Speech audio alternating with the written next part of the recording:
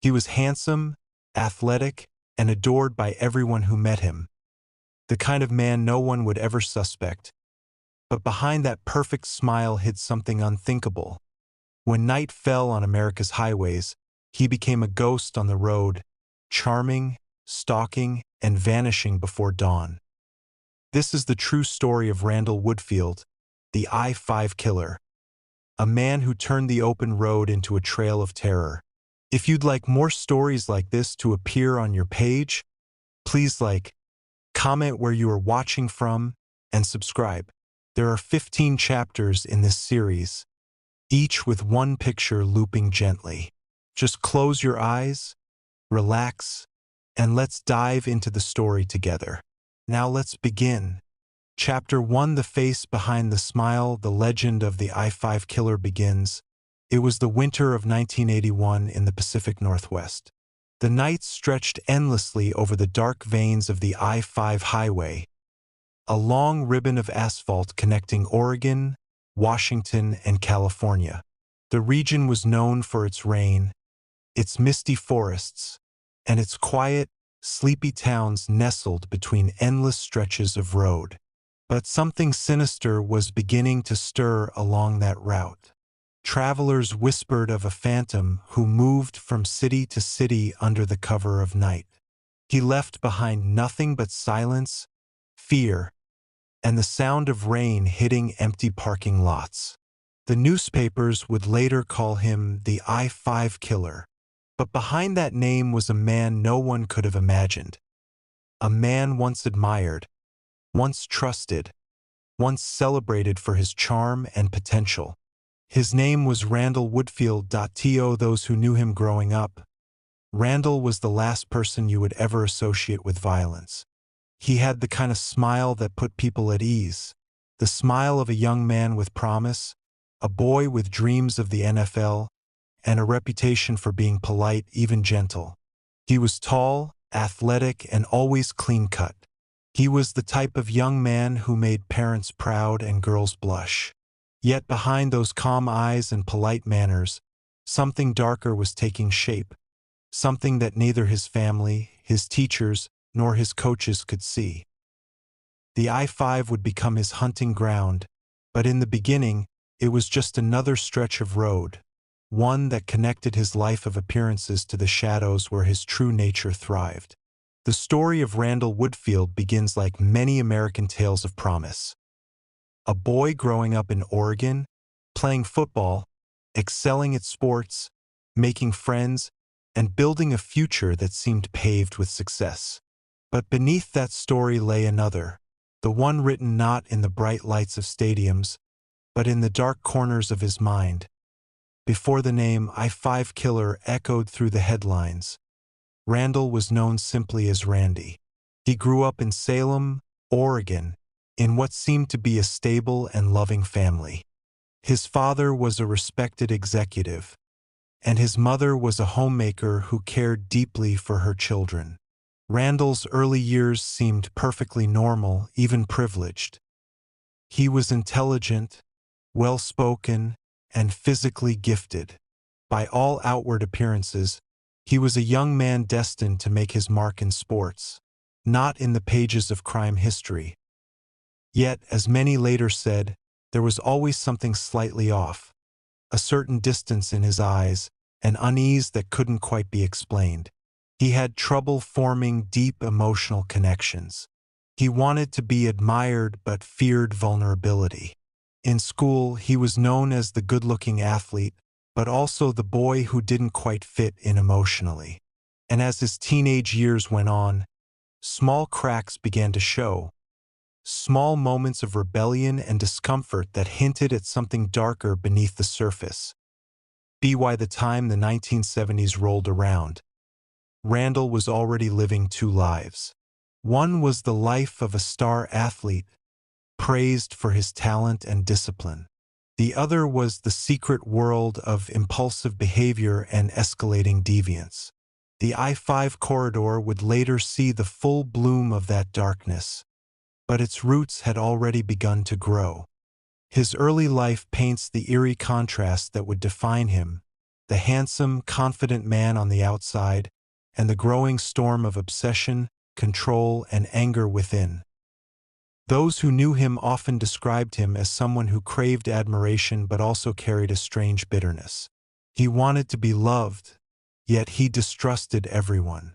He wanted control, yet he felt powerless without dominance. These contradictions became the quiet rhythm of his inner life, and soon they would find a horrifying outlet. The transformation from Randall the athlete to Randall the killer wasn't sudden. It was slow, like a shadow lengthening across the road at dusk.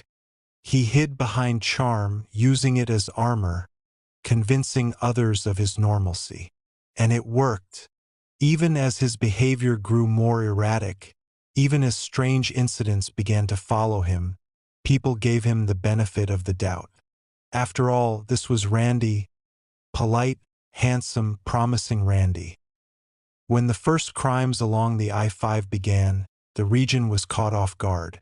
The Pacific Northwest wasn't a place used to serial violence. It was quiet, almost idyllic. The highways were lined with evergreen forests and sleepy rest stops. But by 1980 and 1981, a sense of unease had taken root.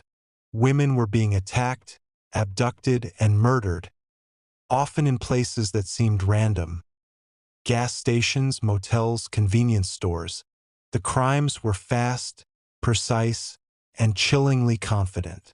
Witnesses spoke of a man with good looks, neatly dressed, well-spoken. He didn't fit the image of a drifter or a madman. He looked like someone you'd trust, someone who might ask for directions or hold the door open for you. That was Randall's weapon, his appearance. The same features that had once promised a bright future now became the perfect disguise. Police began connecting the dots between crimes stretching from Portland down to Northern California. The suspect seemed to appear and vanish like smoke, leaving behind terrified victims and an ever-growing sense of dread. As investigators pored over crime scenes, they realized the chilling pattern. This wasn't random violence. It was organized, deliberate, methodical. The I-5 highway had become a hunting ground, and the man responsible seemed to know how to move unseen between cities and states. The idea of a traveling killer, one who struck, vanished, and struck again, was terrifyingly new to law enforcement. The highways, once symbols of freedom, now carried fear. For Randall Woodfield, it was a world where he finally felt in control. Behind his respectable image, he had found a new power, one that allowed him to dominate, terrify, and destroy without consequence. To the world, he was still the man with the smile. But to those who crossed his path on those dark Oregon nights, he was something else entirely. A predator who blended perfectly into the fabric of everyday life, and no one could have imagined that the man whose name once appeared in local sports headlines would soon be the subject of manhunts and national news. The I-5 killer wasn't just another criminal. He represented something far more disturbing, the realization that evil could hide behind familiarity, that danger could wear a friendly face, and that the open road, once a symbol of escape, could become a place of no return as the body count began to rise. Detectives knew they were facing something unprecedented. The Pacific Northwest had never seen a serial killer this mobile, this unpredictable, or this confident. But the truth, as they would discover, was even more horrifying. Randall had been practicing his darkness long before his name ever appeared in a police report. The legend of the I-5 killer was only beginning, and the roads of Oregon would soon become haunted by his name. When the first bodies began to appear along the I-5 corridor, few people could comprehend the scale of what was happening. Police departments from different jurisdictions initially treated the murders as isolated incidents. A robbery gone wrong here, a missing woman there, a violent assault in a convenience store that left no clear motive. The pattern only emerged slowly, through an unsettling repetition of details. The victims were often women, alone or working late at night. The attacker was described as calm, confident, and chillingly polite. He used a small-caliber handgun. He left few traces, if any, and then he would vanish, as though swallowed by the road itself. It was the kind of crime spree that sent quiet waves of fear through communities. Women stopped driving alone at night. Shopkeepers began locking their doors earlier. The long, rain-slicked highways that connected Oregon's small towns no longer felt safe. Truckers shared stories over CB radios, warning each other about strange men or mysterious vehicles seen on the roadside. Yet still, no one could pin down who the man was or where he would strike next.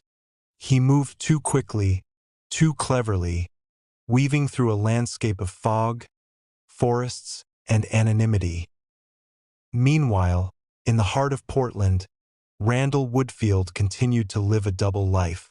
He worked various jobs, smiled easily, and maintained a clean-cut appearance that disarmed those around him. He was the kind of man people remembered for his good looks and charisma, not for suspicion. But behind closed doors, his impulses were spiraling. For years, he had been experimenting with control and violation, testing how far he could go without getting caught. Each successful escape emboldened him, reinforcing a dangerous confidence. He began to see himself as untouchable, a master of disguise, a man who could outsmart anyone. What made Randall so unnerving was how ordinary he appeared. He wasn't a drifter living on the edge of society. He was one of them, educated, social, and seemingly stable.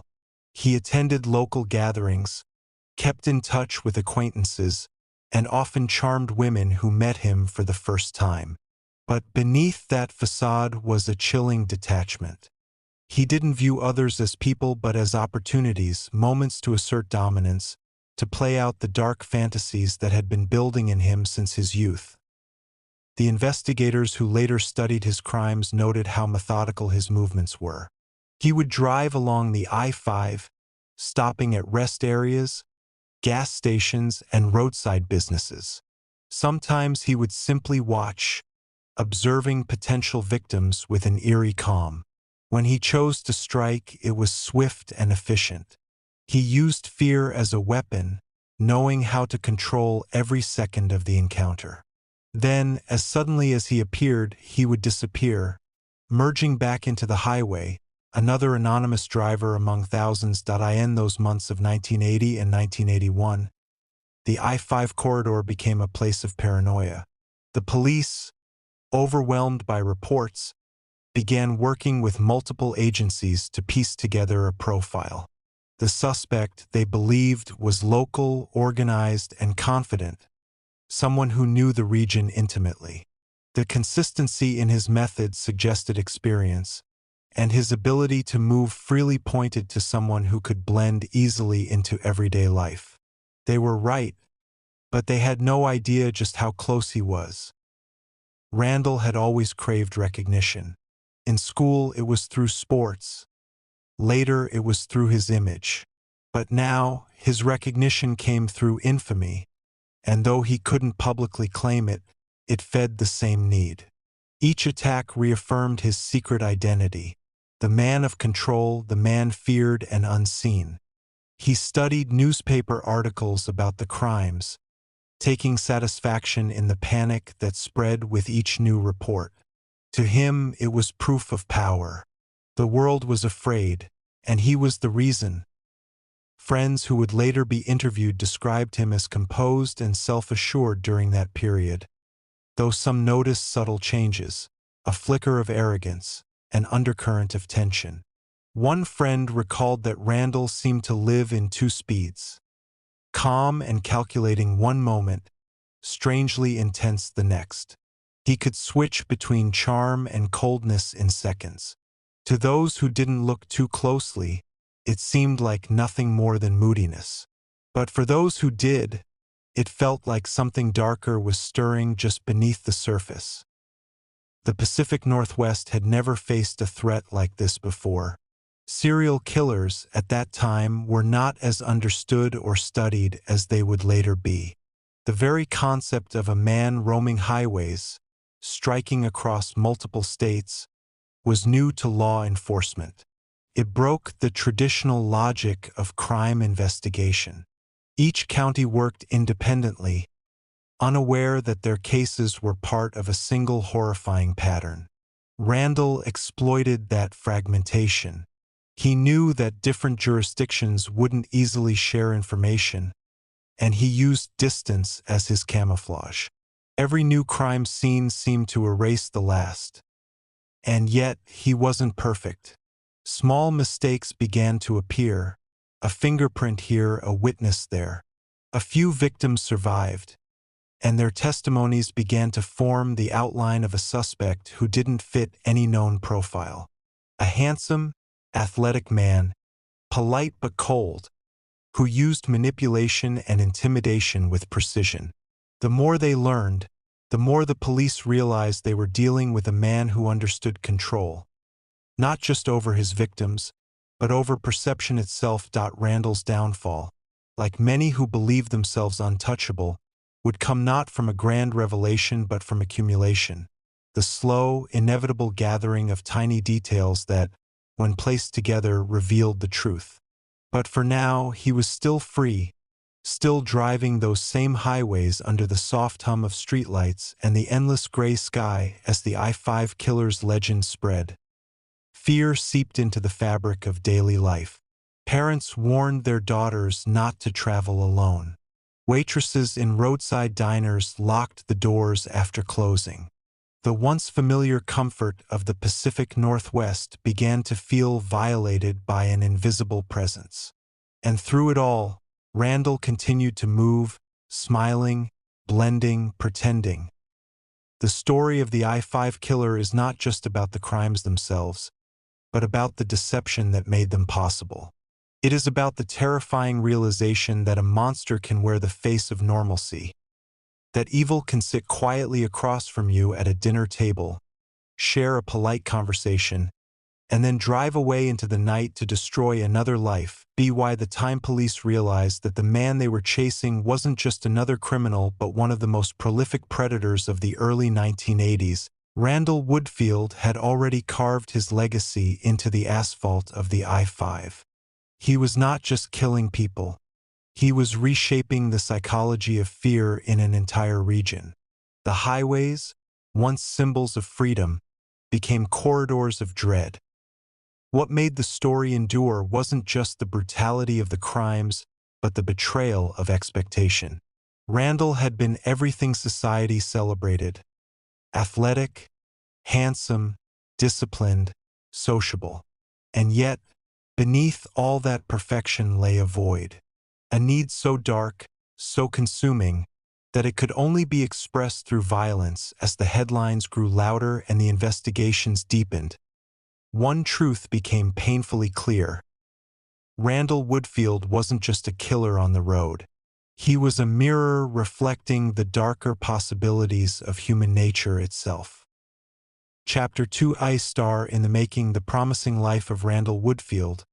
Long before his name became synonymous with terror, before the word killer ever followed it, Randall Brent Woodfield was the kind of young man small towns loved to celebrate.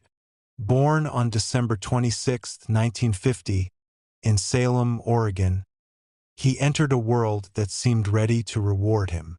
His family was well off, stable, and respected in the community.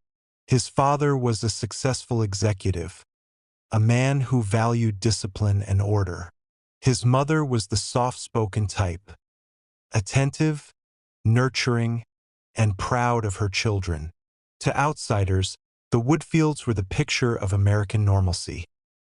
A model family living in one of Oregon's quiet suburban pockets, surrounded by good schools, football games, and the promise of a bright future. From a young age, Randall stood out. He was athletic, confident, and gifted with looks that drew attention wherever he went.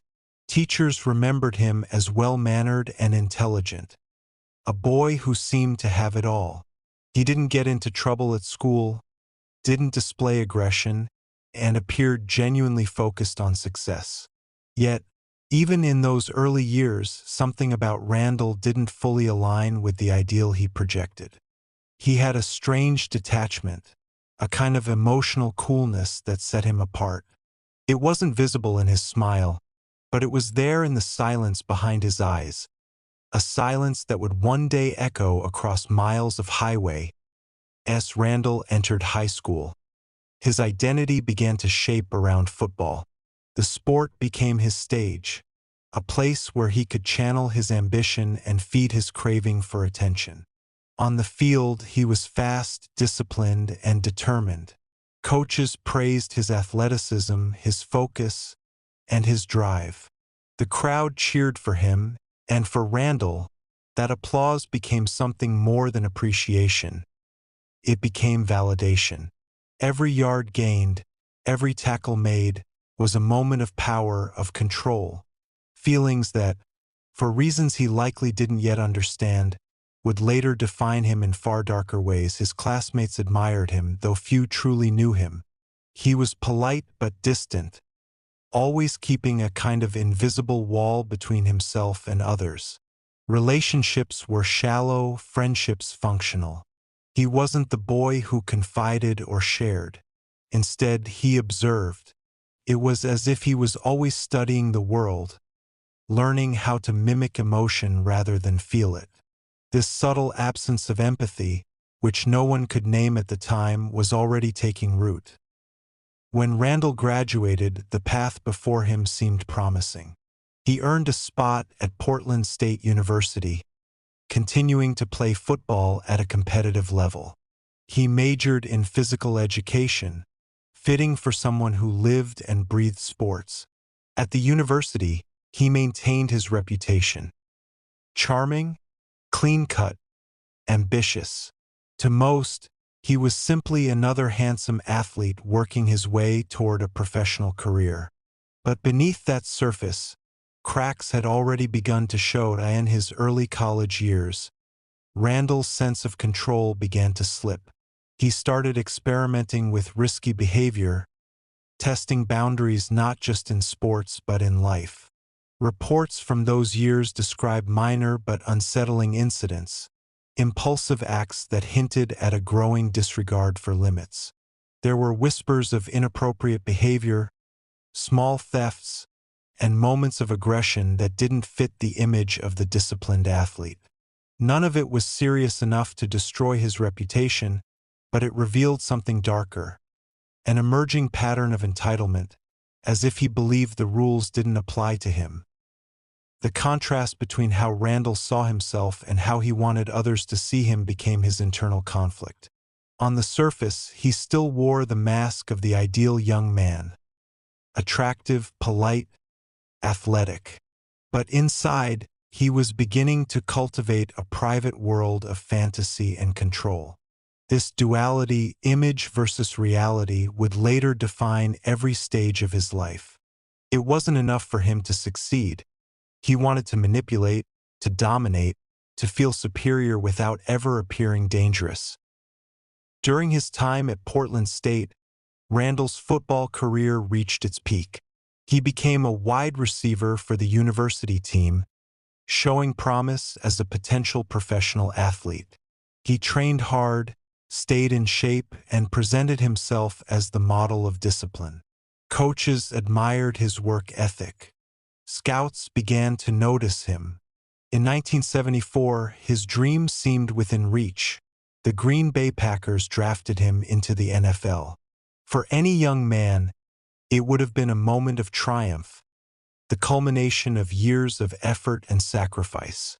For Randall, it was proof that his charm, talent, and control had paid off.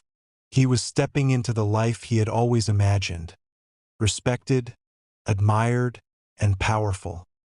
But his time in the NFL was short-lived. Something inside him refused to let stability take hold. He couldn't maintain discipline for long. He began missing practices, breaking team rules, and displaying the same subtle arrogance that had followed him since his teens. His behavior drew concern. Eventually, the Packers cut him from the team before he could ever play a full season. Officially, it was a matter of performance and adjustment. Unofficially, those around him sensed that Randall's personal issues were deeper than poor work ethic. The fall from grace was devastating to his ego. The applause, the attention, the validation, it all vanished overnight. And for a man like Randall, whose identity depended on admiration, that loss was intolerable. The carefully constructed image of success began to crumble, and what remained beneath was emptiness. He returned to Oregon not as a hometown hero, but as a man who had failed to fulfill his potential. The polite smile stayed, but its warmth was gone. The charm remained, but it was now a tool, something he used deliberately rather than naturally. This period of his life marked a turning point.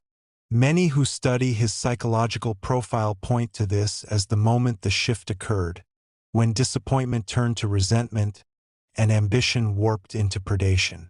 Deprived of the admiration he once received, Randall sought new ways to reclaim that feeling of control.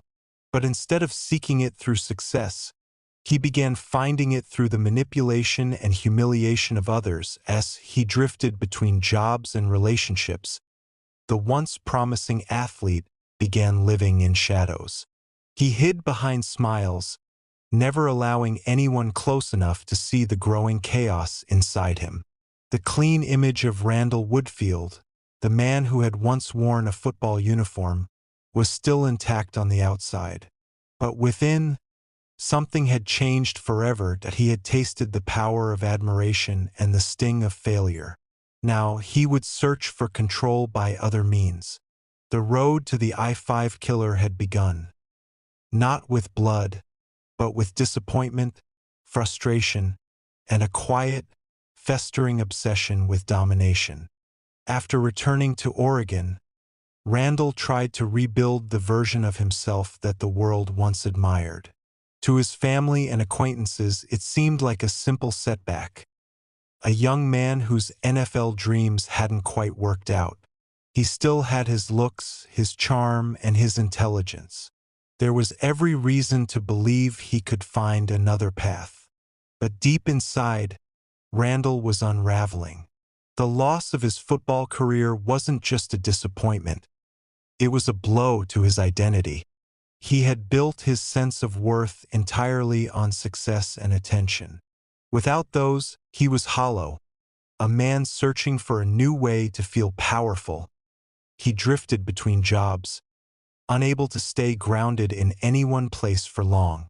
He worked briefly in sales, tried odd jobs, and spent hours at gyms maintaining his physical perfection, as if his body were the last symbol of control he still possessed.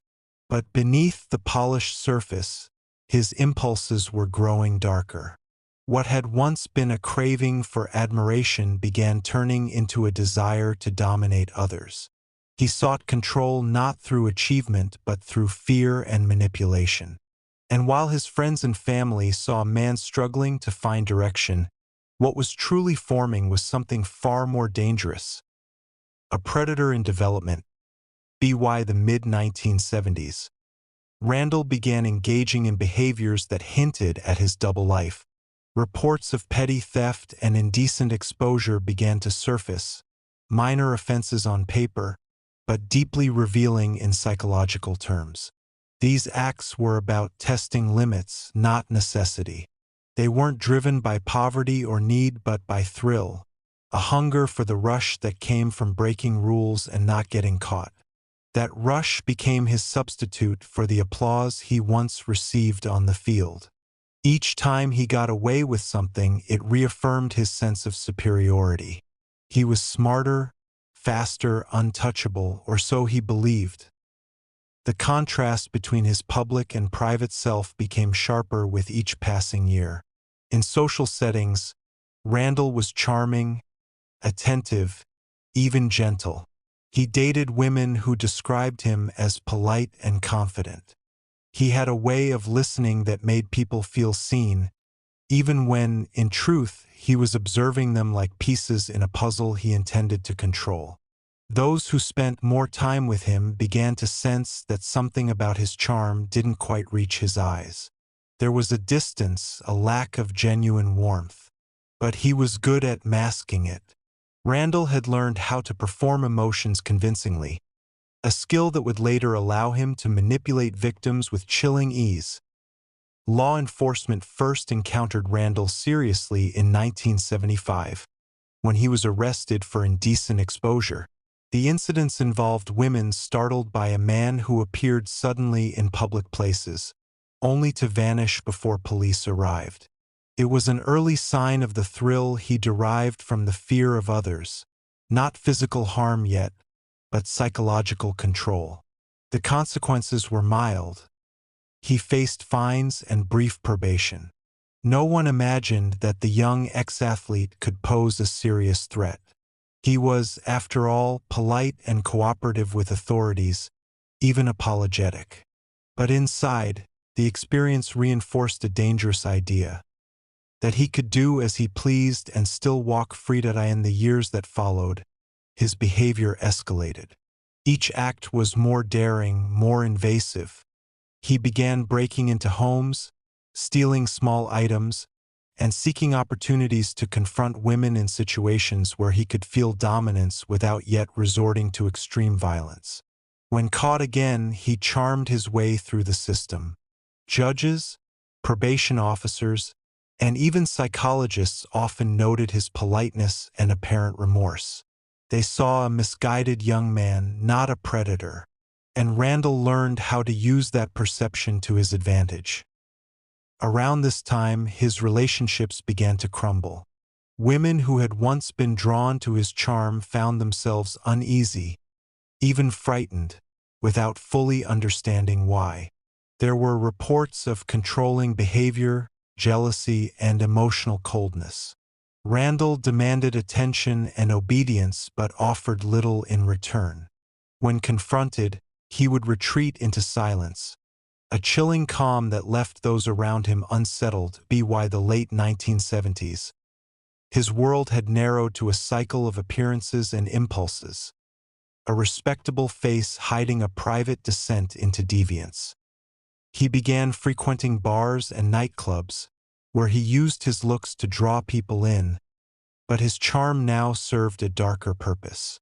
It was no longer about companionship. It was about control. He observed people like a hunter studying prey, learning what made them comfortable, what disarmed them, what created trust.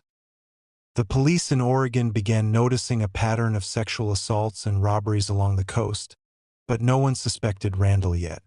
He was too ordinary, too composed, too well-groomed to fit the profile of a criminal. Even his own family had no idea of the double life he was leading. To them, he was a son who had faced some misfortunes but was trying to start over. He would smile at family gatherings, make polite conversation, and talk about job prospects. But every time he looked out at the quiet streets or the headlights gliding down the freeway, something inside him stirred. A mix of frustration, anger, and craving. The turning point came when his small acts no longer satisfied him. He began to need more danger, more control, more risk. His fantasies evolved from exhibition to confrontation, from fear to violence. What once existed only in thought began to demand expression in the real world. The polite mask of the former football player was beginning to crack, and behind it was a man who felt entitled to anything he desired. In 1979, Randall was once again arrested, this time for armed robbery. It was the first major sign that his escalation had reached a point of no return. He was sentenced to prison, where he spent several years before being released early for good behavior. In prison, Randall was described as calm, compliant, even exemplary, the model inmate. But his quiet obedience wasn't rehabilitation. It was patience. He was learning to hide better, to perfect his facade. The system mistook his control for reform. When he was released in 1979, he was 29 years old, handsome, athletic, seemingly reformed, and ready to re-enter society. But freedom didn't bring redemption. It brought opportunity. He had learned how to deceive, how to manipulate, and how to disappear in plain sight. He was no longer the young man seeking admiration. He was a man seeking control through fear and violence, and soon, the highways of Oregon would provide the perfect hunting ground. What no one realized was that the polite, good-looking man now walking freely through the Pacific Northwest had already rehearsed for years, refining his methods, studying his victims, and waiting for the moment when he could finally let the darkness inside him take full control. The same self-discipline that had once made him an athlete now made him something far more terrifying. A meticulous predator who would move silently through cities, towns, and rest stops, leaving behind a trail of terror that would make his name infamous. The fall of Randall Woodfield was complete. The I-5 killer was waiting to emerge. Chapter 3. Beneath the Jersey, the hidden darkness in Salem. The small city of Salem, Oregon, was the kind of place where everyone seemed to know one another. Nestled between the Cascade Mountains and the Pacific Ocean, its quiet streets and gentle rhythm made it the picture of suburban calm. But beneath its modest charm, Salem carried the same secrets any community hides: ambitions, disappointments, and, in rare and tragic cases, darkness that went unnoticed until it was too late. It was in this unassuming environment that the young Randall Woodfield grew into adulthood, a place that would shape his mask of normalcy and hide the early shadows of the man he was becoming. Randall's return to Salem after his failed football career was supposed to be a period of reflection. For a brief moment, his family believed that he was regaining his footing, that perhaps the heartbreak of being cut from the Green Bay Packers had humbled him. He still looked the part of a success story: tall, athletic, neatly dressed, polite in conversation. He smiled easily, and his charisma remained intact. But behind that pleasant surface, something inside him had twisted. The admiration he once earned through talent now had to be manufactured through deception. To his neighbors, he appeared to be an ordinary man trying to rebuild his life. He jogged in the mornings, maintained a well-kept appearance, and often greeted people with a calm confidence that inspired trust. Salem, being a quiet town, made it easy to blend in. Nobody suspected that behind his calm smile was a growing obsession with control and domination, a need that no amount of normal life could satisfy. As the late 1970s slipped into the early 1980s, Randall began to lead two completely separate lives. In one, he was the well-mannered man trying to start anew, charming enough to win small talk and invitations. In the other, he was quietly giving in to darker fantasies that had followed him since adolescence. Those early flashes of deviant behavior, the exposures, the thefts, the moments of manipulation hadn't gone away. They had evolved. They were becoming something more deliberate, more methodical. At first, the impulses were small. He would drive aimlessly through the streets of Salem, observing people. He had a particular fascination with women who appeared alone, walking home from work, shopping late, or simply sitting in their cars. To him, these moments weren't random. They were opportunities. He began to study how people reacted to fear. He liked the uncertainty in their eyes, the way his presence could shift their sense of safety. He didn't need to act every time. Sometimes the power came just from knowing he could. The pattern of his early crimes reflected this mindset. He wasn't driven by need. He was driven by curiosity, the kind of curiosity that lacks empathy. His offenses were rehearsals for the control he would later exercise with devastating precision. Each encounter taught him something: how people reacted, how law enforcement responded, how quickly he could disappear. It was as though he was training, not for football anymore, but for something far more sinister. Randall's social life during this period was outwardly ordinary but emotionally hollow. He dated, though few relationships lasted long. Women described him as confident and attentive at first, then controlling and distant. There was a coldness beneath his charm, a sense that he viewed affection as a transaction rather than a connection. When challenged, he withdrew into silence, offering no emotion, just a measured calm that was almost unnerving. It was as if he wasn't capable of genuine feeling, only imitation. Those who knew him casually thought of him as someone reserved or introverted. No one suspected that this detachment masked something far more dangerous, a psychological distance that allowed him to treat people as objects in his private theater of dominance. Every interaction, every glance, every moment of attention became part of a larger performance. Randall had learned how to be whoever people wanted him to be, a skill that would later allow him to walk through crime scenes unnoticed, to charm his victims long enough to gain their trust, and to disappear before anyone realized who he truly was. His ability to compartmentalize, to keep his darkness separated from his daily life, was what made him so terrifying. He could sit across from you, smiling politely, while his mind wandered somewhere else entirely. He could work a regular job, talk about sports, share a joke, and then, hours later, drive out into the dark to act on impulses that most people could never comprehend. The duality was complete. The respectable face by day, the predator by night.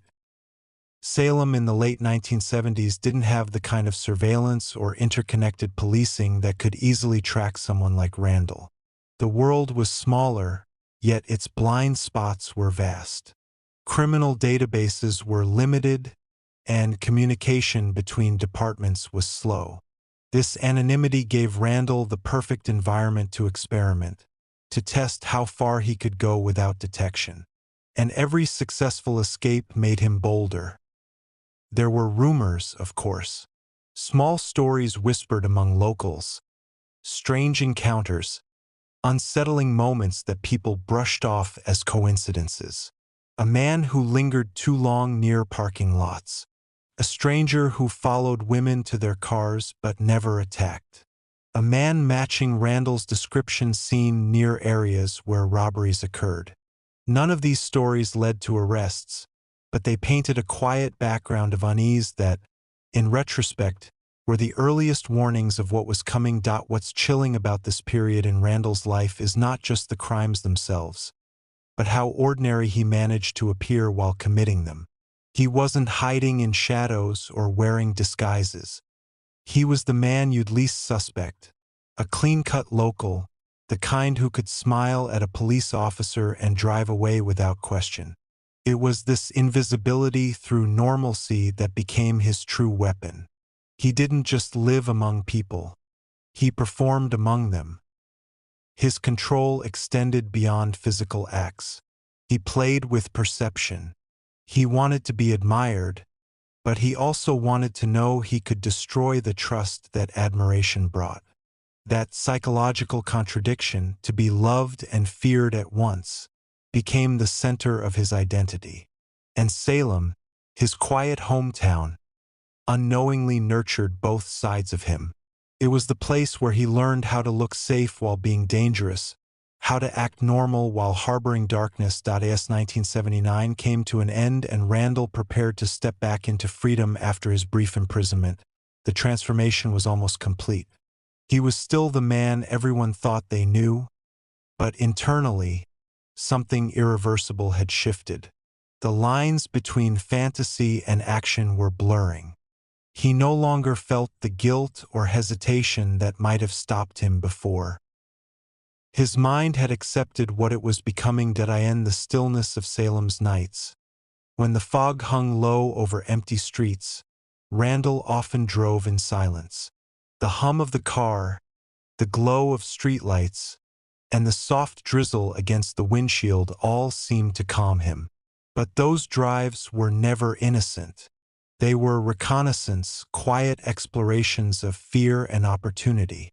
Every turn he took, every darkened road he followed, was a step closer to the man history would one day call the I-5 killer. Randall Woodfield's time in Salem had become an intricate illusion. To anyone passing by, he was simply another young man trying to find his place after a promising career had faltered. He dressed neatly, spoke softly, and knew just when to smile. Yet within the stillness of that small Oregon city, the dual lives he led were beginning to blur. Each passing week brought a new risk, a new escalation, as the line between curiosity and compulsion began to vanish. After his release from jail in 1979 for indecent exposure, Randall attempted to reintegrate into everyday life.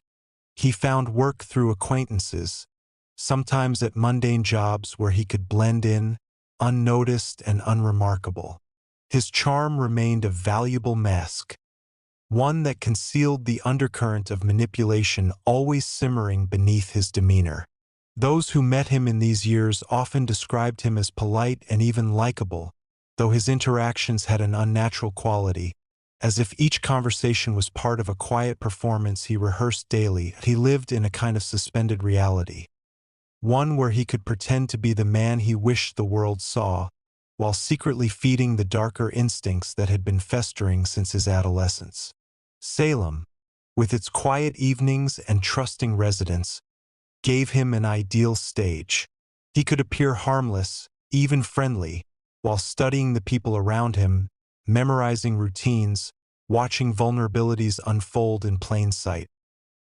Psychologists who later studied his behavior noted that Randall's charm wasn't authentic warmth but a reflection of mimicry, a learned pattern of social behavior designed to evoke trust. He had studied emotions the way others studied plays, mastering tone, body language, and timing. This ability to simulate empathy became a tool of precision. It allowed him to lower defenses before revealing the predator beneath. The women who crossed paths with him often recalled feeling uneasy afterward, though few could explain why. He had a way of looking at people, a steady, almost analytical gaze that made one feel seen and measured rather than truly known. At parties or social gatherings, he remained controlled, always careful to say the right thing. Yet when alone, his thoughts grew darker. He would imagine scenarios where he could assert complete control, moments when fear became his companion rather than his enemy. During this period, police in and around Salem began noticing patterns in certain low-level crimes. There were reports of stolen items, break-ins where only undergarments were taken, and strange incidents where women were followed home but not harmed. The descriptions were vague. A tall, clean-cut man, often driving an inconspicuous car, seen loitering in parking lots or along dimly lit streets. None of these reports led to an arrest, but they formed a quiet undercurrent of unease that rippled through the region. Randall's past behavior had already established a troubling trajectory. He had been caught before, punished before, and yet the lessons learned were not moral ones, they were strategic. He learned how to hide better, how to time his actions, and how to avoid patterns that drew attention. The system's leniency had given him room to adapt, and in that adaptation, his cruelty began to refine itself. The small crimes, the acts of voyeurism, the stolen clothing, the exposure were no longer enough. They offered temporary thrills, but the high faded quickly. He craved something greater, something that would fully satisfy the dark excitement that now defined him. It wasn't just about control anymore. It was about permanence, the idea that his actions could leave a mark, that he could take something away from another person and keep it forever, if only in memory. He began to drive more frequently, venturing beyond Salem into nearby towns. These aimless drives became the threads that would soon weave the pattern of his infamy. The highways, long, lonely stretches cutting through Oregon's rural heartland, offered anonymity and opportunity. Every rest stop, every gas station, every small-town convenience store was a crossroads of strangers passing in and out of sight. He began to memorize them, the lighting, the visibility, the closing hours. It was as though he was mapping his future hunting grounds without even realizing it. Friends and acquaintances noticed a subtle shift in his behavior during this time. He seemed more restless, more distant. He spoke less about sports and more about frustration. How unfair life was, how people had turned their backs on him, how success seemed to slip through his fingers no matter how hard he tried. These conversations were often coded in self-pity, but underneath was resentment. He had begun to see himself as a victim of circumstance, and that perception gave him permission, in his own mind, to lash out at the world that had wronged him. The late 1970s and early 1980s marked a period of cultural change in America. Crime rates were climbing, and the term serial killer was only beginning to enter public awareness.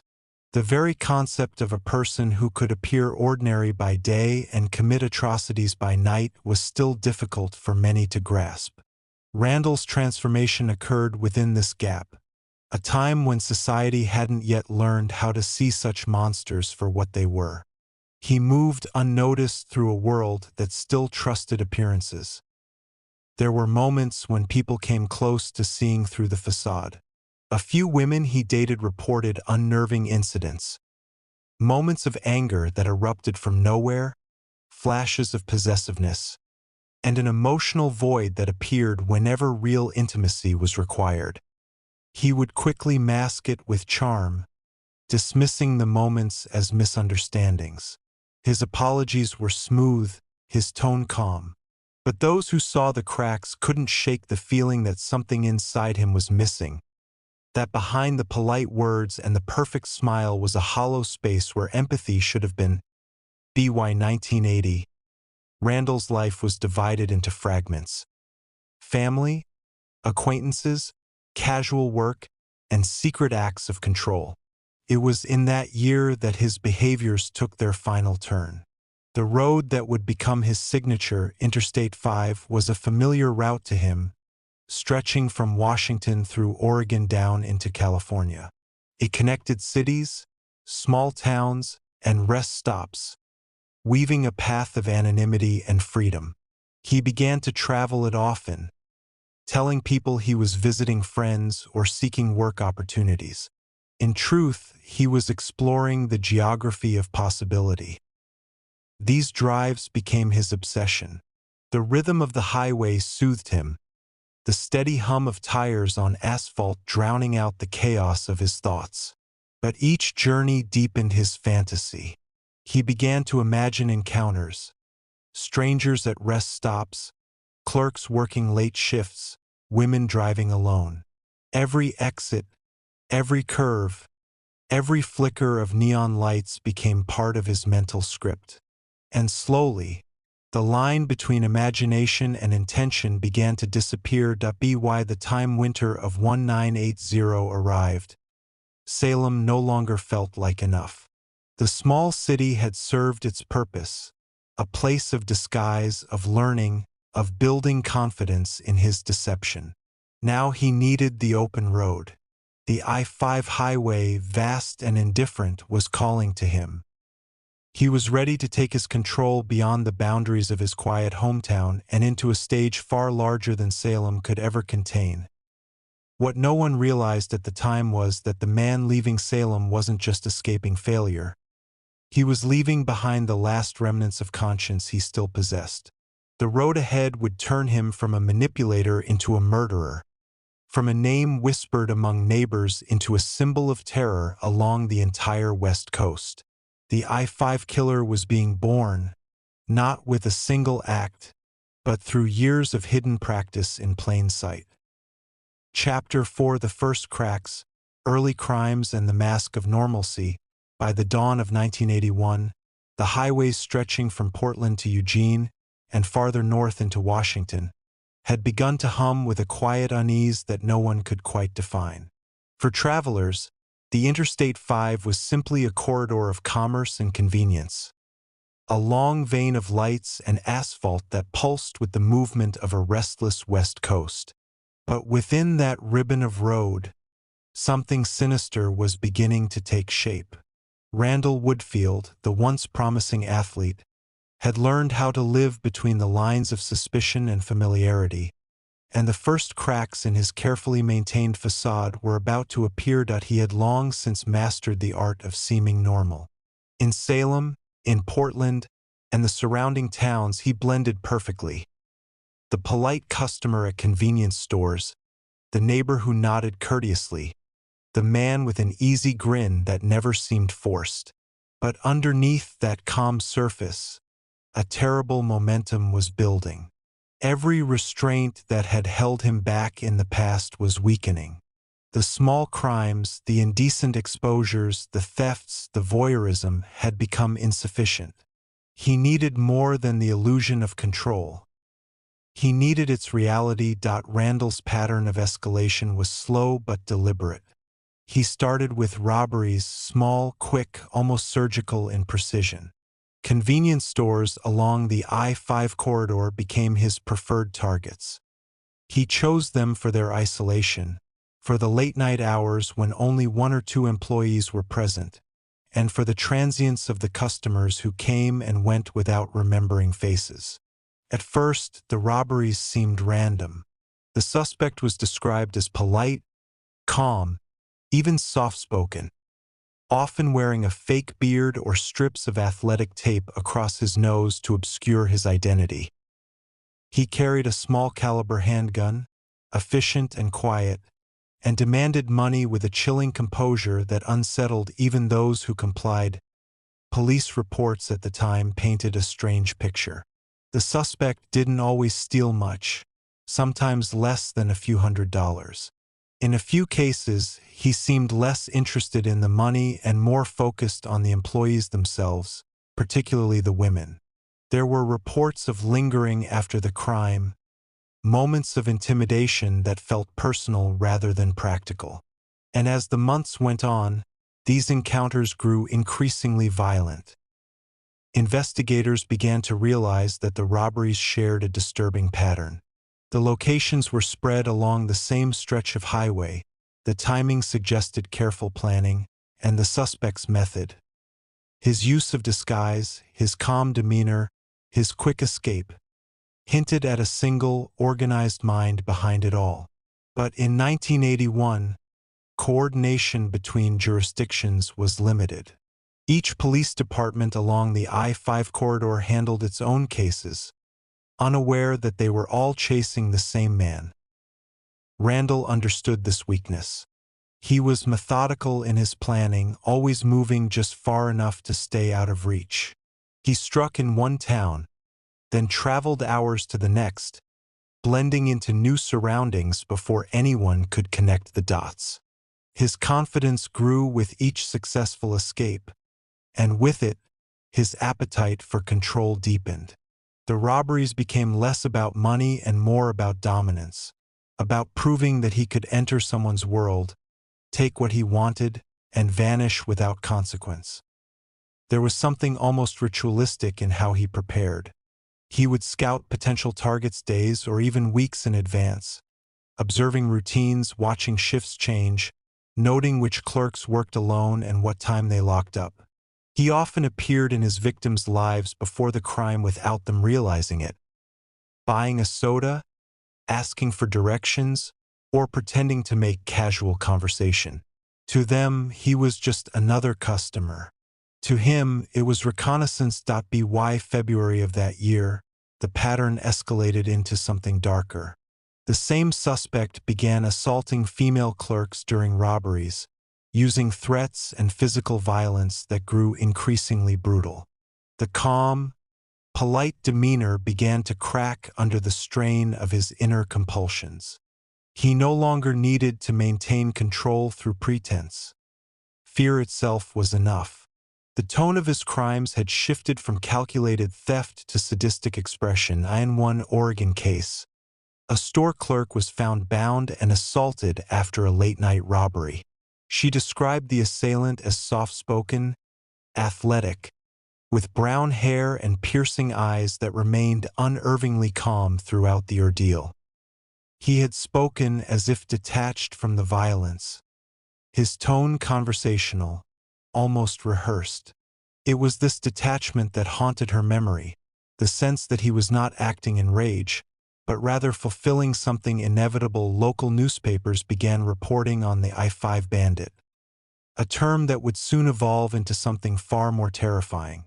At the time, most believed he was a robber with a violent streak, not yet understanding the psychological depths behind his crimes. But the name bandit carried an ironic ring of adventure. A dangerous man, perhaps, but still human. The reality was far more chilling. Randall's ability to maintain normalcy in his personal life continued to serve as his camouflage. He was dating, socializing, and even attending church on occasion.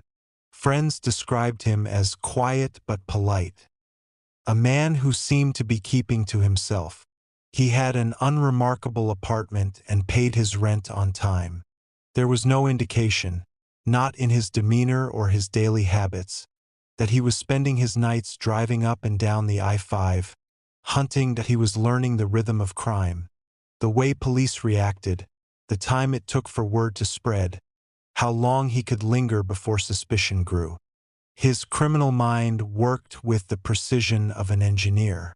Every act was both practice and performance. When he wasn't attacking, he was watching news reports, analyzing his own myth as it began to form. He took satisfaction in his invisibility, in how close he could stand to being discovered without ever being caught. In psychological terms, this phase marked the full transition from opportunistic offender to organized predator. The self-image he had built, the failed athlete, the wronged man, the misunderstood loner, became justification for everything he did. He saw his victims as symbols of the rejection he had faced, and each act of violence became a twisted correction of his past humiliations. One of the most chilling aspects of Randall's early I-5 crimes was how unremarkable he appeared afterward. Hours after committing a violent robbery, he might be seen in a bar, casually chatting with strangers or watching sports on television. His ability to compartmentalize bordered on inhuman. He could turn his emotions off like a switch, existing in two worlds simultaneously, one of normalcy, one of nightmare. It was around this time that his attacks began to stretch beyond Oregon, spilling into Washington. The Interstate became his hunting ground, a space where geography worked in his favor. The endless exits, the small-town anonymity, the transient travelers, all of it made for a perfect stage. Law enforcement, still bound by jurisdictional limits, couldn't yet piece together that a single man was orchestrating chaos across hundreds of miles. Randall's violence was no longer random, but ritualized. Each act seemed to bring him closer to a kind of internal release, an echo of control that ordinary life denied him. And yet, even as his crimes escalated, he continued to polish his public image. The mask of normalcy was still in place, the friendly man with the calm voice, the familiar face in the crowd. But cracks were beginning to show, subtle yet undeniable, and those cracks were the first glimpses into the abyss that lay beneath. The police departments scattered along the I-5 corridor were beginning to notice something that, at first, didn't quite make sense. Robberies that seemed unrelated, separated by hundreds of miles, sometimes days apart, began to echo one another in detail. The suspect's calmness, the taped nose, the soft-spoken voice, the small firearm, and the unsettling precision all whispered the same name, even if law enforcement didn't yet know it. The I-5 bandit was becoming a presence on every bulletin board from Portland to Reading. And Randall Woodfield, meanwhile, was getting better at hiding in plain sight. To those around him, nothing appeared out of the ordinary. He moved between jobs, short-term sales work, manual labor, the kind of occupations that demanded little consistency but plenty of movement.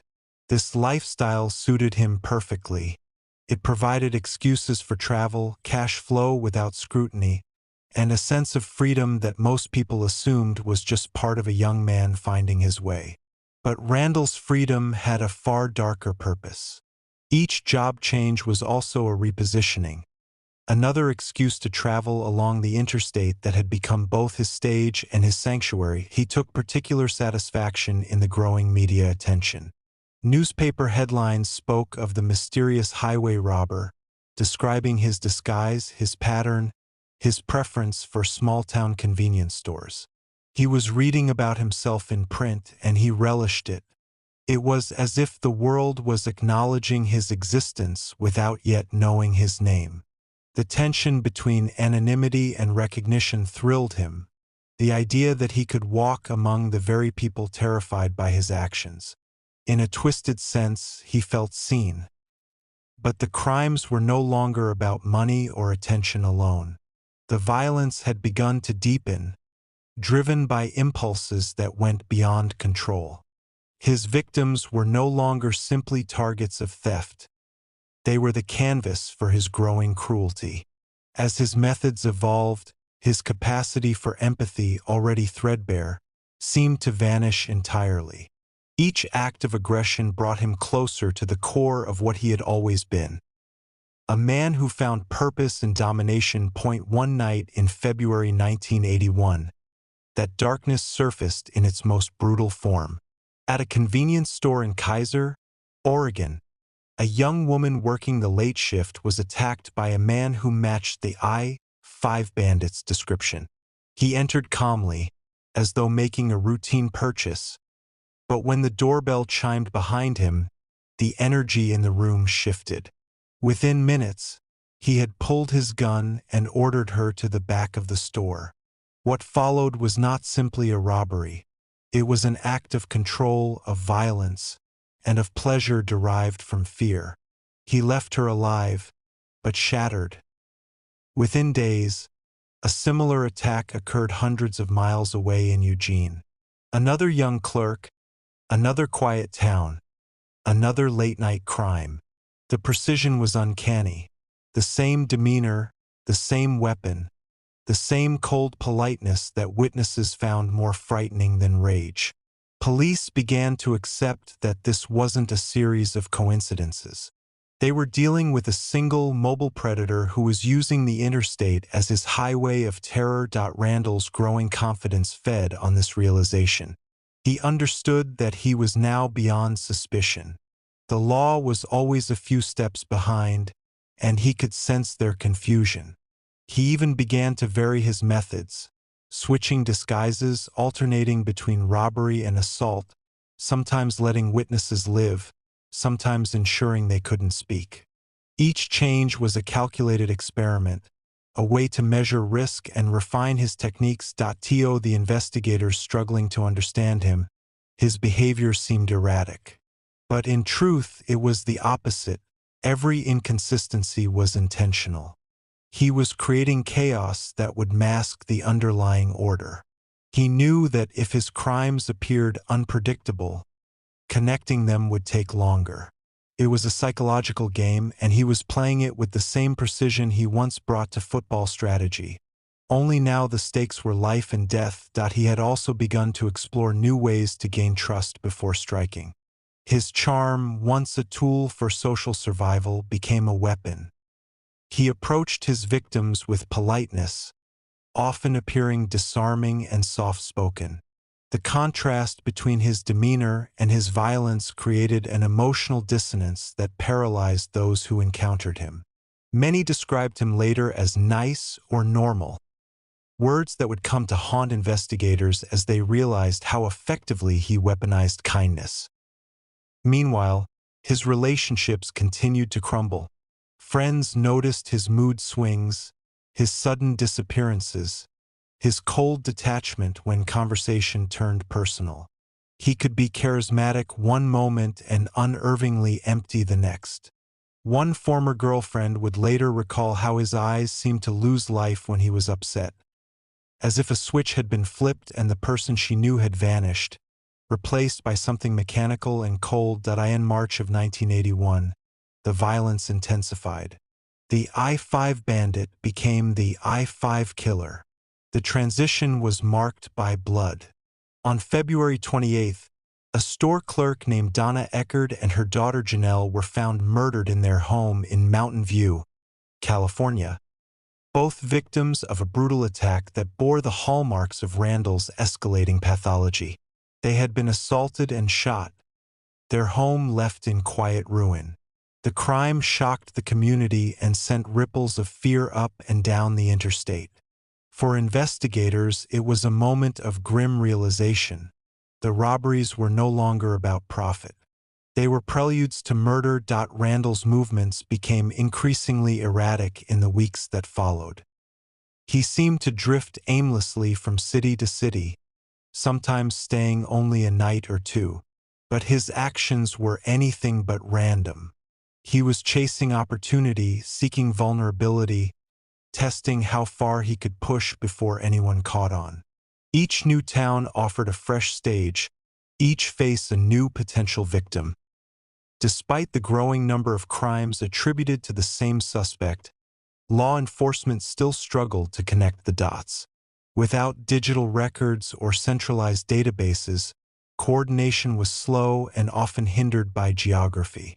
The killer exploited this gap mercilessly. By the time one department realized they were dealing with a pattern, he was already in another jurisdiction, ready to strike again.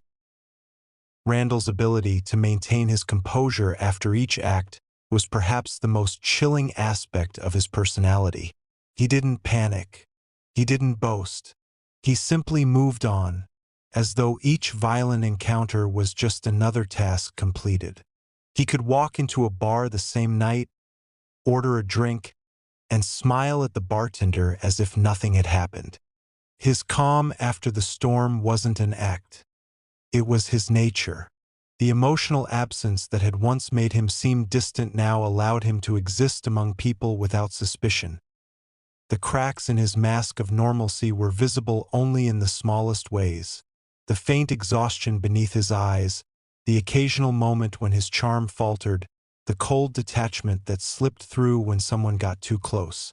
Yet even then, most people dismissed it. He didn't look like a killer. He didn't sound like one.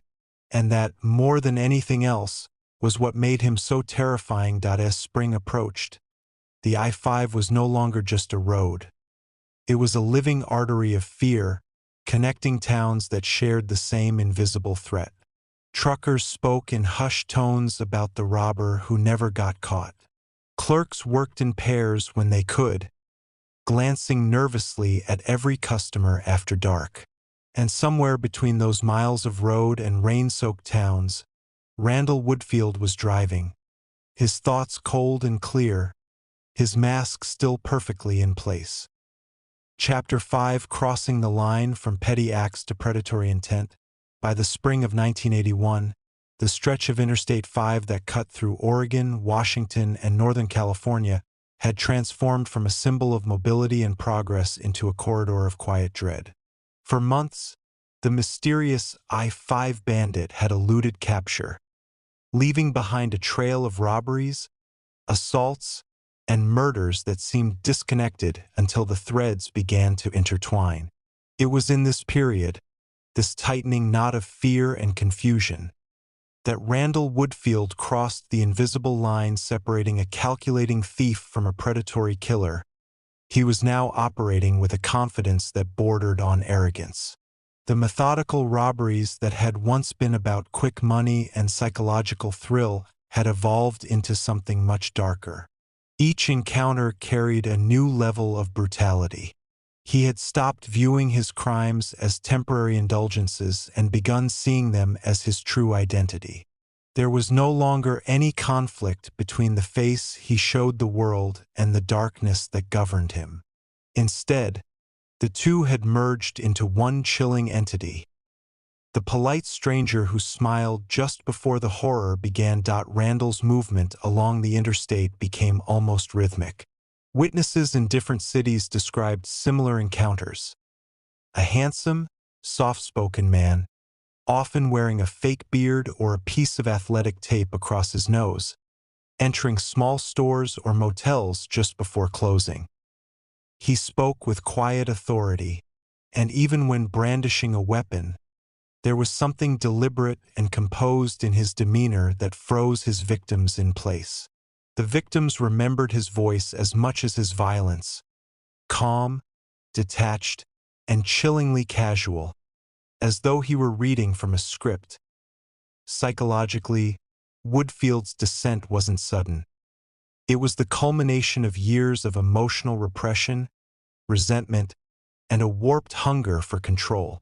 He had spent his entire life seeking validation, first through sports, then through appearance, and finally through fear. Every rejection had chipped away at his fragile sense of identity, leaving behind a hollow core that he now filled with power over others. To him, fear was a form of attention. Each terrified glance, each plea for mercy, reaffirmed his dominance over a world that had once ignored him. By this stage, investigators in Oregon had begun to see the faint outline of a pattern. The crimes seemed to occur along the same major highway, targeting businesses with minimal security. But what unsettled law enforcement most was the mixture of behavior. The robberies weren't just financial crimes. They were personal, violent, and often sexual.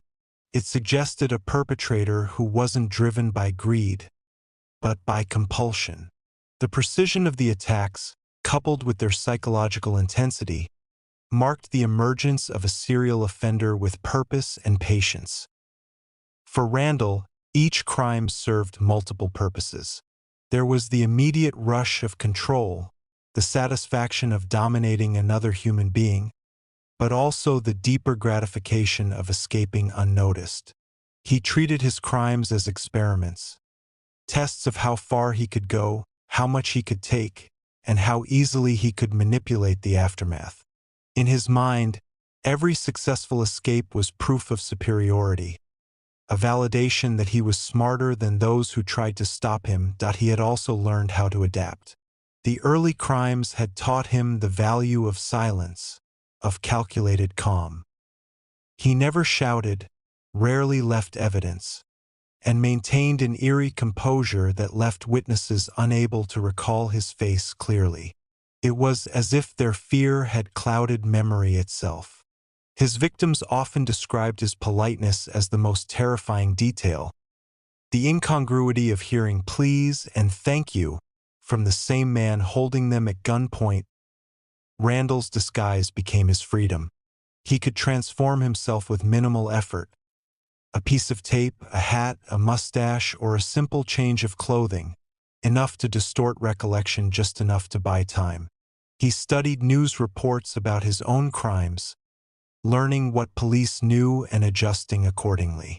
The interstate's vastness allowed him to stay one step ahead, vanishing into the anonymity of thousands of daily travelers. By early March, his trail had stretched from northern Oregon to southern California. The crime scenes varied, but the underlying rhythm was unmistakable. Late-night businesses, isolated victims, and a suspect whose movements followed the flow of the I-5. In some cases, he robbed without violence. In others, he left devastation behind.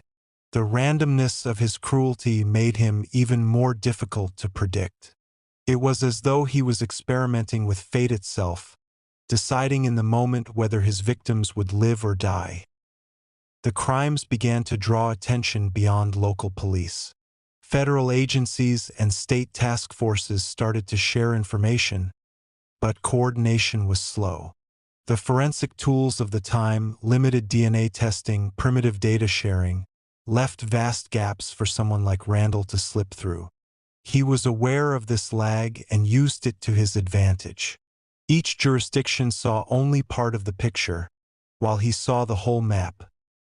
Meanwhile, Randall's personal life continued as a hollow performance. He dated occasionally, maintaining his charm and ease with women, but there was an artificial quality to his interactions. He mimicked emotion rather than felt it. He could laugh, empathize, and comfort when necessary, but these gestures were practiced, tools rather than expressions. Those close to him often sensed something missing, though few could define it. It was as if they were speaking to a reflection rather than a person. When the first major task force meeting took place in Oregon, investigators began to draw lines across a map of the West Coast. One by one, pins connected towns where the same description appeared.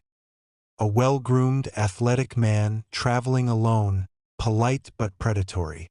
It was then that someone noticed the route, the I-5, stretching like a dark artery through every case.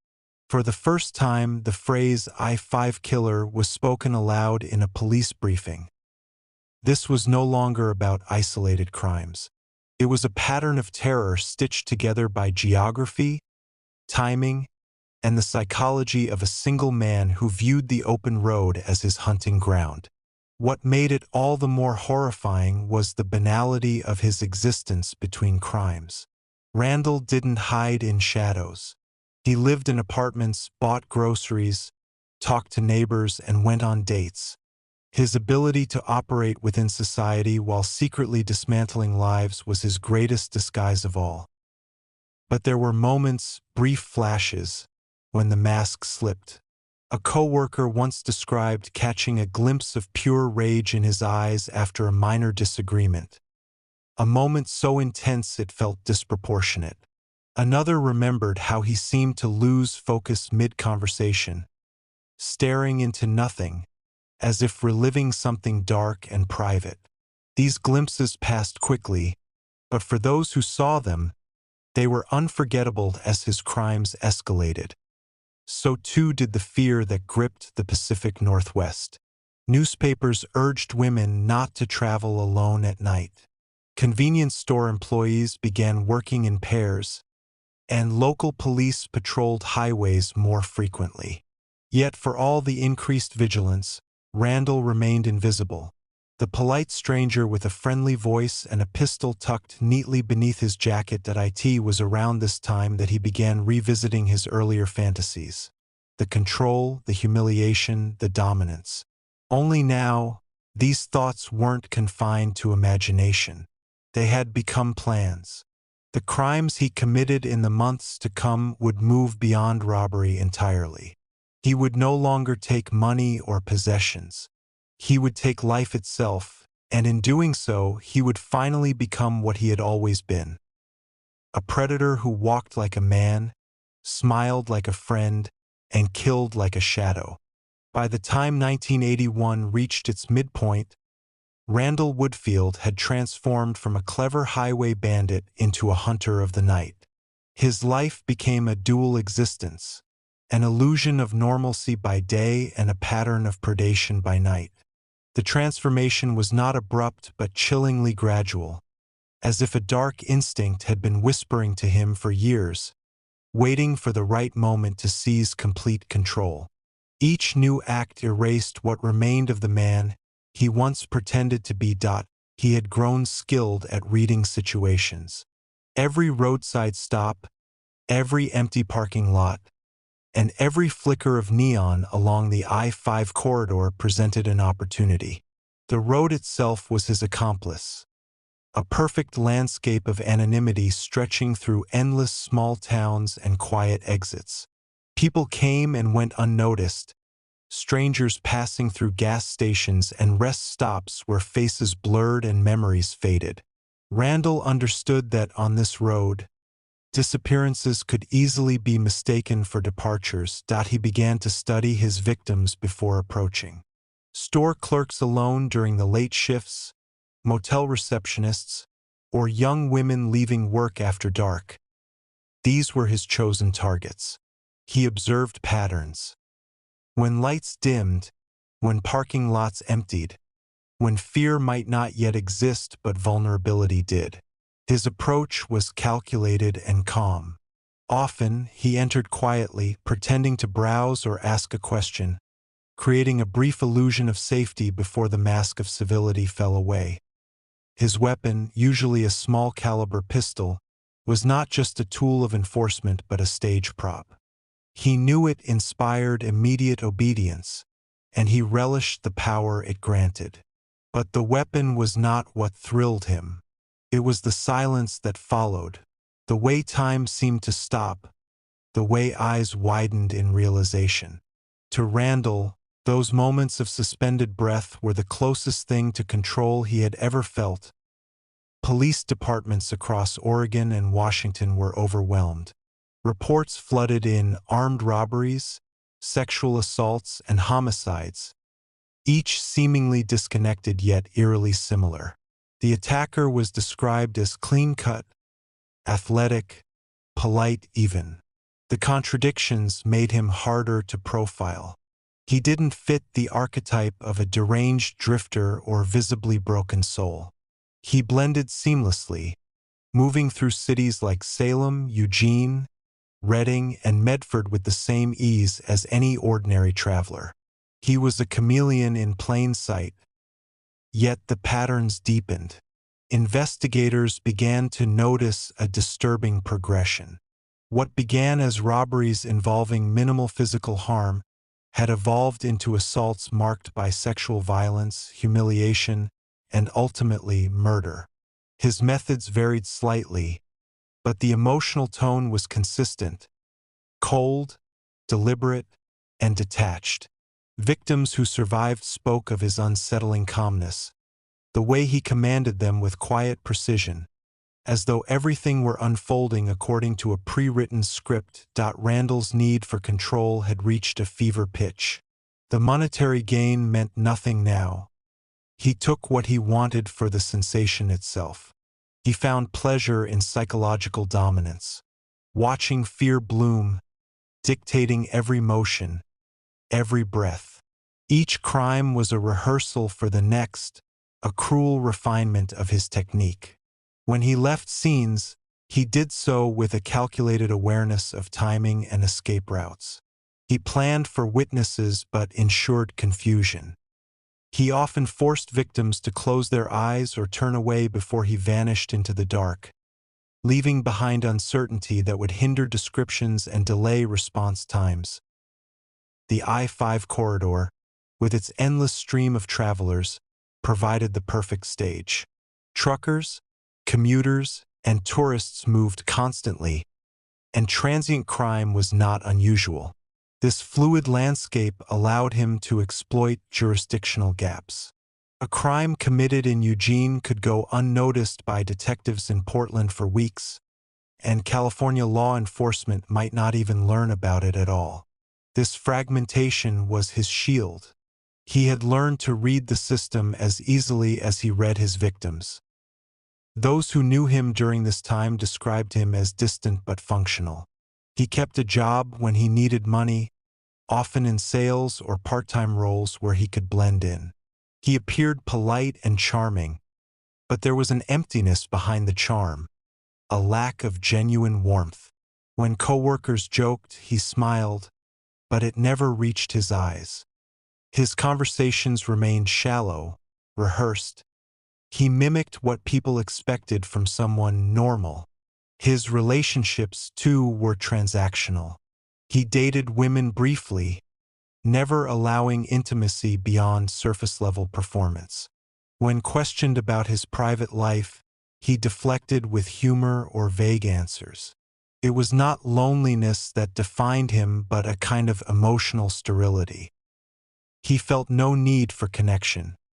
People existed only as instruments to his impulses or as potential threats to his anonymity. The psychological tension inside Randall was building like a silent storm.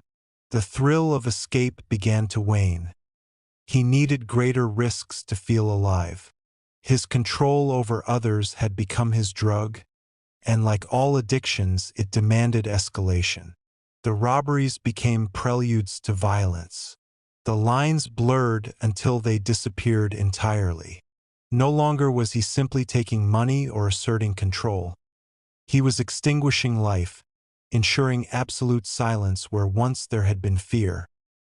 Each time he killed, he experienced what he described later in interviews as clarity. In those moments, the noise in his mind quieted. The confusion and inadequacy that haunted him vanished, replaced by the calm of total domination.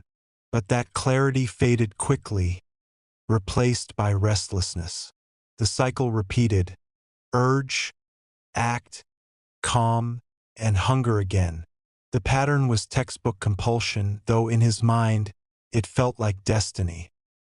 The growing fear along the I-5 corridor had begun to change public behavior. Travelers took alternate routes. Families avoided late-night stops. Gas stations began closing earlier. Still, the attacks continued, as if mocking the efforts to contain them. His unpredictability made him nearly mythic, a phantom on the highway, a whisper of danger that seemed to strike anywhere and vanish instantly. Behind the scenes, police began pooling resources. Investigators from Oregon, Washington, and California gathered evidence, comparing shell casings, witness statements, and fingerprints. The realization that a single offender might be responsible for the growing list of crimes sent shockwaves through the ranks. Forensic science was not yet capable of the precision it has today, but patterns of behavior were emerging that pointed unmistakably toward one man. And yet, even as suspicion began to form, Randall continued undeterred. He was confident, even smug. He followed media coverage of the I-5 bandit closely, savoring the speculation. To him, each article was proof of his superiority, validation that he was beyond the reach of ordinary law enforcement. He had begun to see himself as something more than human, a figure of fate, cleverer than those who sought him. His escalation marked the complete death of his former self. The man who once dreamed of football fame was gone, replaced by a predator who thrived in the anonymity of fear. He was not motivated by necessity but by an almost spiritual craving for control. He no longer robbed. He reigned, and with each new victim, the legend of the I-5 killer grew stronger, his shadow stretching from one state to the next. The road had claimed him, or perhaps he had claimed it. Either way, the transformation was complete. Randall Woodfield had crossed the line, and there would be no going back. Chapter 6: Highways of Fear, the Birth of the I-5 Pattern. By the summer of 1981, Interstate 5 had transformed from a lifeline of the West Coast into a highway of whispered dread. Stretching from the Canadian border down to Southern California, it connected cities, carried commerce, and stitched together thousands of quiet towns. But for those who lived along its path, the name I-5 now carried a sinister echo. The random acts of terror that had once seemed isolated were beginning to merge into a chilling pattern. Gas stations, motels, small shops, and roadside diners, places that had always felt safe, now existed under a growing shadow. At its center stood one man, Randall Woodfield. The emergence of the I-5 killer's pattern was both methodical and chaotic, a paradox that baffled law enforcement. Each crime had its own details, but together, they revealed a mind that planned meticulously and executed impulsively. He moved like a phantom along the interstate, his crimes occurring in bursts and then vanishing for days or weeks. This inconsistency made him unpredictable, an enigma wrapped in blood and silence. It was no longer just the violence itself that terrified people, but the realization that anyone, anywhere along that highway, could be next. Randall had learned the geography of fear. He knew which exits were poorly lit, which motels housed lone clerks, and which stretches of highway offered quick escape routes. He drove hundreds of miles in a single night, passing through towns like Eugene, Salem, Medford, Reading, and beyond. In each, he left behind confusion, crimes so varied that connecting them required an almost forensic level of intuition. Some victims survived, others vanished, and still others were discovered too late, their final moments echoing with the same signature of cold precision. What made Randall's spree so effective was his ability to weaponize normality. He didn't appear monstrous. He appeared familiar. He wore casual clothes, spoke softly, and never drew unnecessary attention. Witnesses described him as the kind of man you wouldn't look twice at. That anonymity was his camouflage. He didn't hide in forests or alleys. He hid in plain sight in the flow of travelers in parking lots and in the mundane rhythms of late-night life along the interstate. The earliest confirmed crimes of his I-5 rampage began in the final months of 1980, but the pattern became undeniable in early 1981. Within weeks, multiple armed robberies occurred across Oregon, all within driving distance of the interstate. Each scene bore the same eerie traits. A lone male suspect, well-dressed and calm, who brandished a small firearm and spoke with unsettling politeness. Often, he would order victims to disrobe or lie face down, asserting control with almost theatrical precision. Then, just as abruptly, he would vanish into the darkness. But robbery alone was never the true objective. The escalating violence pointed to something deeper, a psychological hunger, a ritualistic need for domination that no amount of money could satisfy. Survivors described how he seemed detached from reality during his assaults, as if the act itself transported him into another mental state. It was the behavior of a man living in two worlds, one governed by social norms and one by dark compulsions that had completely consumed him. Police departments along the corridor struggled to piece together the growing chaos. Jurisdictions didn't yet communicate effectively across state lines, and without centralized databases or modern DNA matching, clues vanished into paperwork. Each small-town sheriff handled cases independently, unaware that the same suspect might have committed nearly identical crimes hundreds of miles away. What tied them together eventually were the victims' hauntingly similar testimonies. The voice, the calm, the fleeting smile, and the uncanny sense of familiarity. Randall's ability to elude capture was almost surgical. He left minimal forensic evidence, cleaned up scenes efficiently, and traveled light. He carried little more than a weapon, gloves, and a change of clothes. He understood the basics of police procedure from his prior arrests and used that knowledge to avoid mistakes. For him, it became a game, one in which the stakes were human lives and the prize was the illusion of invincibility. His attacks grew increasingly erratic. One night, he would strike a gas station in Eugene. 2 days later, a motel in Reading. He sometimes went weeks without incident, then unleashed a burst of violence that left investigators scrambling to keep up. This unpredictability fed into the terror. Residents of small towns began locking doors for the first time in years, double-checking windows, and glancing at headlights passing by in the night. News stations began referring to him as the I-5 Bandit, a name that would soon evolve into something far darker. Among the earliest murders attributed to him was that of a young woman named Sherry Hull, a store clerk from Oregon who vanished during her shift. The scene bore familiar hallmarks: a quiet robbery, signs of struggle, and sudden disappearance. Her body was later found several miles away, evidence of sexual assault marking the brutal transition from thief to killer. The case sent shockwaves through the region, prompting urgent coordination between law enforcement agencies. But Randall was already gone, driving south, the road stretching endlessly before him. What made his spree so chilling was the emotional vacancy that accompanied it. There was no remorse, no reflection, no attempt to justify or rationalize his actions. To him, these were not crimes but acts of inevitability, the fulfillment of impulses he no longer resisted.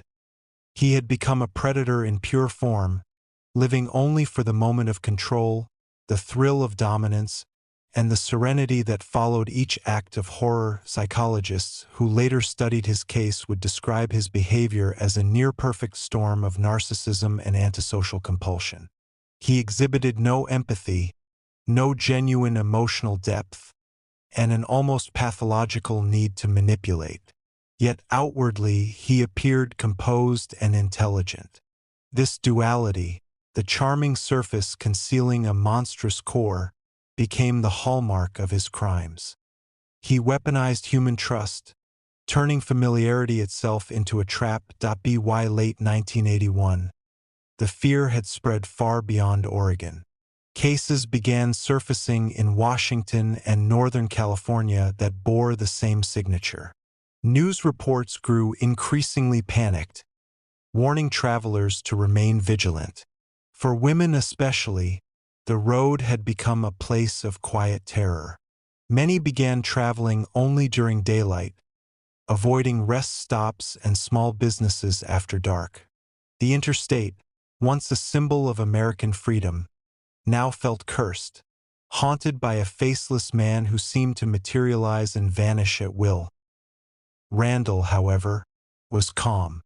He had learned to suppress emotion to the point of mechanical precision. He operated like a machine driven by impulse and calculation. To him, the entire coast was a playground of opportunity. His car became both weapon and sanctuary, a vessel that carried him away from every scene of horror before dawn could break.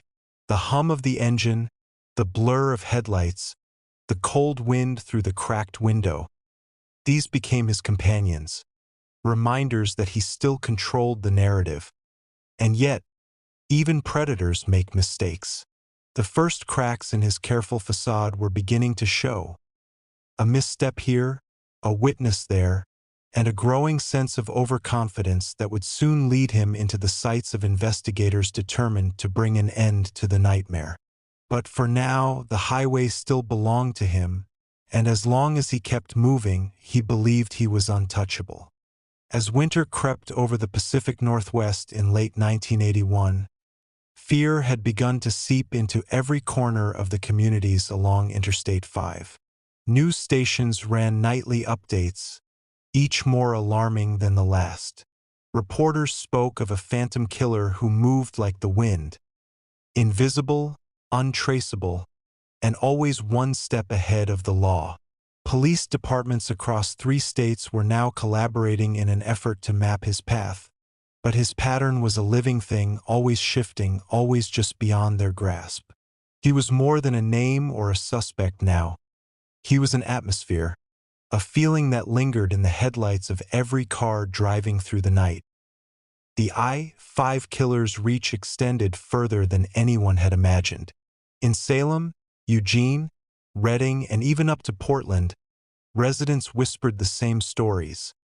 Lone women accosted while closing up shops, gas stations robbed by a polite man who smiled before pulling a gun, motel clerks who vanished after night shifts. The randomness of his strikes made him impossible to predict. He followed no clear rhythm, sometimes disappearing for days, other times striking twice in one night. His unpredictability was his greatest weapon. Randall Woodfield had mastered the art of control not only over his victims but over the very narrative of his crimes. He read newspapers obsessively, listening to radio reports about the I-5 bandit. He savored the fear in the words of broadcasters, as if the panic itself were a form of applause. He was living in 2 worlds, one where he walked among ordinary people, unnoticed, and another where he ruled as a faceless terror. To him, this duality was proof of superiority. He believed he could outthink everyone, Police, reporters, even fate. Investigators, however, were finally beginning to piece together fragments of the puzzle. A detective in Eugene noticed that several attacks had occurred within proximity to I-5 exits, all quick in-and-out jobs where the suspect fled within minutes. Meanwhile, a detective in Portland discovered striking similarities in the behavioral patterns of these crimes. The polite speech, the precision of timing, the way the attacker forced victims to comply with calm authority. These weren't the erratic outbursts of a desperate man. They were the calculated movements of someone who rehearsed every moment. Still, the randomness of his violence confounded experts. He didn't always kill. Sometimes he stole and fled without bloodshed. Other times he executed with chilling efficiency. This inconsistency made profiling difficult. What could explain such varied behavior? Psychologists consulted by law enforcement theorized that Woodfield's actions stemmed from an internal struggle between control and impulse, a constant battle between his need to dominate and his fleeting remnants of self-restraint. When the compulsion won, lives were taken. In his personal life, Randall remained the picture of normalcy. He attended social gatherings, visited friends, and maintained a low-paying sales job to keep up appearances. His charm was disarming. He smiled easily and spoke with confidence. Those who knew him casually often described him as too normal, a phrase that, in retrospect, sounded almost prophetic. Yet beneath the veneer, he was spiraling deeper into the abyss of obsession. The thrill of anonymity, the satisfaction of eluding capture. These sensations were no longer enough. He craved escalation. It was around this time that several women disappeared in quick succession. One of them, a young mother working at a small convenience store near Albany, was found dead in a field days later. Her body showed signs of the same cold precision seen in earlier cases, an almost ritualistic control, devoid of rage or chaos. To investigators, the similarity was unmistakable. They began marking their maps with pins, each representing a crime scene. The pins formed a haunting pattern that traced the shape of Interstate 5 like a scar running down the map. Media coverage intensified. Newspapers dubbed him the I-5 killer, a title that finally replaced the earlier bandit moniker. The new name carried weight. It spoke not of theft but of death, not of crime but of terror. Television anchors repeated the name with solemn gravity, their voices echoing through living rooms across the coast. Parents forbade their daughters from traveling alone. Highways that once symbolized freedom now felt cursed, haunted by an invisible predator who seemed to materialize from thin air. Randall thrived on the fear. He began to stage his crimes with greater boldness, as if daring police to catch him. He no longer avoided risk, he invited it. In one particularly audacious attack, he entered a convenience store wearing nothing more than a fake mustache and a baseball cap, a minimal disguise that reflected his growing arrogance.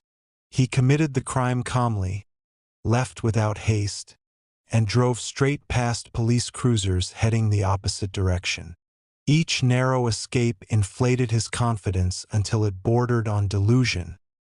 But within his growing recklessness lay the seeds of his downfall. Investigators were now cross-referencing vehicle descriptions, eyewitness sketches, and behavioral patterns. A few surviving victims had offered key details: a square jawline, piercing blue eyes, an athletic build. Police began narrowing the suspect pool to men who matched that description and had prior records involving sexual crimes or theft. Randall's name, still lingering in police files from his earlier offenses, began to resurface in quiet conversations among detectives. As authorities drew closer, Randall's paranoia increased. He began switching vehicles frequently, paying in cash, and avoiding the use of his real name in motels. Yet, despite these precautions, his addiction to control compelled him to keep striking. It was as if stopping meant surrendering the only identity he had left. The interstate had become his world, its gas stations his hunting grounds, its exits his escape routes, and its neon lights the stage upon which he acted out his chilling performances. By early 1982, the Pacific Northwest had become a region under siege. Patrols along the I-5 were increased, and roadblocks were occasionally set up after new crimes. Citizens were advised to report suspicious travelers, though few knew what to look for. Randall's appearance was so unremarkable that even those who spoke with him moments before an attack often couldn't recall details. That ordinariness was his deadliest weapon.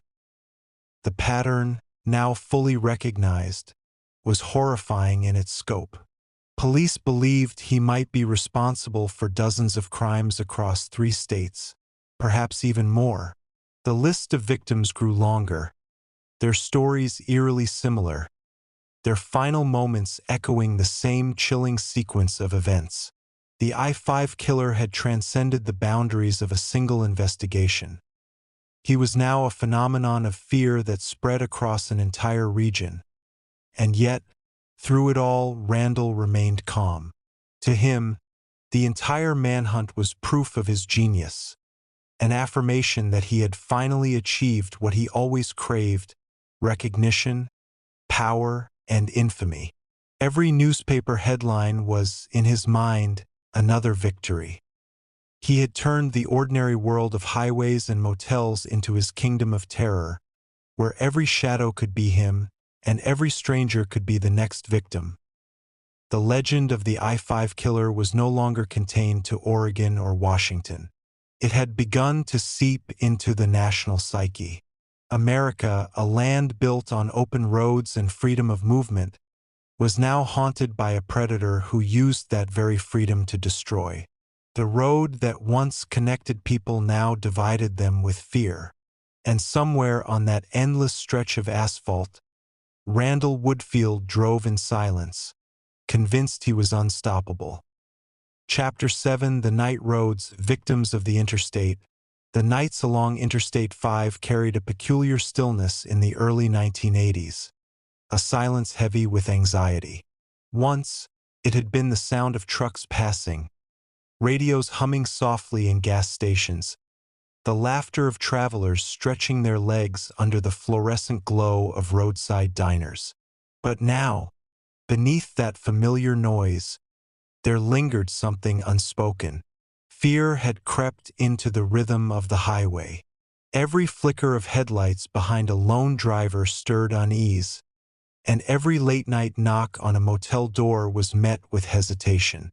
The road itself had become a stage for dread, and its cast, the victims, were ordinary people caught in extraordinary horror. Randall Woodfield's victims were not chosen for who they were but for where they were.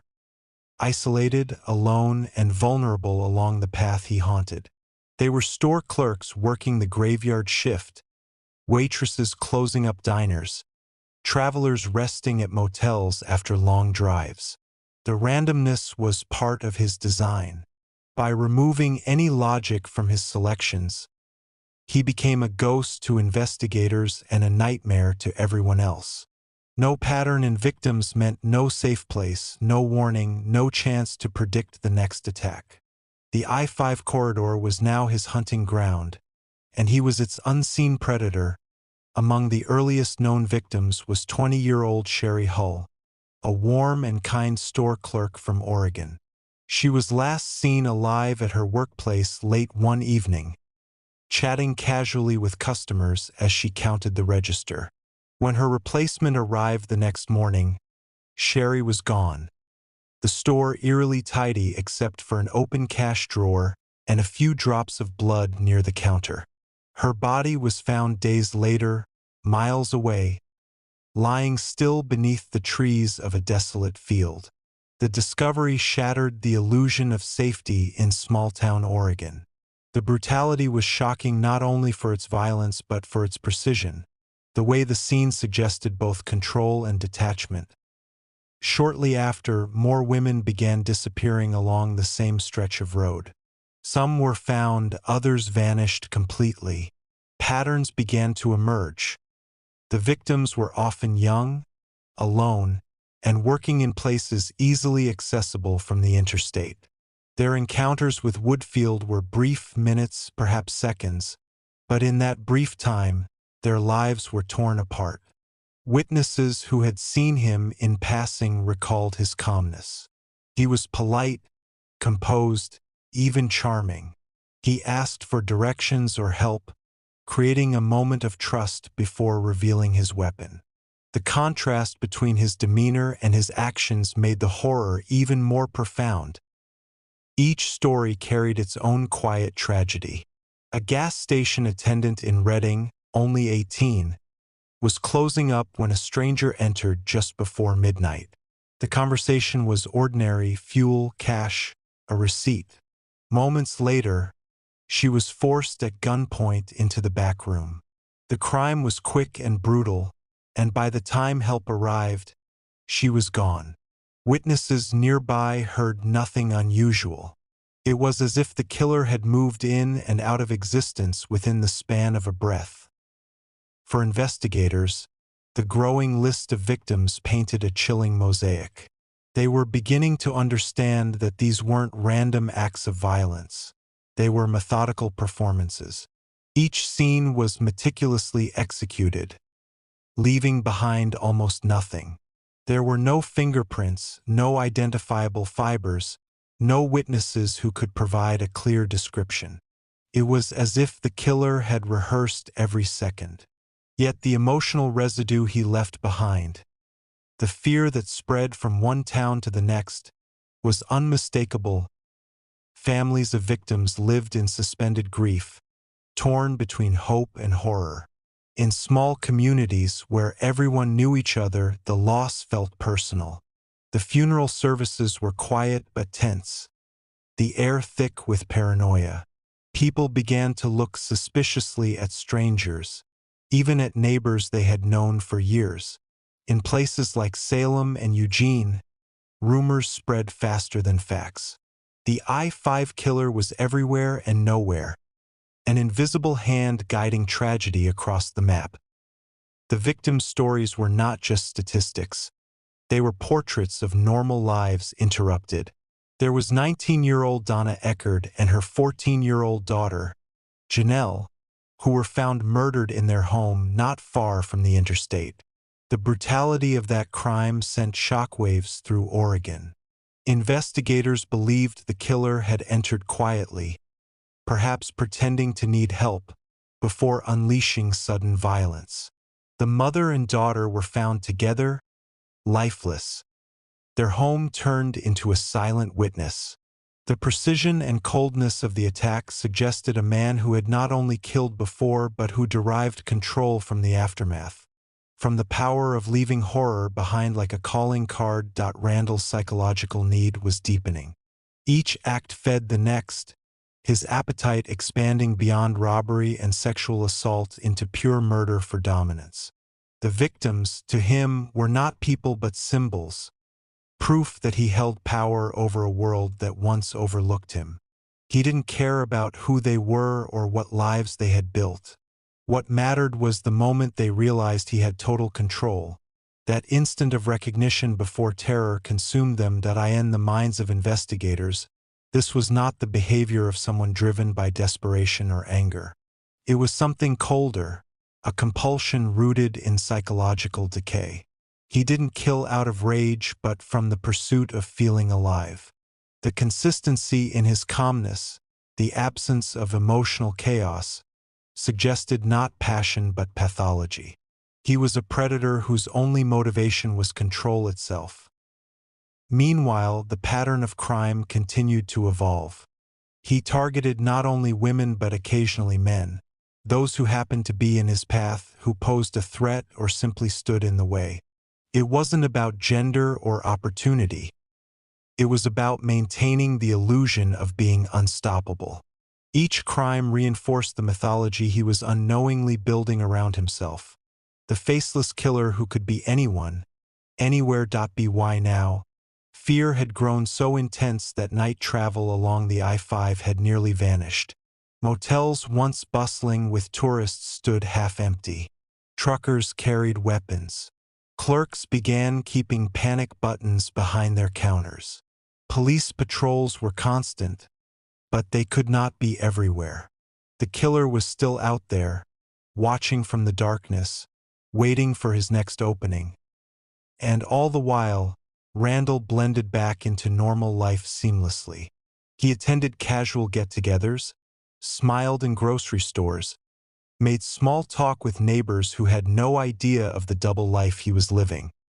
He read about the terror he had caused, not with guilt, but with fascination, as if he were reading the reviews of a play he had written and performed. The I-5 killer's victims, scattered along hundreds of miles of highway, became connected by a shared tragedy, the sudden end of ordinary nights that began like any other. And though investigators were inching closer to discovering the face behind the crimes, the fear remained relentless. For every name they uncovered, for every case they connected, new victims were emerging, and the pattern continued to spread like a dark tide rolling silently down the western edge of America. As the fear along Interstate 5 deepened, the crimes became both bolder and more unpredictable. Each new act of violence carried a cruel variation, a disturbing creativity that showed how Randall Woodfield's confidence was growing. He was no longer content with stealth and surprise. He was chasing the thrill of dominance. The investigators who studied his pattern later noted that he seemed to savor not only the control of his victims but the control of the entire region's collective nerves. He was scripting terror itself, and everyone on that highway was now an unwilling character in his story. The I-5 corridor ran like a lifeline through Oregon and Washington, hundreds of miles of open road bordered by quiet towns and long stretches of wilderness. For travelers, it had always been a symbol of freedom, a route connecting coastlines and communities. But in 1981, that same stretch of asphalt turned into something sinister. A ribbon of dread connecting scenes of violence that seemed to appear and vanish overnight. Every few days brought another report. A woman missing, a body found near a rest stop, or a robbery that ended with blood on the counter and the same haunting detail. A suspect with clean-cut looks and an almost disarming politeness. It wasn't only the brutality that terrified investigators. It was the speed.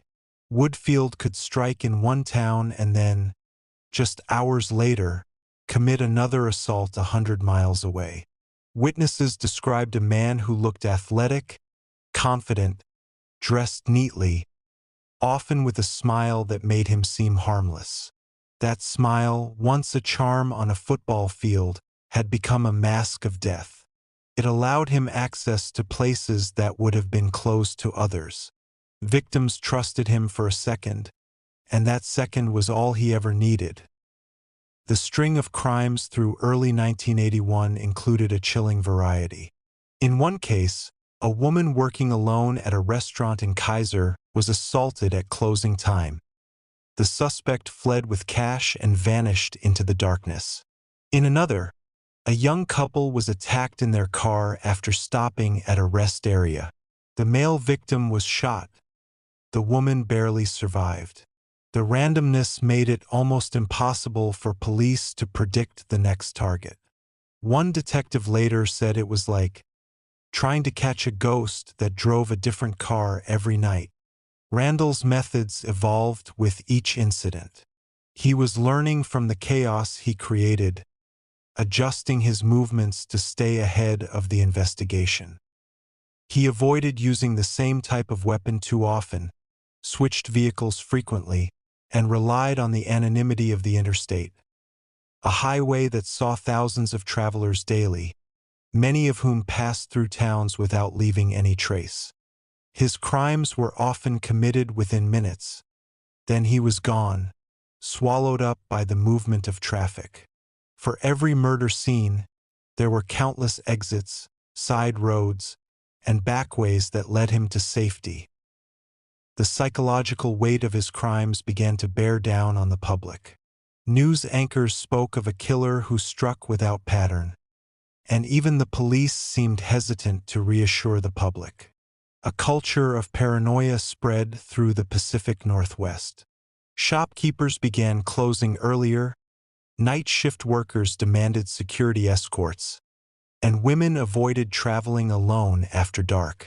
The I-5 corridor, once a symbol of progress and connection, now felt like a haunted trail of fear. Yet, even amid the terror, Woodfield remained outwardly normal. Friends and acquaintances described him as quiet but pleasant.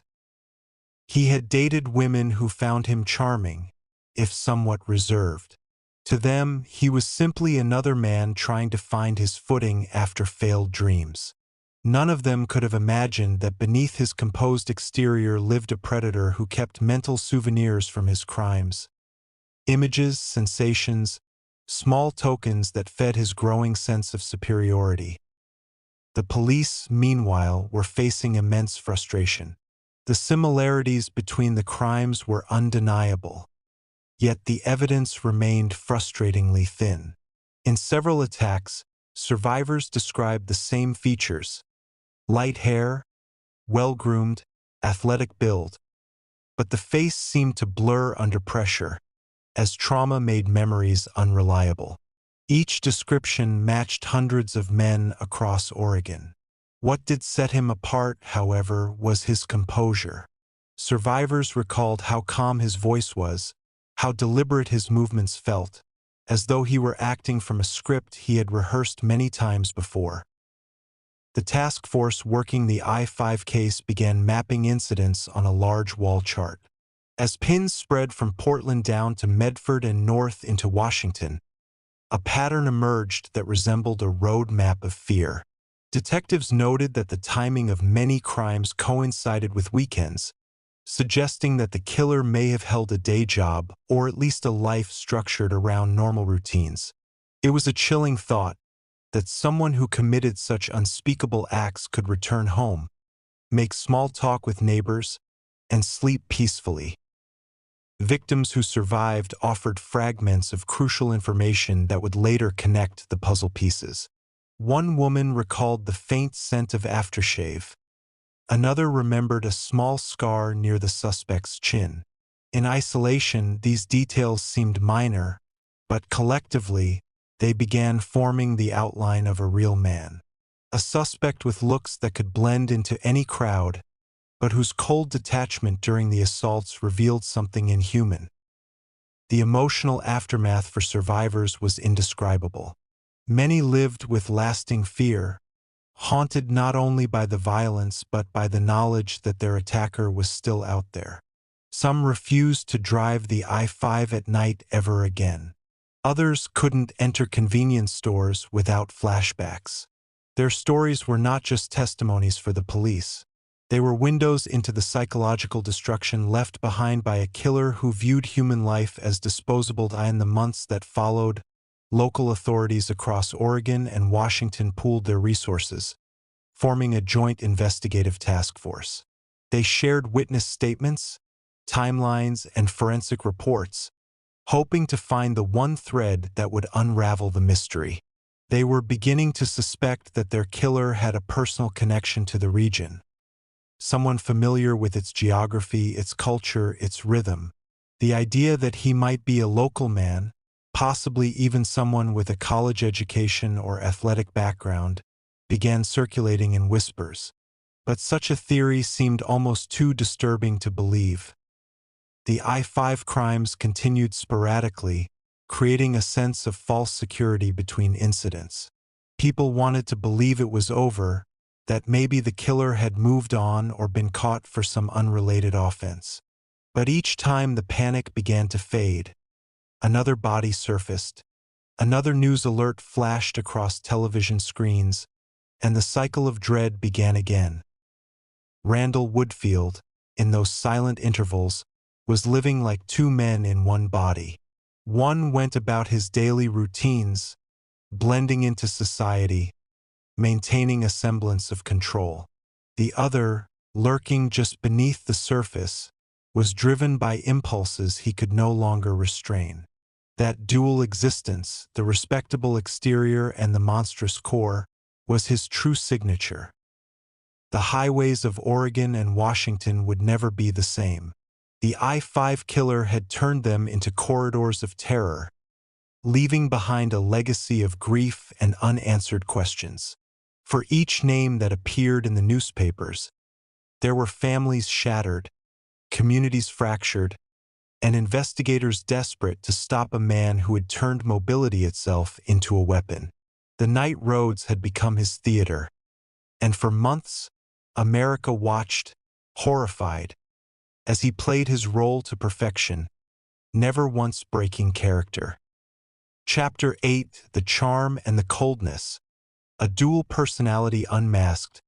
Randall Woodfield's life was a contradiction draped in human form, a face that smiled with sincerity but hid the hollow echo of conscience beneath it. He was both the boy next door and the embodiment of nightmare, capable of shaking hands with a stranger while quietly imagining how that stranger might look in terror. To those who knew him casually, Randall was polite, athletic, well-spoken, and undeniably attractive. He carried the easy charisma of a man who seemed comfortable in every setting. Yet beneath that calm exterior lived something unreachable, something that made empathy impossible and control addictive. The people who met him rarely sensed the storm underneath. Women who dated him described a man who was attentive, charming, and even romantic in a measured, calculated way. He said the right things, smiled at the right moments, and seemed perfectly ordinary, maybe even a little too perfect. He looked like the kind of man a parent would be happy to see their daughter bring home. His good looks and poise allowed him to blend in anywhere. But when that same charm met rejection or challenge, the mask would falter, revealing flashes of something cold and mechanical in his demeanor. His eyes, once warm and welcoming, would go still, a flatness that unnerved those who caught even a glimpse of it. Psychologists later studying his behavior described Randall as a textbook example of compartmentalization. He could divide his existence into separate selves, the public face and the hidden predator, with almost surgical precision. In one reality, he was a failed athlete trying to rebuild his life after disappointment. In the other, he was a man who saw life and death as games of power. His ability to slip between these personas made him invisible to suspicion, even as the body count along Interstate 5 continued to rise. When detectives later reviewed his history, they found a chilling sequence of moments where small choices could have changed everything. During his years as a star athlete at Portland State University, coaches described him as disciplined and focused, but strangely detached. He was driven not by passion but by image, obsessed with how others saw him. When he was drafted by the Green Bay Packers in 1974, he was on the edge of achieving his lifelong dream. But his career ended almost as soon as it began. He was cut from the team before playing a single official game. The reason was vague at the time, but later reports revealed that incidents of inappropriate behavior and minor thefts had drawn attention. Even then, his darker instincts were leaking through the cracks of his polished image. That failure was the first real fracture in his identity. Losing the validation of sports, the thing that made him visible, admired, and envied, seemed to unbalance him.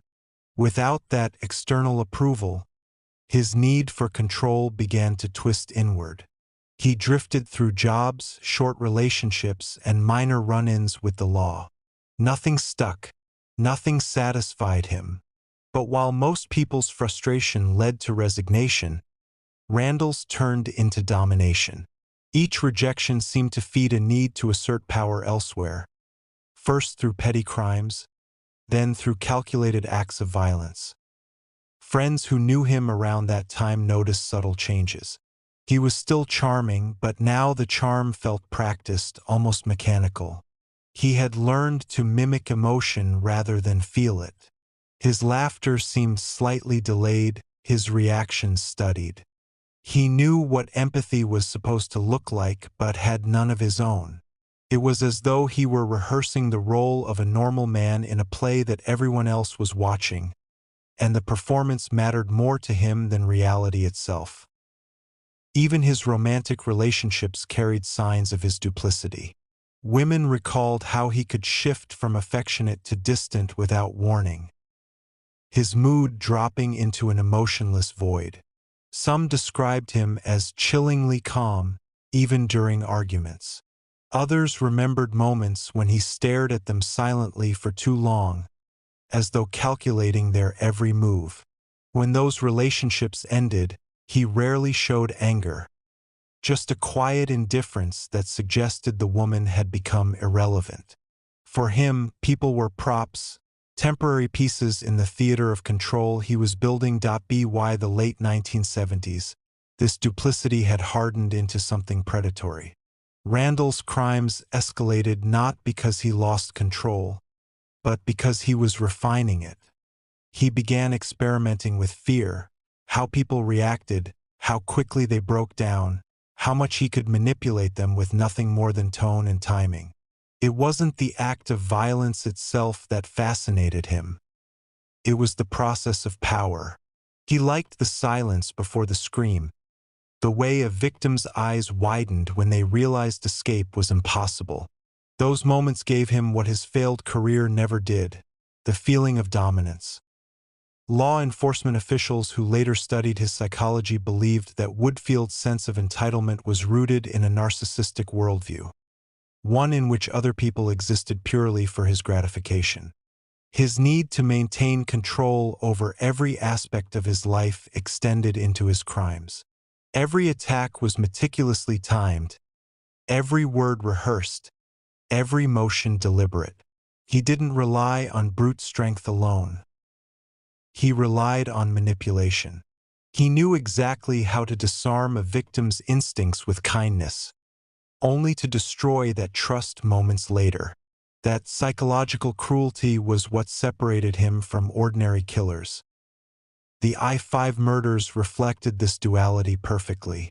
The same man who could share small talk with a gas station clerk could, moments later, pull a weapon with the same calmness one might use to open a door. His lack of emotional response wasn't just chilling, it was almost inhuman.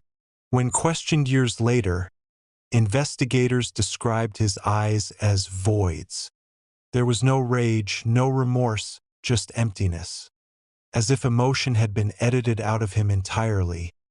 And yet, even as the net began to close around him, Randall still believed in his own illusion.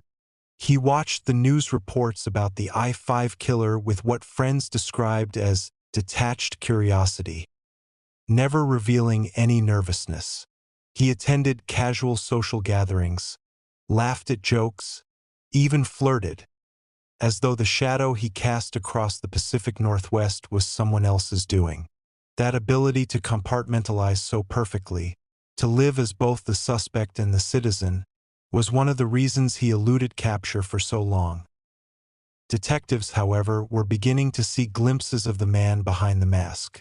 Patterns in his movements, the meticulous nature of his attacks, and the lack of emotion at each scene began pointing to a killer with obsessive tendencies and a background in organized environments.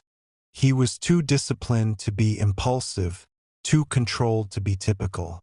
It was this realization that finally began to narrow the field of suspects. The idea that the I-5 killer wasn't just a drifter, but someone who had lived a life structured by precision, performance, and ego. Randall Woodfield's charm was his camouflage, and his coldness was his weapon. Together, they created a paradox that deceived everyone around him. The people who once admired his confidence now became his prey. The ones who trusted his smile never saw the emptiness that lurked just beneath it.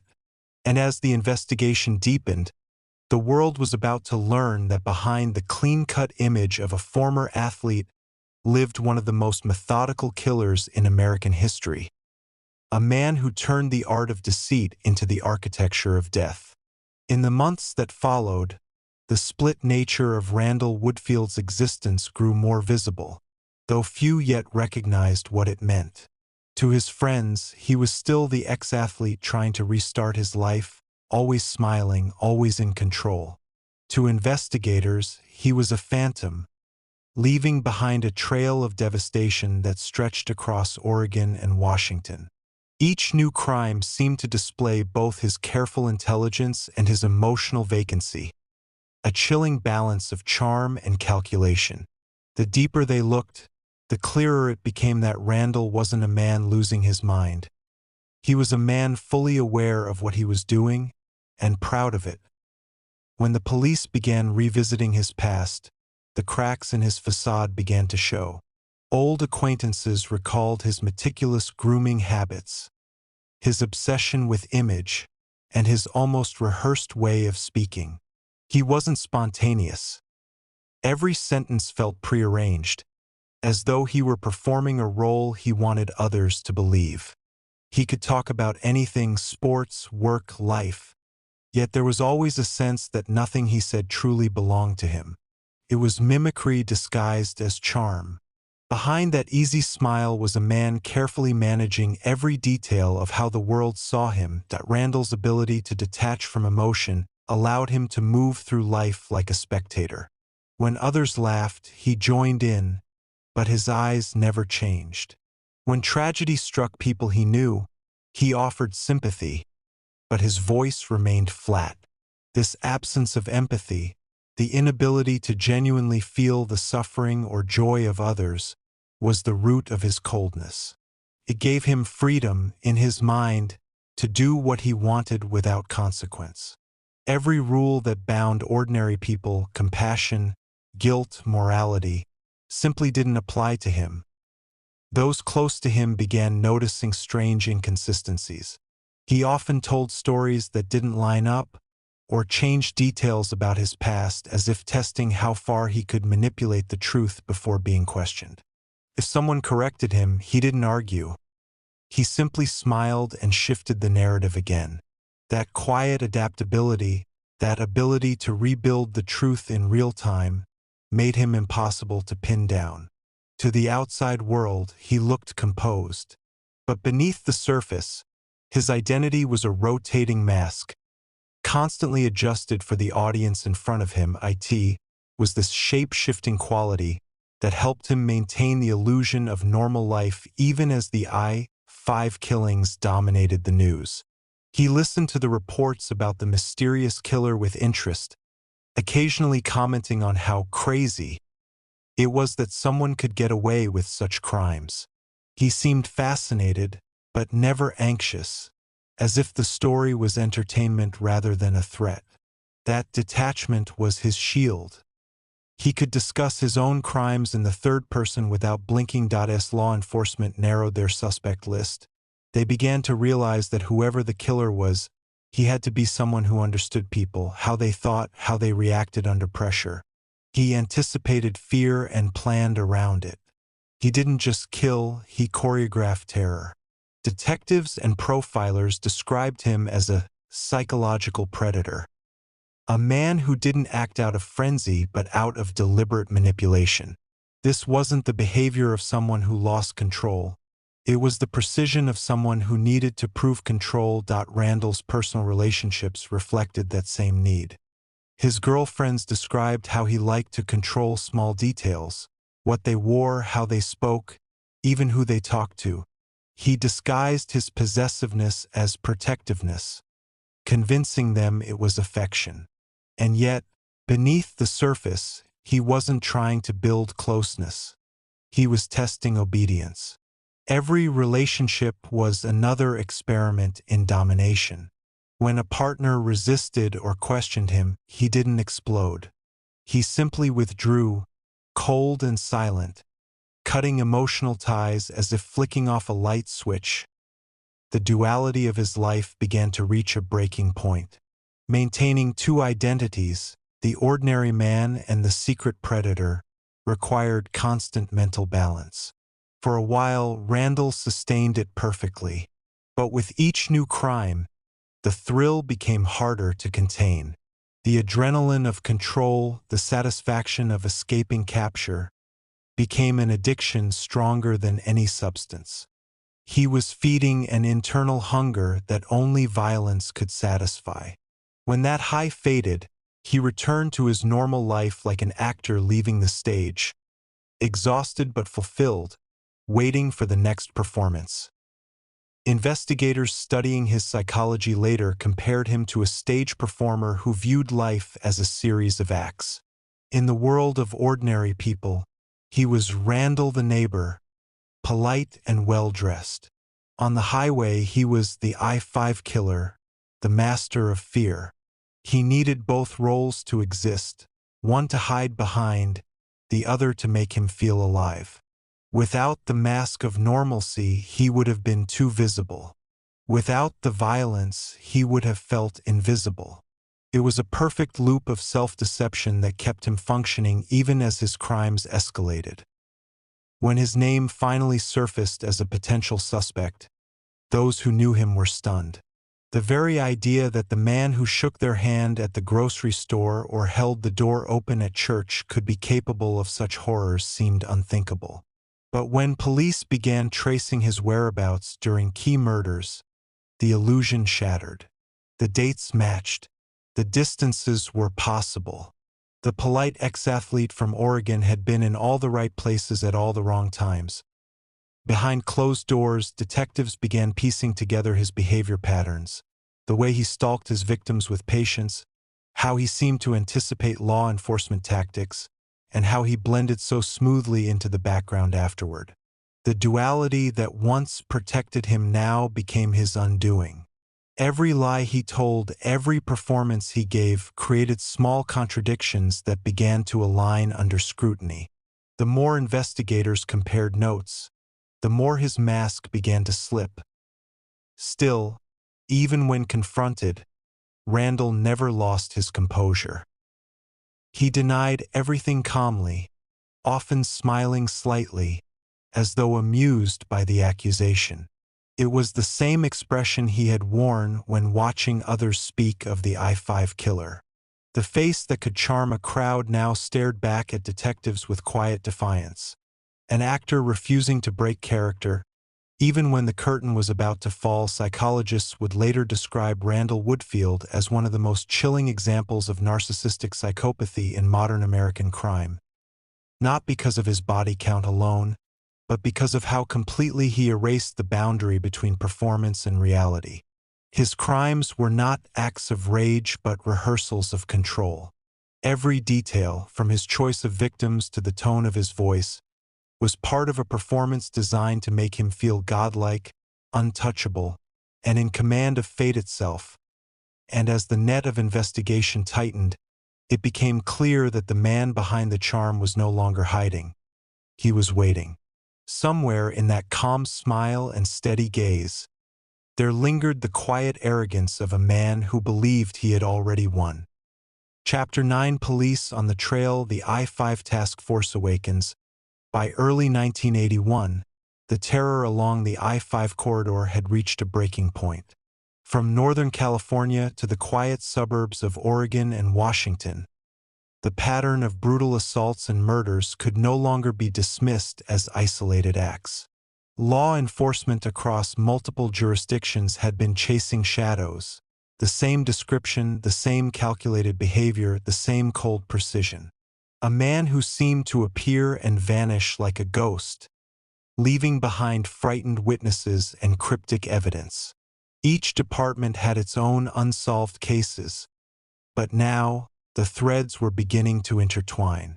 The name whispered across police radio channels and in hushed office conversations was simply the I-5 killer. At first, no one could comprehend how such a predator managed to travel hundreds of miles undetected, committing crimes that ranged from robbery and sexual assault to murder, all within the same week. But when detectives began cross-referencing case files, they saw the unmistakable signature. The victims varied in age and circumstance, yet the method was chillingly consistent. A man who exuded false charm, who gained entry or compliance through calm confidence, and whose violence was carried out with unnerving efficiency. The Oregon State Police, already burdened with unsolved homicides, started working with agencies in Washington and California. Slowly, a special task force began to form. A network of detectives united not by proximity but by desperation. They exchanged photos, evidence lists, and autopsy reports, searching for a face, a name, a clue that would finally give shape to the invisible menace haunting the interstate. But even as they connected the dots, the killer stayed one step ahead. Among the detectives leading the coordination was a man named Bob Pratt, whose meticulous attention to behavioral detail began to illuminate patterns others had missed. He noticed that the I-5 killer often struck near rest stops, motels, or convenience stores, places of transience, where people came and went quickly, where strangers drew little attention. It wasn't random. It was methodical. The killer seemed to understand human habits. When a lone woman would stop for gas, when a clerk might be alone in the evening shift. His timing was impeccable. The task force pored over the evidence. Fibers, fingerprints, ballistics. Yet the killer's discipline frustrated every effort. He wore gloves, wiped surfaces, and chose victims and locations with military precision. He left behind almost nothing that could be traced. Even eyewitnesses couldn't help much. They described an attractive, athletic man, late 20s to early 30s, with a friendly demeanor. Someone who looked like he belonged anywhere.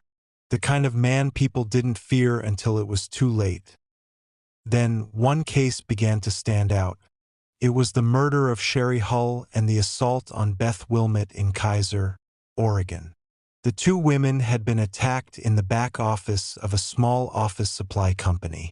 Sherry had been killed instantly, but Beth, though gravely injured, had survived.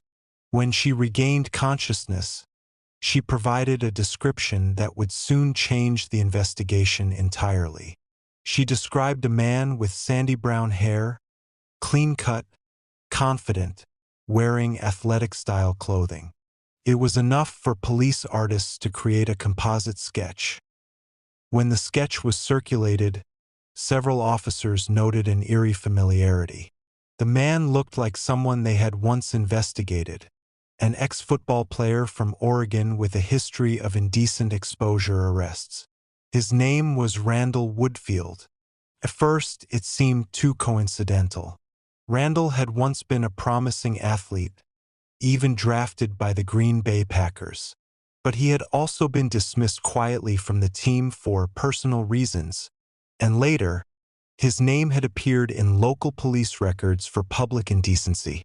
Could the charming ex-athlete truly be the I-5 killer? Detectives began discreetly following his trail. They dug into his employment history, his recent movements, and his alibis. What they found was unsettling. Randall's work as a temporary office employee had taken him along the same interstate route where many crimes occurred. He had reasons to travel frequently, which explained how he could appear in different cities within days. The more they traced, the clearer the map became. His life overlapped perfectly with the path of the killer. Surveillance teams began observing him, noting how ordinary he seemed. He smiled easily, spoke politely, and kept himself impeccably clean. But beneath the calm exterior, they noticed a strange alertness, an awareness of his surroundings that suggested he was always calculating. He never stayed in one place long, and he seemed to sense when he was being watched. He lived as though he were already on the run.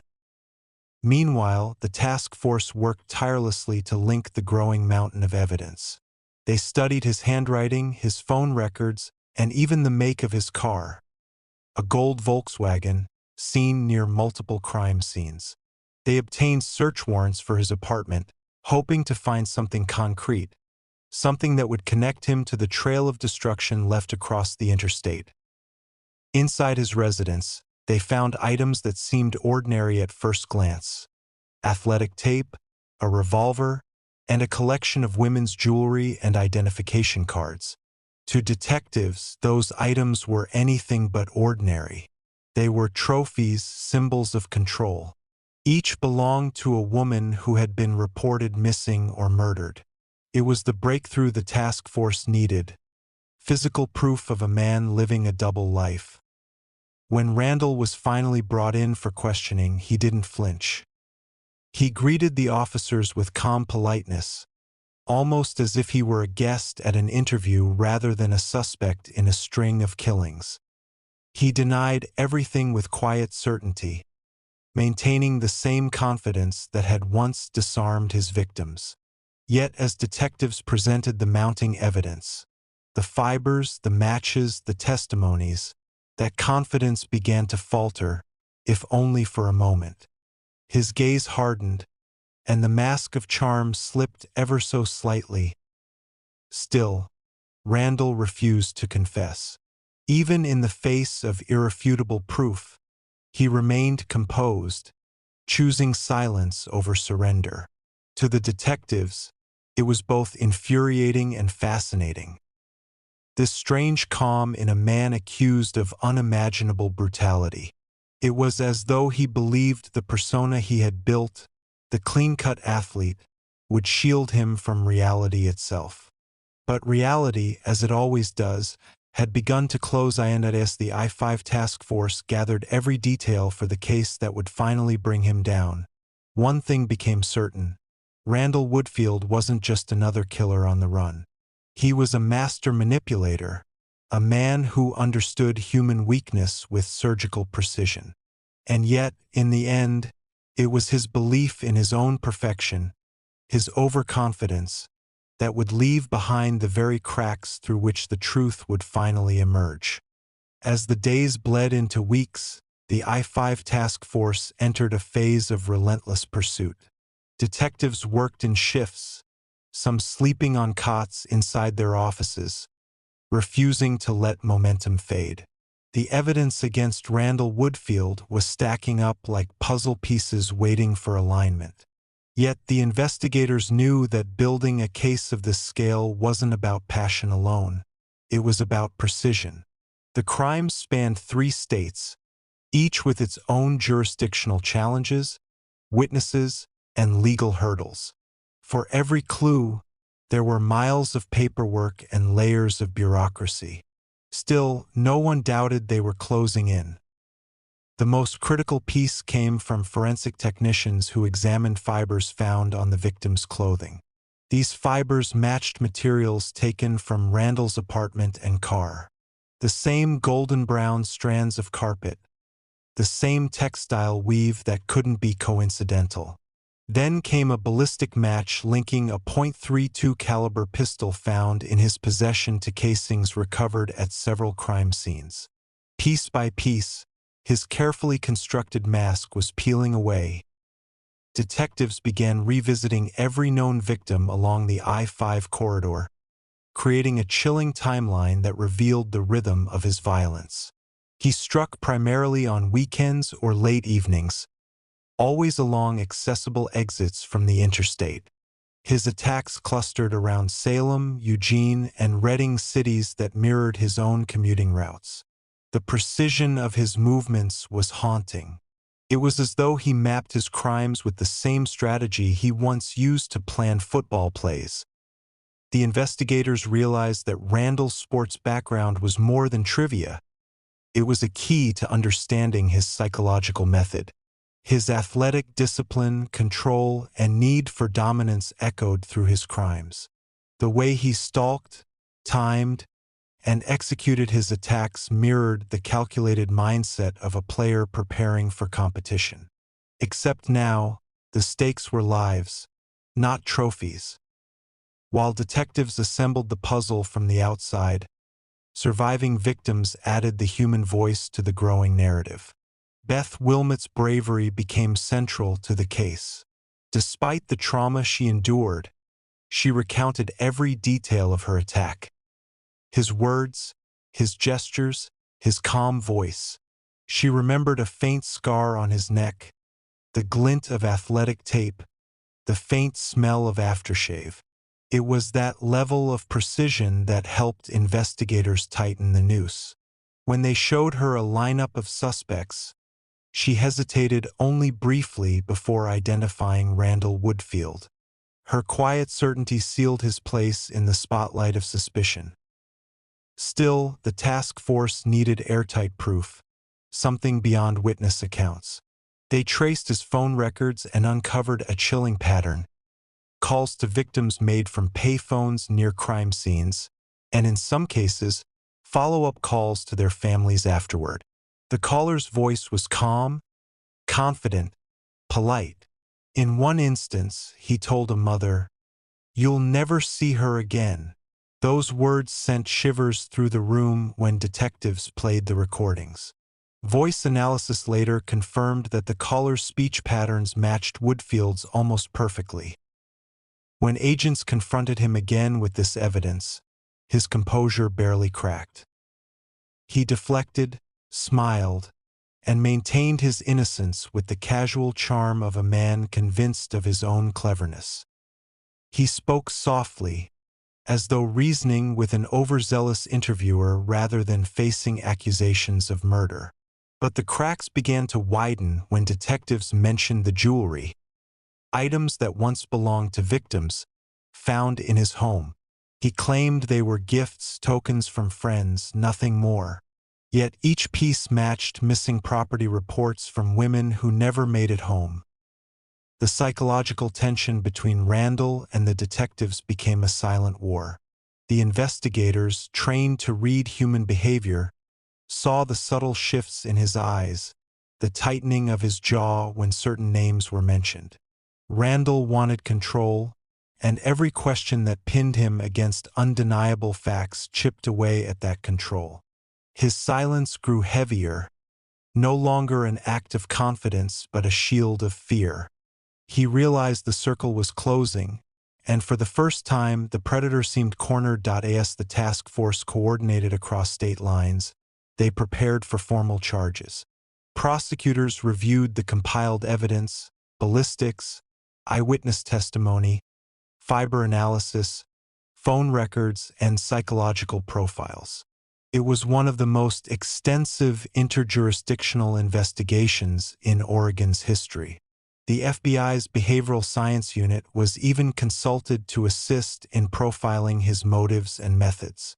They described him as a power-assertive offender, a man who craved domination and sought to prove superiority through control and humiliation. The charm wasn't a byproduct of his personality. It was a weapon. Outside the investigation rooms, the public waited in silent terror. Newspapers along the coast carried headlines about the I-5 killer. Communities that once saw the highway as a symbol of connection now viewed it as a path of fear. Gas stations, rest stops, and convenience stores became places of paranoia. Women began traveling in pairs, avoiding night drives, while police patrols multiplied along the corridor. For the first time, the vast stretch of the I-5, a lifeline of the West Coast, felt like a hunting ground no one could escape. Meanwhile, Randall's family struggled to comprehend what was unfolding. His parents, once proud of their son's athletic achievements, watched in disbelief as his name became synonymous with horror. Friends and acquaintances from his football days expressed shock. They remembered him as polite, composed, even reserved. Yet behind that clean reputation, the task force had uncovered decades of suppressed deviance, from teenage exhibitionism to the escalating pattern of sexual violence that culminated in murder. His life, in hindsight, appeared as a long rehearsal for the darkness that finally consumed him as investigators finalized their report. They were haunted by the scope of his crimes. Every new discovery revealed potential links to older, unsolved cases, women who vanished, assaults that bore his exact signature, homicides in distant towns connected only by the relentless path of Interstate 5. The body count, they feared, might be far higher than anyone could prove. But for now, the mission was clear: bring him to trial and ensure he would never walk free again. When the warrant for his arrest was signed, it was both a victory and a sobering moment. The I-5 killer, the man who had once slipped through every shadow, was finally cornered. As officers moved in to take him into custody, Randall didn't resist. He stood tall, expression unreadable, as if resigned to the inevitable. In that instant, the mask of charm returned, the faintest of smiles crossing his face, as if he knew he'd left behind more questions than answers. The task force had captured him, but deep down, they understood this case was far from over. What began as a manhunt was now becoming a descent into the psychology of one of America's most enigmatic serial killers. The highways of the West Coast would forever carry his shadow, a reminder of the thin line between the ordinary and the monstrous, and how easily one man could blur it. Chapter 10: The Break in the Case: Evidence, Eyewitnesses, and DNA Clues. The winter of 1981 in Oregon carried with it a heavy, almost haunted silence. The chill in the air mirrored the tension that hung over the investigation rooms where the I-5 task force now prepared for the next phase. Randall Woodfield, once a name whispered with suspicion, had become the central figure of a growing mountain of evidence. The hunt was over, but the real battle to prove beyond doubt that this man was the I-5 killer had only begun. The detectives knew that public safety depended not just on his capture, but on their ability to make the case unbreakable in court. And so, the long, meticulous process of reconstructing his crimes began. The task force's evidence room looked like a living timeline of terror. Boxes labeled with dates and cities lined the walls: Salem, Eugene, Redding, Portland, Medford. Inside each were fragments of stories too gruesome to fully comprehend. Torn clothing, shell casings, photographs of crime scenes, personal items of victims recovered from Woodfield's possession. What tied them all together wasn't just the forensic evidence. It was the method, the personality, the cold, almost surgical pattern behind each act. Every victim represented another chapter in his descent, and every artifact was a whisper from the highway nights that had defined his reign of fear. The first true breakthrough came not from the physical evidence, but from the survivors. Detectives gathered the few who had lived to tell their stories: clerks, cashiers, and travelers who had crossed paths with the I-5 killer and somehow survived. Their accounts were eerily similar. A polite, good-looking man entered their stores, asking for simple things: gum, cigarettes, change for a bill. Then, without warning, a gun was drawn, and his demeanor turned ice-cold. He ordered compliance, often forcing victims into back rooms where he robbed or assaulted them before disappearing as suddenly as he'd arrived. The survivors' detailed recollections painted a chilling portrait of a man who could switch personalities in the blink of an eye, a social chameleon whose greatest weapon was normalcy. Detective Pratt, one of the task force's most experienced investigators, spent long hours comparing notes from every survivor. He found consistency not only in Woodfield's actions but also in his phrasing. He repeated certain words, certain tones, as if his crimes followed an internal script. This consistency was invaluable. It allowed prosecutors to establish a behavioral fingerprint that stretched across state lines, proving that these weren't isolated incidents but the deliberate work of one mind. As the investigation deepened, forensic science began to bridge the remaining gaps. The early 1980s were an era just before the widespread use of DNA profiling, but forensic techniques were advancing rapidly. Experts examined the fibers, fingerprints, and hair samples collected from multiple scenes. When compared under advanced microscopy, the fibers from Woodfield's home and car matched those on the clothing of several victims, an almost exact composition and dye pattern.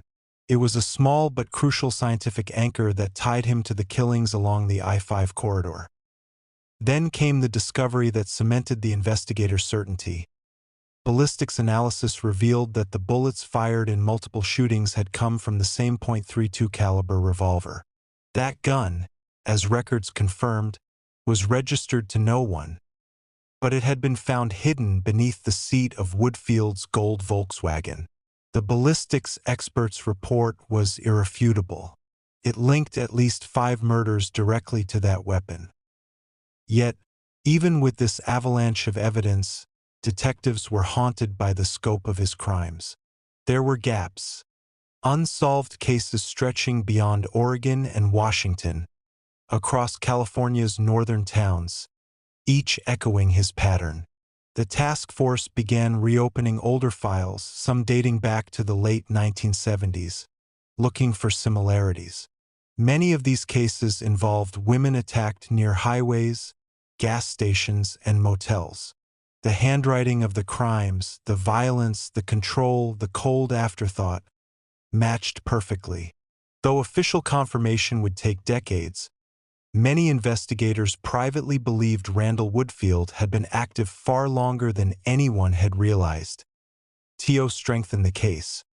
Investigators delved into his past once more. They interviewed his former football teammates, coaches, and friends.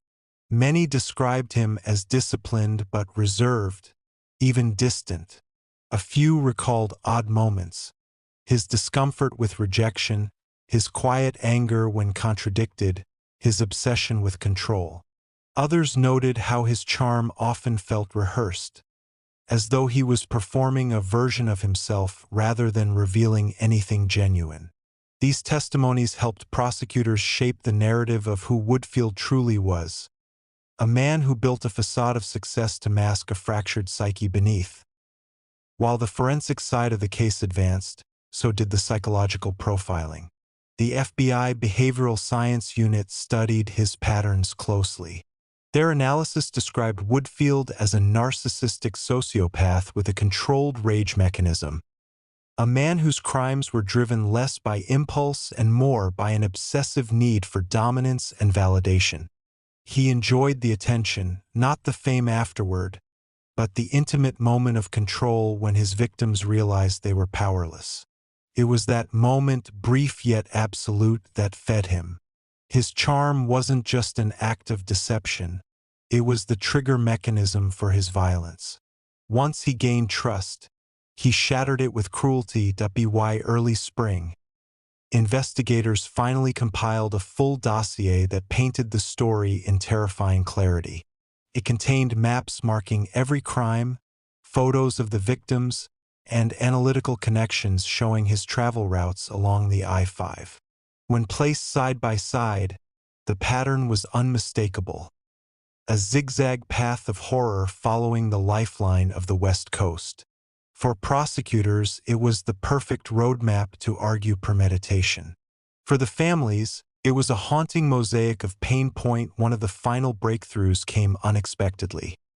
A young police officer remembered a report from years earlier involving a series of indecent exposures in the Salem area, committed by a man who bore a striking resemblance to Woodfield. The pattern of behavior matched perfectly: calculated risk-taking, controlled escalation, and a chilling disregard for consequence. It was evidence of a mind that had long rehearsed the art of predation. The I-5 killer, they realized, had been forming for years before his first known murder. In the midst of all this, Randall Woodfield sat in his cell, calm and unreadable. He continued to deny everything, his statements carefully measured, his eyes betraying nothing. To some officers, he appeared detached, almost proud, as though the chase itself had validated his sense of superiority. To others, he looked like a man still convinced of his invincibility, confident that charm and intelligence would once again allow him to slip through cracks in the system. But the evidence had closed those cracks, sealing his fate more tightly with every discovery. By the end of that winter, the task force was ready. They had mapped his movements, traced his phone calls, and tied his possessions directly to victims. What began as fragments of fear along the interstate had now solidified into one of the strongest cases in Oregon's history. And yet, even as detectives prepared for the trial that would finally bring justice, they couldn't shake the feeling that they were only beginning to understand the full scope of his crimes.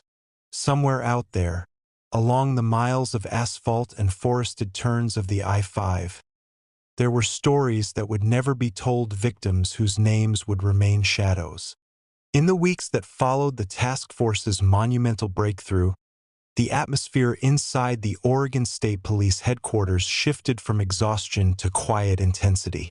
Detectives no longer chased shadows. They were constructing a fortress of evidence. Each report, each photograph, and each lab result was another brick in the wall closing around Randall Woodfield. Yet even with their confidence growing, they all understood that trials involving serial offenders were never guaranteed victories. The defense would attempt to dismantle their case piece by piece, and to convict Woodfield, every element had to be precise, verifiable, and beyond interpretation. One of the most important steps came when investigators began coordinating with forensic laboratories across state lines. Crime scene technicians in Washington, California, and Oregon worked together to analyze samples collected from every known incident along the I-5 corridor.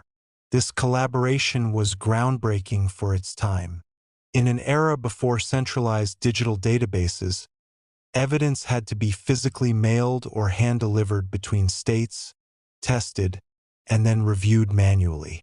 The process was painstaking, but it yielded crucial results. Analysts confirmed that hair and fiber samples from multiple victims matched the same rare synthetic blend used in Woodfield's apartment carpet. It wasn't a random coincidence. It was direct material linkage. At the same time, ballistics experts confirmed that the .32 caliber revolver retrieved from Woodfield's car was not just similar but a ballistic match to shell casings recovered from crime scenes across Oregon. The grooves and markings on the bullets lined up like fingerprints. When shown these findings, the prosecutors smiled grimly. That gun had effectively spoken for the dead. But perhaps the most emotionally charged evidence came from the eyewitnesses, the survivors whose lives had been split between before and after. Each testimony carried an emotional weight that written reports could never fully capture. They remembered his voice, his movements, his unshakable calm. One woman described how he made her feel as though she were part of a performance, as though her fear was something he observed clinically, not emotionally. Another survivor recalled how, after the attack, he looked at her with almost pity. Not remorse, but the detached curiosity of someone who saw people as objects in his own narrative. These accounts, layered over time, painted a psychological portrait far darker than even the evidence could show. Detectives knew that the success of the prosecution depended heavily on these voices. They worked closely with the survivors, ensuring they felt protected, preparing them for the brutal questions they would face on the stand. In private, some of the officers confessed that meeting these women, hearing their stories firsthand, reminded them why the pursuit had consumed so much of their lives. It wasn't just about solving a case anymore. It was about restoring humanity to those whom Woodfield had tried to erase. Meanwhile, the prosecutors built their narrative with surgical precision. They structured the case around a sequence of undeniable connections: forensic consistency, ballistic evidence, and behavioral repetition. Each element supported the other, forming a chain so tight that no single link could be attacked without the others pulling it back into place. And through it all, Woodfield remained composed, offering no confession, no emotion, and no cooperation. His silence became part of the prosecution's weapon, a void that spoke louder than words. In March 1981.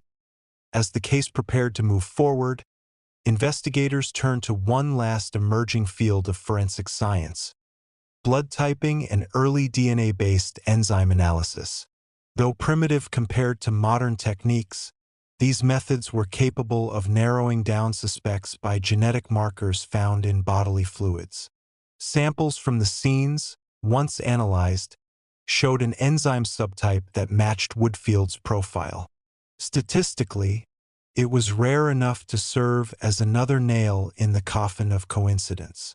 The task force understood they were working at the edge of scientific innovation, and it gave them confidence that this case wasn't just a pursuit of justice, but also a leap forward in how justice was achieved. As the evidence solidified, media coverage exploded. Newspapers and television networks followed every development, and the public couldn't look away from the unfolding story of the I-5 killer. His double life fascinated and horrified people. The handsome former football player who had turned the highways into hunting grounds. In interviews, detectives described him as the most deceptive criminal they had ever encountered. The contrast between the image of Randall Woodfield, clean-cut, confident, athletic, and the monster behind his crimes made the story almost surreal. It forced the public to confront the uncomfortable truth that evil could wear the most familiar face. Inside the holding facility, Randall remained eerily calm. He spent most of his time alone, reading or writing short letters to acquaintances.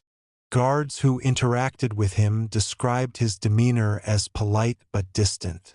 He rarely spoke about his case, and when he did, he framed himself as misunderstood, even victimized. One correctional officer remembered him saying, "They're building a story, and I just happened to fit it." It was the same subtle manipulation he had used his entire life, the belief that with enough charm and control, he could reshape the narrative around him. But control was slipping. More victims began to come forward as media coverage spread. Women who had survived encounters years earlier but had been too afraid or ashamed to speak. Their stories matched the same pattern. The sudden approach, the calm conversation that turned violent, the cold detachment afterward. Each new statement added weight to the prosecution's case and expanded the known timeline of his offenses. Some of these attacks reached back before the main I-5 series, suggesting that Randall's first crimes had occurred years earlier, perhaps even during his brief football career. As the task force continued cross-referencing these accounts, they realized that many crimes previously considered unsolved, scattered along the Pacific Northwest, fit perfectly within his operational radius. The evidence didn't just connect him to a handful of murders. It pointed to a potential string of over a dozen, perhaps even more. Yet, the prosecutors knew they had to focus their efforts on the cases with the strongest forensic proof. To convict him, precision mattered more than scope. When the official indictment was finally drafted, it was staggering. It listed multiple counts of murder, sexual assault, attempted murder, and armed robbery, each supported by testimony and forensic correlation. In the long, dimly lit corridors of the courthouse, officers who had spent years tracking him felt both satisfaction and sorrow. The victory was hollow in some ways.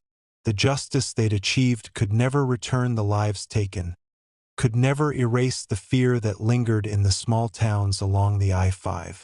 But it was something. It was a declaration that the faceless killer who haunted the highways had finally been forced into the light. And yet, behind that light, a darker realization loomed. Even as Randall Woodfield sat in his cell awaiting trial, investigators were still finding new cases that bore his unmistakable mark. Each discovery suggested that the true scale of his crimes might never be fully known. The I-5 killer, they realized, had been more than just a man. He was a pattern, a psychology, a phenomenon that stretched beyond the reach of any one case file. Chapter 11: The Arrest, the Fall of Randall Woodfield. The morning Randall Brent Woodfield was arrested did not begin with flashing lights or dramatic confrontations. It began quietly, almost eerily ordinary, as if the calm of routine was determined to conceal the storm about to break. On March 7, 1981, detectives from the Oregon State Police and the Portland Police Bureau assembled at dawn outside a modest apartment complex in Springfield, Oregon. The winter air was crisp, and the fog hung low, veiling the rows of beige buildings that had, for months, been his hiding place in plain sight. The man they were about to arrest had once walked among them as a symbol of promise. The ex-football player, the neighbor who smiled, the polite visitor who held open doors. Now that same man had become the most feared name on the West Coast. Detective Jim Lawrence, one of the lead investigators, remembered the silence of that morning more vividly than the sound of the arrest itself. It was strange, he would later say, because it didn't feel like we were taking down a monster. It felt like we were waking one up. For months, they had studied his patterns, his movements, the rhythm of his violence that traced the I-5 like a dark heartbeat. When they finally moved in, they did so not with anger but with a cold precision born from exhaustion and grim necessity. Randall was still half asleep when the knock came. He opened the door, disoriented, his expression flickering from confusion to recognition. For a brief moment, the charm that had fooled so many tried to surface, that same easy, practiced smile he'd used to disarm strangers. But the men at his door weren't strangers. They were the culmination of years of pursuit, the faces he'd unknowingly left clues for, one crime after another. Randall Woodfield, one detective announced firmly, "You're under arrest for the murder of Sherry Hull and Lisa Garcia, and for a series of violent assaults along the I-5 corridor." The words seemed to hang in the air. Randall didn't resist. He didn't shout or argue. He just nodded once, as though accepting a role he had known was inevitable. The handcuffs clicked into place, and the image of the former Green Bay Packer being led out in silence would become one of the most haunting photographs in Oregon's criminal history. Inside the interrogation room, the atmosphere was heavy with anticipation. The detectives had spent months preparing for this moment, crafting a strategy to draw him out. They knew Randall's ego was both his armor and his weakness. The plan was to make him feel superior, to let him believe he could outthink them. When he was brought in, wearing a plain gray sweatshirt and jeans, he seemed calm, collected. He looked more like a man sitting down for a business meeting than someone accused of multiple murders. Detective Lawrence began gently, almost conversationally. "You know why you're here, don't you, Randall?" Woodfield leaned back in his chair, his eyes flickering with that quiet arrogance that had become so familiar to those who studied him. "You're making a mistake," he said smoothly. "You've been listening to too many stories." But the detectives had facts, not stories. They laid out the photographs one by one, crime scenes, ballistic comparisons, fiber evidence, survivor sketches. They didn't accuse him. They let the silence accuse him. Each image was another brick in the wall closing around him. Randall's mask slipped only once. When shown the photograph of Lisa Garcia, the survivor who had identified him, his composure faltered. He looked at it for a long moment, then said softly, "I don't know her." But his tone betrayed a flicker of recognition. A tiny, involuntary crack in the smooth surface of denial. Over the following hours, he said little. He denied every accusation, insisting that the police were desperate to find a scapegoat. Yet, The calmness with which he responded to the litany of horrors attributed to him unsettled even the most experienced officers. There was no anger, no frustration, just calculation. One detective later said, "He wasn't trying to prove his innocence. He was trying to see what we knew." Outside the interrogation room, the atmosphere was electric. Reporters were already gathering outside the precinct. The story of the I-5 killer had gripped the public imagination like few cases before it. To many, Randall's arrest was the final act of a long nightmare that had stretched across 3 states. The public had watched the terror unfold in headlines: "Highway killer strikes again," "Former athlete linked to series of murders," "The smiling stranger on I-5. Now, at last, they had a face, a name, a man behind the fear. But for the detectives, there was no celebration. They had seen too much to feel triumph. The sheer scale of the crimes was still unfolding. Every new day brought fresh reports, cases that matched his signature, unsolved assaults suddenly making grim sense in retrospect. Each new link expanded the web of violence until it was clear that Randall's actions had left scars across hundreds of miles and dozens of lives. That afternoon, when the booking photo was taken, Woodfield stared directly into the camera, expressionless. The same face that once appeared in sports magazines and community newspapers was now immortalized as that of a predator. It was the photograph of a man who believed he could control the story even as it collapsed around him. During his transfer to the county jail, reporters shouted questions through the fencing. "Randall, do you have anything to say to the families? Did you do it? How many victims were there?" He said nothing. He kept his eyes forward, his posture unervingly composed. That composure would become his trademark throughout the trial, the chilling calm of someone who had long practiced detachment. Inside his cell, Randall maintained the same eerie poise.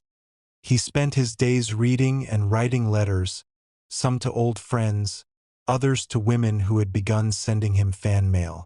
It was a phenomenon that both disgusted and bewildered the detectives. Even in captivity, his manipulation reached beyond the walls.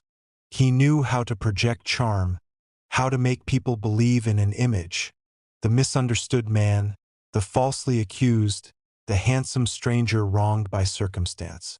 It was the same pattern that had lured his victims. While investigators finalized their reports and prosecutors built their case, Woodfield's psychological profile was under review by experts. The analysis painted a chilling picture. A man devoid of empathy, driven by control, sexual dominance, and a pathological need to assert superiority. He exhibited traits consistent with narcissistic and antisocial personality disorders, though he was fully aware of his actions and their consequences. In other words, he wasn't insane, he was calculated.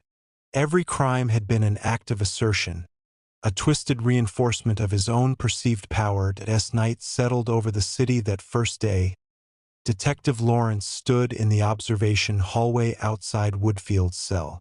Through the narrow window, he watched the man sitting quietly on his cot, the faint light outlining the sharpness of his profile. For the first time in years, the detective allowed himself a moment of stillness. The chase was over. The I-5 killer was behind bars. But deep down, he knew this wasn't the end.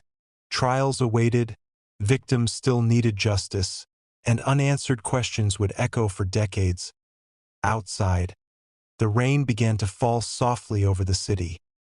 The same cold, familiar rain that had so often covered the I-5 as patrol cars chased darkness into dawn. For the first time in years, Oregon slept a little easier. The monster who had haunted their highways had finally been caught. The days following Randall Woodfield's arrest were charged with tension and disbelief. The news spread across Oregon and up the West Coast like wildfire, every headline echoing a similar sense of horror. that the man accused of being the I-5 killer had once been an athlete, a figure of respect, and a familiar face in the community. Television cameras surrounded the courthouse as the first images of him in custody appeared. He looked calm, unshaken, his clean-cut features and cold gaze contrasting violently with the crimes now associated with his name. To the public, it was the ultimate betrayal of appearances. A man who had once symbolized discipline and success now stood as one of the most prolific killers in American history. Inside the jail, Randall remained eerily composed. Detectives described him as polite but detached, always maintaining a kind of calculated calm that unsettled everyone who dealt with him. He asked for small comforts, a book, a pen, a cup of coffee, as though nothing extraordinary had occurred. It was as if his mind refused to process the gravity of his situation. But beneath that composure, there was something else, a deep awareness of his own legend forming. He read every newspaper clipping, watched every mention of himself on the small TV in the common area, and smiled slightly when his name was spoken. He knew he had become more than a man. He had become a myth, and to someone like Randall that meant power. The investigators, however, were far from done. They weren't satisfied with simply arresting him. They wanted to ensure that his case was unbreakable. Every detail had to be corroborated, every witness protected, every piece of evidence tested again and again. The fiber matches, the ballistics, the phone records, the eyewitness identifications, it all had to fit seamlessly. The I-5 task force had learned early on that Randall was a master of evasion, a man capable of manipulating any system that wasn't airtight. This time, there would be no loopholes, no chance for him to slip through. Prosecutors began building what would become one of the most detailed criminal cases in Oregon's history. They divided his crimes into categories: homicides, sexual assaults, robberies, abductions, and tracked them across jurisdictions. The goal was to start with the strongest case, one where the physical evidence and eyewitness testimony were indisputable. That case was the attack in Redding, California, and the double shooting of Sherry Hull and Lisa Garcia in Kaiser, Oregon. Lisa's survival and positive identification made it the ideal foundation. In preparation for the trial, detectives traveled once again along the I-5, revisiting every site of horror that bore his signature.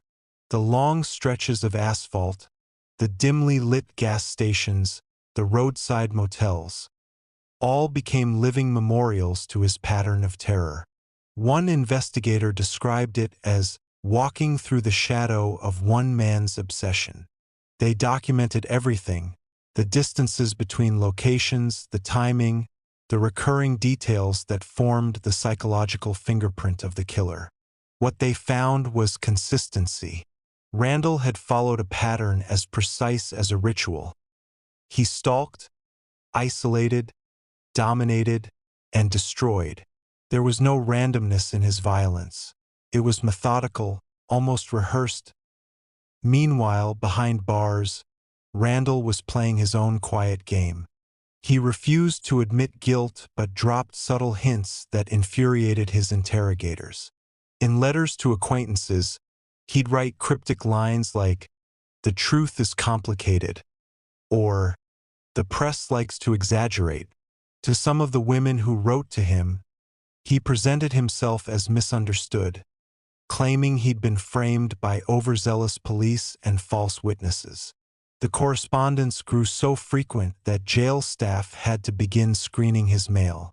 Despite being locked away, he still found ways to manipulate. He was no longer roaming highways, he was roaming minds.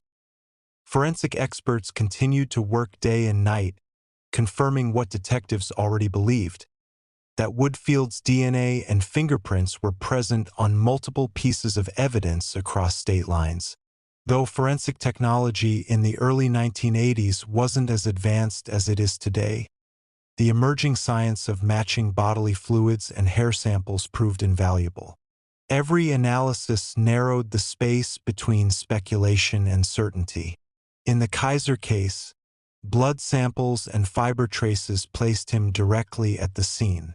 When presented with the evidence, Randall offered only his trademark smirk and a shrug. The weight of the crimes began to take an emotional toll on the investigators. Many had spent years tracking the I-5 attacks, interviewing survivors, and piecing together fragments of horror that led nowhere, until now. Finally seeing the man responsible brought both relief and a strange kind of sorrow. He wasn't the monstrous figure many had imagined. He was ordinary, too ordinary. That was the hardest truth for everyone to accept. Evil, it seemed, wore a face that could blend into any crowd. As the prosecution's case solidified, the media frenzy intensified. Reporters from across the country descended on Oregon. Every day, new details surfaced. His time with the Green Bay Packers, his earlier arrests for indecent exposure, his pattern of using charm as a weapon. His fall from grace became a public obsession. Former teammates expressed disbelief, describing how Randall had been quiet, almost withdrawn, during his brief time in professional football. Coaches remembered him as disciplined but odd, a man who avoided camaraderie. In hindsight, everyone seemed to recall subtle hints that now felt like warnings missed. In one of his final interviews before the trial began, Detective Lawrence summarized the mood of the investigation team perfectly. "We weren't just chasing a killer, we were chasing a ghost. A man who could pass through any life and leave devastation without ever being seen for who he was. Now that we've caught him, it's like trying to understand a shadow." The arrest had given the victims' families their first taste of justice, but it also reopened wounds. Parents and siblings attended hearings, watching as the man accused of destroying their lives sat quietly, often with that same detached gaze. His silence felt cruel, as if he denied them even the satisfaction of anger. Some found comfort in knowing he would never again walk free. Others feared the depth of his crimes might never be fully known. As days turned into weeks, more victims came forward. Survivors who had lived with the weight of their trauma, unsure if their attacker would ever be caught. Many described the same chilling details. A polite man, a gun, a calm voice, a sudden eruption of violence. Their stories, once isolated, now formed a collective truth that made the scope of his evil undeniable. The I-5 corridor had been his stage, and now the entire country was watching its curtain close. By the time Randall Woodfield was officially indicted on multiple counts of murder, sexual assault, and robbery, he had become one of the most notorious criminals in modern American history. The public fascination bordered on obsession. Television specials dissected his life. Magazines printed photo spreads comparing his football days to his mugshot, and psychologists debated his motives on live broadcasts. To law enforcement, though, he was not a mystery. He was a man who had finally run out of road in the end. As the rain fell outside the Marion County Courthouse, a detective who had spent 3 years tracking him whispered what everyone in the room felt. "The chase is over, but the darkness he left behind will never fade." Chapter 12: The Trial, the Courtroom of Shadows. When the trial of Randall Brent Woodfield began in 1981, it was not just another criminal proceeding. It was a moment that transfixed the nation. The courtroom in Marion County, Oregon, became a place where horror met disbelief, where families of victims sat only a few feet from the man accused of orchestrating one of the most methodical reigns of terror the Pacific Northwest had ever known. From the moment the doors opened, every seat was filled. Reporters, sketch artists, and law students crowded the benches, their notebooks poised to capture what many were already calling the I-5 killer trial. Randall entered the courtroom in a neatly pressed suit, his hair combed, his expression unreadable. There was no sign of anxiety or remorse. Instead, he carried himself with the calm detachment of someone who believed he could still control the narrative. To the untrained eye, he could have been mistaken for a businessman or an attorney. Only the heavy security presence and the murmurs of those who had followed the case betrayed the reality of who he was. A man accused of crimes so violent and senseless that even seasoned detectives had been shaken by their brutality. The prosecution opened with a statement that left the room in silence. This case, the district attorney began, is about a man who turned the highways of the Pacific Northwest into a corridor of fear. A man who used charm as his disguise and violence as his language. The evidence will show that Randall Woodfield is the I-5 killer. Each word was deliberate, each pause perfectly timed, and as photographs of the victims were projected for the court to see, a palpable wave of grief spread through the gallery. Mothers wept quietly. Reporters lowered their pens. Even the judge, who had presided over countless trials, looked briefly down at his notes to compose himself. The defense, in stark contrast, painted a picture of a man misunderstood and scapegoated by circumstance. They argued that Randall was the victim of hysteria, a convenient face for a series of crimes that had terrified 3 states. His attorney emphasized his background: a college graduate, a professional athlete, a man with no proven history of violence before the alleged offenses. They pointed to the lack of direct eyewitnesses for some of the murders, the inconsistencies in memory, the supposed contamination of forensic evidence. Their tone was calm, their words rehearsed, designed to plant just enough doubt to slow the tide of certainty that was gathering against him. But the evidence was relentless. The prosecution began by establishing the timeline. A chilling, methodical march of violence that began with armed robberies and escalated into sexual assaults and murder. Each crime along the I-5 corridor was laid out with precision. Maps covered the courtroom wall, showing the path of terror stretching from Washington to California. Red pins marked the places where women vanished or were attacked. As the pattern became visible to everyone in the room, a collective realization dawned. These were not isolated incidents. They were the work of a single, methodical mind. Then came the survivors. One by one, they took the stand, their voices trembling but steady, their memories painfully clear. Lisa Garcia was among the first. Her testimony was a moment that left the courtroom utterly still.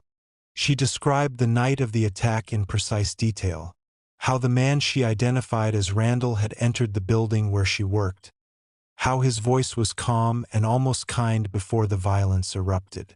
She told the jury about the gun, the tape, the cold precision of his movements.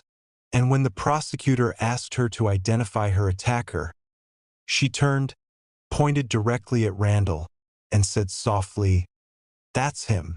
For a fraction of a second, Woodfield's composure wavered.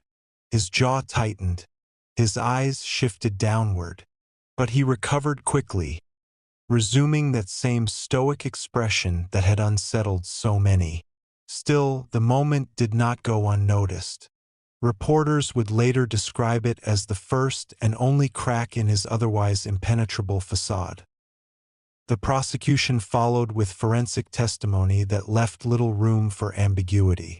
Experts explained how fibers from Woodfield's carpet matched those found on the victim's clothing, how hair samples were consistent with his own, and how ballistic tests confirmed that the gun linked to him was used in multiple shootings along the interstate. They displayed a map overlay of his known travel routes, aligning perfectly with the timeline of attacks. The evidence was scientific, unemotional, and devastatingly precise. One of the most chilling pieces of evidence presented was the pattern of phone calls made from payphones near the crime scenes. Records showed calls made within minutes of several attacks, some to random numbers, others to families of victims. The voice on those calls was calm, almost polite, delivering phrases that investigators described as eerily rehearsed. When analysts compared those recordings to Woodfield's voice, the similarities were undeniable. His tone, his rhythm, even the slight inflection in his phrasing matched. To the jury, it was the sound of a predator reliving his own control. Throughout it all, Randall remained silent. He rarely conferred with his attorney and never showed visible emotion. Some jurors later said his composure was more disturbing than any outburst could have been. "He didn't look like a man defending his life," one juror remarked afterward. "He looked like a man observing a game he thought he could still win." Outside the courthouse, the atmosphere was electric. The trial had become a national fascination. Cameras followed every movement of the defense team. Reporters speculated about the verdict, and newspapers printed side-by-side photos of Randall's smiling athletic portraits and his cold, expressionless courtroom demeanor. The contrast was striking, the fall from the bright fields of the NFL to the shadowed corners of criminal history. The public wanted answers, but the trial offered something darker. A portrait of how easily a life of privilege could twist into a path of destruction. As the days turned into weeks, the prosecution built an iron wall of evidence. Their goal was not only conviction but understanding, to show the pattern, the psychology, the hidden logic of his violence. They called psychologists who described his behavior as that of a classic organized offender, intelligent and calculating, who thrived on dominance and humiliation. They explained how his crimes escalated because control, for him, was an addiction. Each successful attack reinforced his sense of invincibility until he no longer saw victims, only opportunities. The defense countered by questioning the reliability of forensic methods and emphasizing that circumstantial evidence could not prove guilt beyond a reasonable doubt. They even tried to shift the narrative toward Randall's past. His strict upbringing, his failed sports career, his loneliness, as though to humanize him. But their efforts struggled against the mountain of proof already in place. The jury could feel the weight of the pattern, the cold consistency of his crimes. By the time the first month of testimony ended, the courtroom had taken on a rhythm of its own. A slow, grim procession of witnesses, experts, and silent stares from the accused. Every person who entered that room felt it. The air was heavy, the silence before each session almost reverent. It wasn't just a trial anymore. It was the slow unmasking of a man who had fooled everyone around him, his family, his coaches, his friends, until his darkness became undeniable. And yet, even as the evidence mounted, there was one question that hovered unspoken in the courtroom, one that neither side could fully answer. Why? What drove Randall Woodfield to turn highways into hunting grounds? As the second half of Randall Woodfield's trial unfolded, the tone in the courtroom grew heavier, almost reverent, as if everyone inside sensed they were witnessing something more than the prosecution of one man. It had become an exploration of what lies beneath the surface of human civility, how someone could appear ordinary, even successful, yet harbor such an abyss of cruelty within. The prosecution, now confident in the strength of their evidence, began connecting the final threads of their case, turning isolated facts into an undeniable pattern that traced the shape of a killer's mind. They started with the geography of terror. A large map of the Interstate 5 corridor stretched across the courtroom wall, dotted with colored markers representing every confirmed and suspected crime linked to Woodfield. From Bellingham, Washington, down to Medford, Oregon, and into Northern California, the pattern was unmistakable. Each pin followed a near-perfect sequence along the same highway he was known to travel. Every location matched his timeline of movement, Every date matched his days off or known whereabouts. The visual alone, a bright, linear trail of horror, stunned the jury into silence. Then came the letters. Investigators had seized dozens of notes and letters written by Randall while in custody, some addressed to old acquaintances, others to strangers who had written to him after his arrest. The tone of the letters was unnerving, polite, articulate, yet filled with veiled arrogance. In one, he wrote, "People love a villain. They'll always remember your name, even if they forget your story." In another, he hinted at his fascination with control. "The world is a game. Some people play by the rules. Others write their own." When read aloud in court, these words hung in the air like a confession disguised as philosophy. The prosecution's next move was devastating. They called to the stand a forensic pathologist who had studied the crime scenes linked to Woodfield. His testimony painted a portrait of method, each murder committed with the same combination of dominance and precision. The victims, he explained, had not been chosen at random but targeted for their vulnerability and isolation. The crimes revealed premeditation, not impulse. He described the way Woodfield used restraints, the patterns of assault, the psychological need for control reflected in the meticulous staging of each scene. To the jurors, the image forming was clear. This was not the work of chance, but of obsession that as the evidence piled up, Woodfield's demeanor never changed. He sat motionless, eyes occasionally flicking toward the witnesses but never showing emotion. He took notes occasionally, his pen tapping quietly against the paper. At times, he even appeared bored, as if detached from the very crimes being discussed. But those who watched closely saw flickers, a faint tightening of the jaw when certain details emerged, a small smirk when a witness hesitated. To the families in the gallery, that smirk was unbearable. They whispered prayers or looked away, unwilling to give him the satisfaction of their grief. When the defense took its turn again, they faced an almost impossible task. Their strategy shifted toward discrediting witnesses, focusing on inconsistencies in memory, the stress of trauma, and the supposed contamination of evidence. They argued that the prosecution was weaving a narrative of fear rather than presenting hard proof. "The real question," the defense attorney said, "is not whether these crimes were horrific. We all agree they were. But whether the state has proven, beyond all reasonable doubt, that Mr. Woodfield committed them." It was a calculated appeal to logic, one that might have resonated if the emotional gravity of the case weren't so overwhelming. The jury had seen too much, heard too much, and felt too much. The forensic evidence, the survivor's testimony, the pattern of geography, the psychological consistency, it all pointed in one direction. The climax came when the prosecution presented a compilation of his previous arrests, the exhibitionism, the indecent exposure charges, the repeated incidents of harassment that had followed him from high school into adulthood. These were the early warning signs of a darkness that had been building quietly for years. When his former probation officer took the stand, she described him as cold but controlled, a man who seemed to view rules as challenges rather than boundaries. "He didn't fear consequences," she said.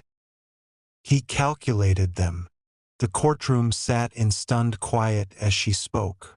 To many, it was the first glimpse into the making of the I-5 killer, not a man suddenly overcome by madness, but one who had been cultivating his impulses beneath a mask of normalcy for decades. The prosecution concluded that this pattern of behavior was not random.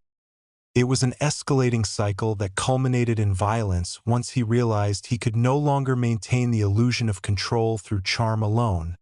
As closing arguments began, the tension in the courtroom was suffocating. The prosecution stood before the jury, their voice steady, their evidence meticulously aligned. "This man," the prosecutor said, pointing toward Randall, "believed he was smarter than everyone. Smarter than his victims, smarter than the police, smarter than justice itself. But evidence doesn't lie. Patterns don't lie. He turned our highways into hunting grounds, and he believed he could disappear into the crowd. Today we end that illusion." Then came the defense's final attempt. They spoke of the dangers of public hysteria, of the presumption of innocence, of the need to separate fear from fact. Their words were eloquent, almost poetic, but they fell against the weight of the testimony that had filled the courtroom for months. The jurors, their faces weary and pale, seemed already convinced. When the case was finally handed to the jury, the world seemed to pause. Reporters crowded the courthouse steps, television crews waited for the verdict, and the families of the victims sat together in quiet solidarity. Hours passed, stretching into the night. Inside the jury room, the evidence was reviewed once more, every photo, every testimony, every trace of the path he had carved through the Pacific Northwest. There was little disagreement. When the jury returned, the silence in the courtroom was absolute. The foreman stood, hands trembling slightly as he unfolded the verdict slip. His voice was soft but firm as he read the words that would echo across headlines the next morning. "We, the jury, find the defendant, Randall Brent Woodfield, guilty on all counts." Gasps filled the room. Some wept quietly. Others simply closed their eyes in relief. For a moment, the world seemed to breathe again. Randall showed no reaction. He stood, hands clasped in front of him, and looked straight ahead, his expression unchanged. The judge thanked the jury, then turned to Woodfield and delivered the sentence. Life in prison plus 165 years, ensuring that the man who had once terrorized a highway would never walk free again as he was led away. Someone in the gallery whispered, "Finally." It wasn't a shout of victory, but a sigh of release, the sound of a long nightmare ending. Yet even as the doors closed behind him, the mystery of Randall Woodfield remained. What made him? What twisted the mind of a man who could have lived a life of promise into one of relentless cruelty? The courtroom could deliver justice, but it could never answer that question fully. That question would linger, whispered through the years, haunting the corridors of memory like the echo of tires on a midnight road. Chapter 13, sentenced to silence, life behind bars. When the cell door closed behind Randall Woodfield for the first time as a convicted man, the sound echoed down the long, concrete corridor of the Oregon State Penitentiary. A deep, metallic thud that marked the end of one life and the cold beginning of another. Outside, news cameras lingered as the world slowly processed the trial's outcome. Inside, however, everything was stripped down to a uniform rhythm. The clang of gates, the shuffle of feet, the murmur of guards exchanging brief commands. It was a far cry from the manic freedom of the open highway, from the constant motion that had once defined him.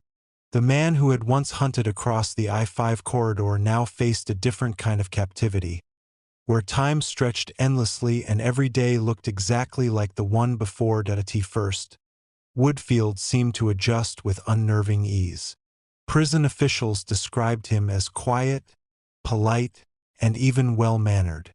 He followed instructions, kept to his schedule, and rarely caused trouble. But those who observed him closely sensed something unusual. There was no remorse in his demeanor, no sense of acceptance or self-reflection. He seemed to view his imprisonment not as a punishment but as an inconvenience, a new environment to adapt to, another system to manipulate.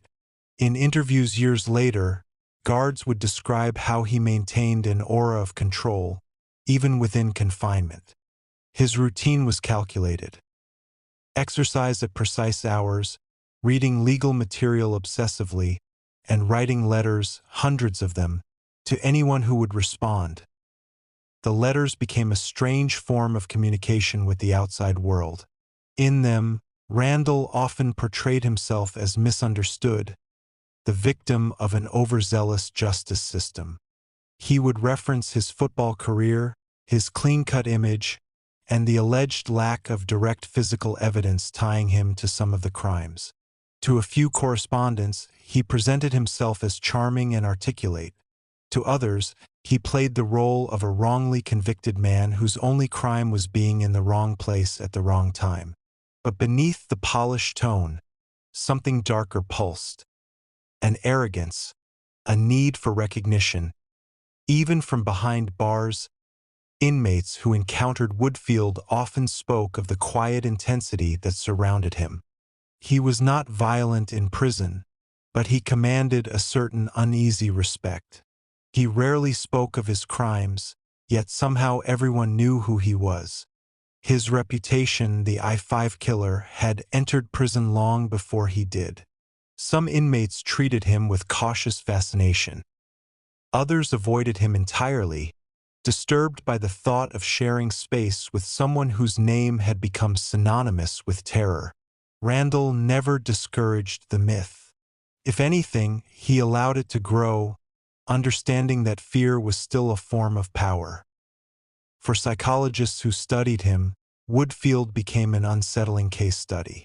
He embodied what experts called narcissistic psychopathy, the blend of self-centered charm and emotional detachment that allows a person to manipulate others without remorse. During evaluations, he often deflected responsibility. When asked about the victims, he responded vaguely or changed the subject entirely. "People see what they want to see," he once told a prison counselor. "They needed a monster, so they made one." The line chilled those who heard it, not because it was defensive, but because of how calmly it was said. As if he truly believed it. Years passed. Investigators continued to link unsolved cases to his pattern. In several cold case reviews across Oregon, Washington, and California, DNA evidence began to close gaps that had lingered for decades. Though he was never charged for all of them, his name surfaced again and again. In police briefings, in forensic reports, in the faded memories of families who had waited years for answers. Yet Randall remained motionless within the walls of the penitentiary, untouched by the renewed investigations. He refused interviews with law enforcement and denied every new accusation. "I've been convicted once," he wrote in a letter to a journalist. "The rest is just noise." But prison has a way of revealing what the world cannot see. Behind the structure of routine, the psychological toll began to show. Inmates noted how Woodfield's confidence occasionally cracked. He grew obsessive about his physical appearance, requesting extra exercise time, trimming his nails meticulously, and keeping his cell spotless. It was as if maintaining control over his environment helped him preserve the illusion of dominance. When that control was interrupted, a guard moving his belongings, a denied request, a missed mail delivery, his composure slipped. His face would harden, and his eyes, usually calm and steady, would flash with sudden, cold fury. There was one particular incident that prison staff remembered vividly. A journalist had published a detailed article revisiting his crimes, focusing not on the killer's notoriety but on the lives of his victims, their names, their families, their stories beyond the violence. The piece went viral, stripping away the glamour that some true crime followers had wrapped around him. When a copy of the article circulated within the prison, Woodfield reacted quietly at first. He read it several times, underlining passages, then tore it into small pieces and flushed them down the toilet. For the rest of the day, he spoke to no one. To those who knew him, it was a moment of rare exposure, as if the reality he'd long denied had suddenly reached through the bars and touched him. Yet that moment passed. Within days, he returned to his routine, back to the rhythm of letters and workouts, back to the silence that seemed to sustain him. The prison warden once remarked, "He's a man who lives inside his own reflection. The mirror is the only thing he answers to." Even decades into his sentence, Woodfield continued to maintain his innocence publicly, though his words often betrayed a hidden pride in the very crimes he denied. His writings grew more philosophical, even grandiose. He quoted literature, mused on morality, and complained about the cultural obsession with serial killers, an irony not lost on those who remembered that he once sought that very attention through fear. The outside world, however, had changed. New generations discovered his story through documentaries, podcasts, and crime archives. To many, the I-5 killer became a chilling reminder of how normal evil can look, how a man once celebrated for his athletic prowess could become one of the most notorious murderers in the Pacific Northwest. Yet inside his cell, Woodfield existed in a suspended reality where time, guilt, and truth blurred together. Every night, the corridor lights dimmed at the same hour, and from his small window he could see a sliver of sky, sometimes clouded, sometimes clear, but always unreachable. It was there, in that small patch of fading blue, that he found the only freedom he had left. And somewhere beyond those walls, the highways he once haunted stretched on, indifferent and endless, carrying travelers who would never know the shadow that once followed their path. As years blurred into decades, Randall Woodfield's existence became an echo chamber of repetition, confined to the narrow routine of incarceration. Time in prison is different. It doesn't pass. It lingers, it circles, it loops. For most inmates, the weight of regret or the faint hope of redemption breaks the monotony. But for Randall, there was no such evolution. He carried himself with the same calculated composure he had when first entering the penitentiary, as if the world outside were nothing more than a dream he had already outgrown. He became something of a ghost story within the prison system.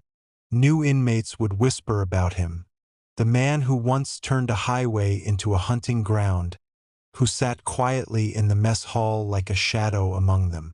Some expected him to be violent, but he never raised his voice or threw a punch. Others thought he might boast of his past, but he rarely spoke of it at all. He seemed to exist on a separate plane, detached yet aware of everything around him. It was this quiet control that made him unsettling. Those who met his gaze described an emptiness that wasn't sadness or anger, just a void, as if he had long ago severed any emotional connection to the world. Despite his silence, Woodfield maintained a meticulous daily pattern. He woke before dawn, did push-ups and sit-ups in neat sets, showered precisely at the same time, and spent hours reading legal books and psychology journals. He wasn't studying for appeal, he was studying people, the mechanisms of thought, the anatomy of control, the structures of influence. Some said he was obsessed with understanding how others saw him, as though decoding perception was a way of reclaiming power. He continued to write letters, though his audience evolved. In the early years, he wrote mostly to friends, relatives, and journalists. But as his notoriety grew, letters began arriving from curious strangers, admirers, amateur criminologists, even those fascinated by his calm demeanor. Some of them wrote to him regularly, forming strange, one-sided correspondences. To these individuals, he projected an image of detached intellect. He spoke of destiny, human duality, and the role of fate in shaping lives. It was as though he were trying to rewrite his own history through philosophy. In one letter that surfaced years later, Woodfield wrote, "Freedom is not the space you occupy, it's the control you possess." The sentence was short, but it encapsulated his worldview. Even confined within concrete and steel, he viewed himself as powerful because he could still manipulate thought, still shape how others perceived him. For someone like Woodfield, attention was oxygen. Silence was not penitence, it was strategy. Prison psychiatrists who interviewed him often left their sessions unsettled. They noted his charisma, the way he would subtly shift topics, drawing them into philosophical tangents that blurred moral lines. He spoke not as a killer seeking forgiveness, but as an observer of humanity, dissecting emotions he could never feel. One doctor later wrote in his report, "He speaks of remorse the way a scientist might describe a chemical reaction, theoretical, distant, unemotional. Yet even in isolation, cracks began to show. Age crept in slowly, dulling his once athletic frame. The years of confinement began to etch themselves into his posture. His hair turning gray, his skin pale from lack of sunlight. The mirror, once an ally, now reflected the erosion of time.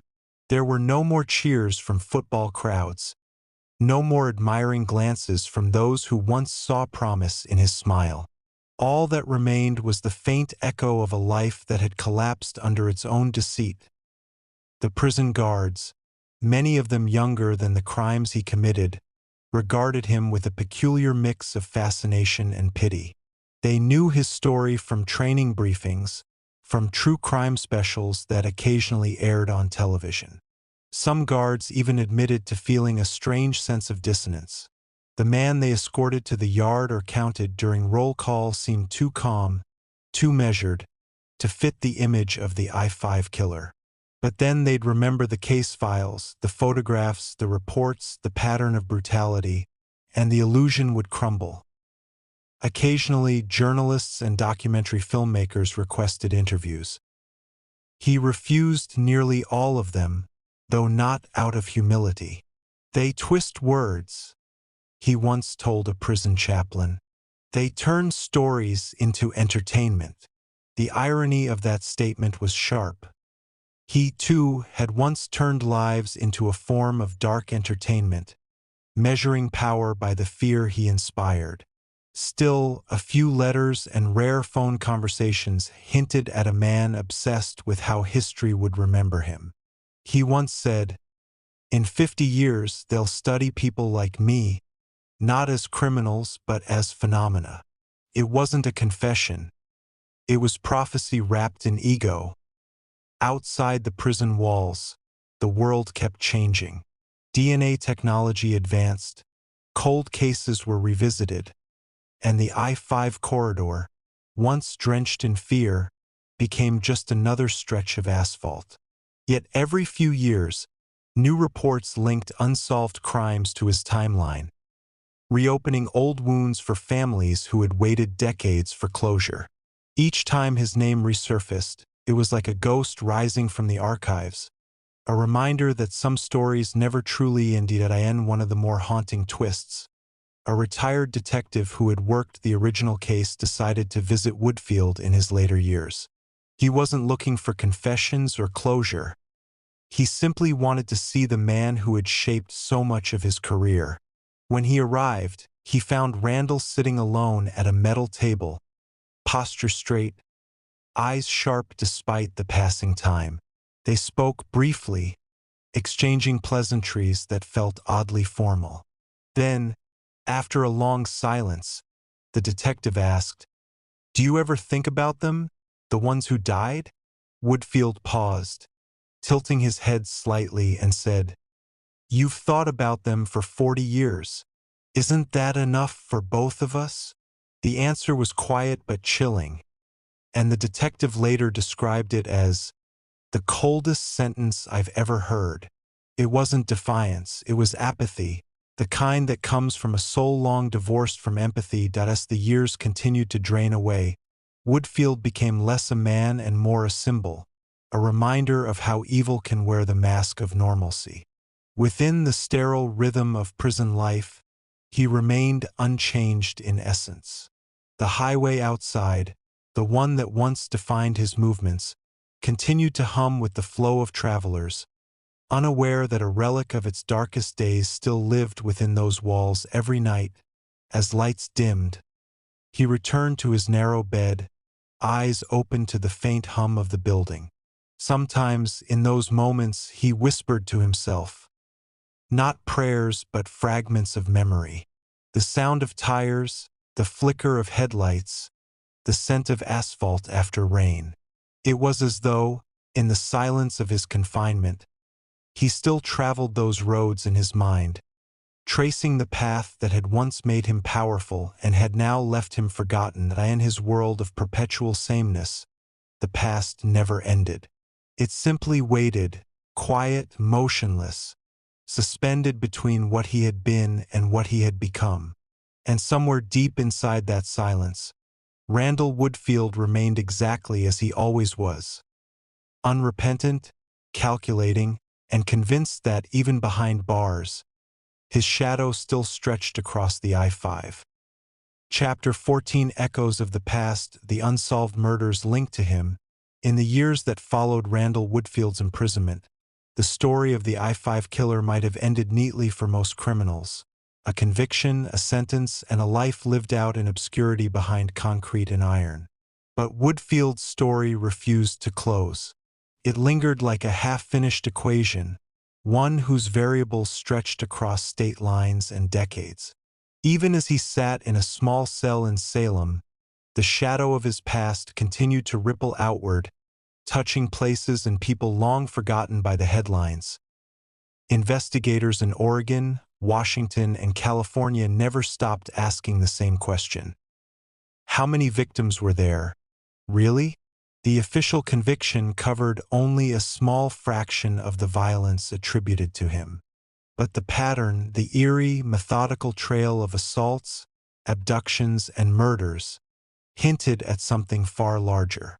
For every confirmed case, there seemed to be 2 or 3 more that bore his unmistakable signature. Similar methods, similar timing, similar cold precision.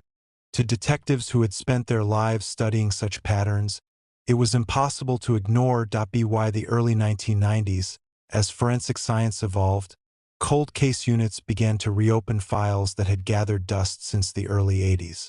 The advances in DNA profiling gave new life to evidence once considered too degraded or inconclusive. For some families, the waiting had lasted more than a decade. Mothers who had kept their daughters' bedrooms intact, fathers who still drove the same roads hoping for closure. Each new test offered a glimmer of hope, but also reopened old wounds. And in many cases, the results pointed back to the same name. Randall Brent Woodfield.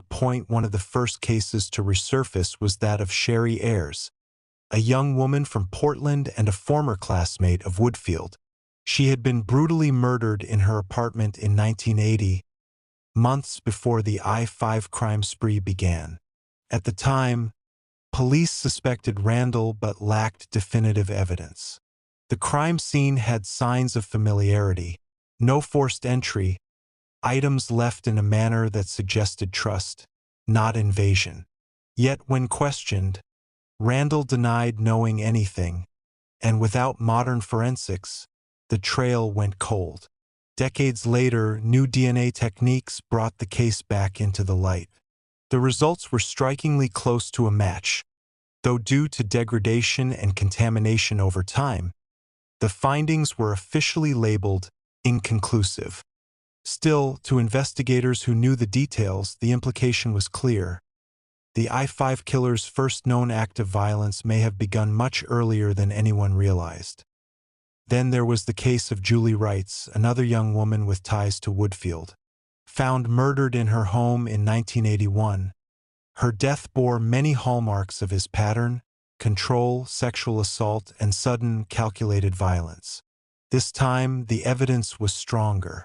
Fibers, fingerprints, and time-frame correlations all aligned, but prosecutors chose not to pursue additional charges, reasoning that Woodfield was already serving life plus 165 years. For the families, that decision was pragmatic but hollow. Justice, they felt, should not be measured in sentencing years, but in truth acknowledged. As these patterns reemerged, journalists began revisiting his story, turning it into a chilling case study of missed opportunities and evolving technology. The question became not just how many victims Woodfield had, but how many could have been saved if the warning signs had been recognized earlier.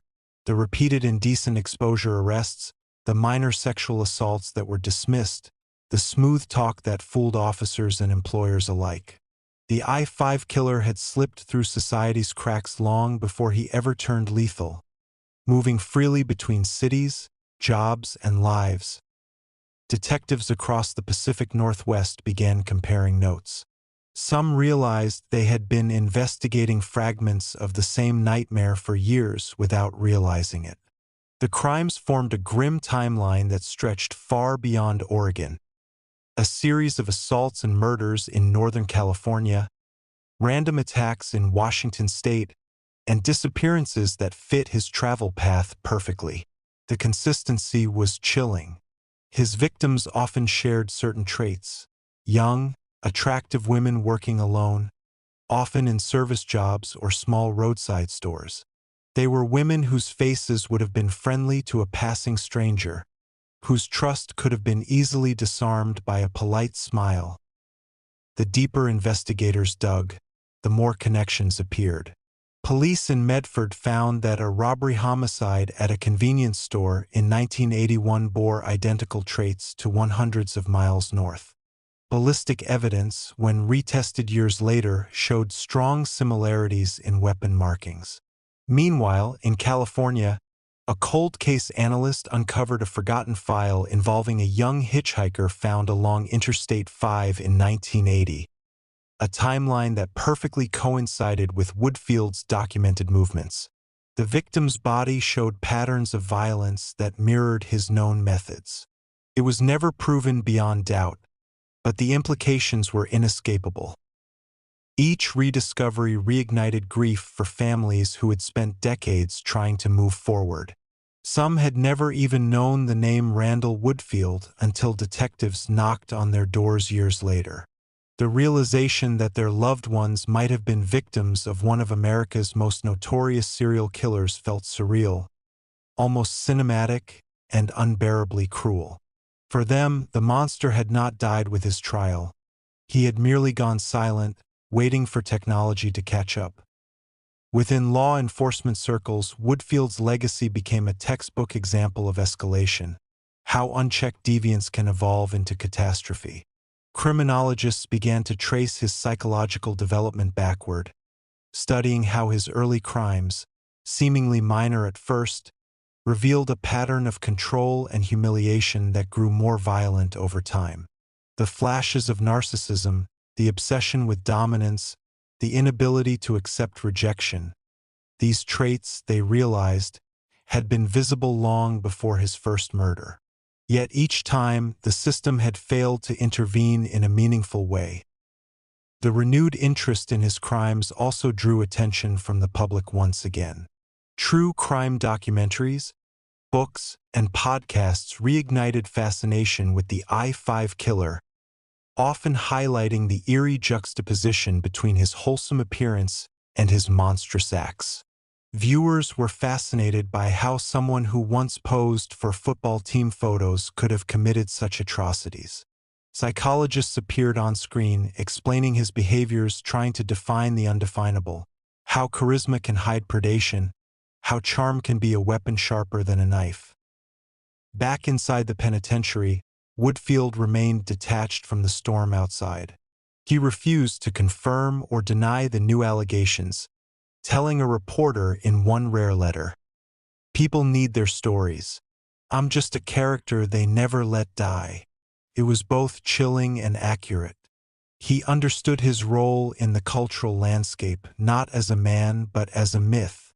Yet behind the myth was the unending ache of families still waiting for closure, investigators still haunted by unsolved files, and a highway forever marked by the ghosts of those who never made it home.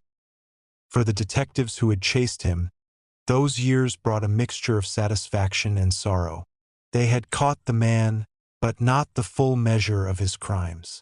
Many retired still believing that the number of victims could be far higher than the public ever knew. Some whispered numbers 30, 40, perhaps more. Each case added a new layer to the puzzle, but the picture was never complete. By the dawn of the 2000s, the legend of the I-5 killer had hardened into one of those grim fixtures in American crime history. A story whispered in criminology classrooms, retold in documentaries with grainy footage and haunting narrations. But beneath the historical retellings, something unsettling persisted. The growing list of names that might have belonged to Randall Woodfield's hidden victims. While his official conviction covered only a handful of murders, the widening scope of investigation made it increasingly clear that the real number could be far greater. Some detectives quietly began referring to him as America's most underrated serial killer, not because his crimes were forgotten, but because the scale of them remained obscured by the fog of time and missing evidence. One of the strongest emerging links came from a cold case in Redding, California. In 1981, a young woman named Sherry Hull had been abducted and found murdered along a stretch of highway that perfectly fit Woodfield's travel pattern. For years, her case sat dormant, but in the early 2000s, DNA testing on preserved evidence revealed partial genetic markers consistent with his profile. It wasn't definitive, the degradation of time and poor storage had weakened the sample, but it reignited speculation that Woodfield's territory extended deeper into California than previously thought. Investigators began to suspect that what they once called the I-5 corridor killings might not have been confined to one state at all. Each rediscovered case seemed to form part of a grim constellation. The victims were often similar, young women working late, isolated, trusting. The attack methods were eerily familiar. A sudden confrontation, a false sense of safety, a calculated control that preceded violence. It was as though Woodfield had written his crimes like a script, repeating it again and again, each act rehearsed and refined. Even his brief attempts at conversation with victims who survived mirrored his twisted need for dominance. He spoke calmly, almost casually, as if the violence were a transaction rather than a crime. What unsettled detectives most wasn't just the brutality but the intelligence behind the pattern. Woodfield had learned to move invisibly. He avoided small communities for too long, then vanished before local authorities could link cases.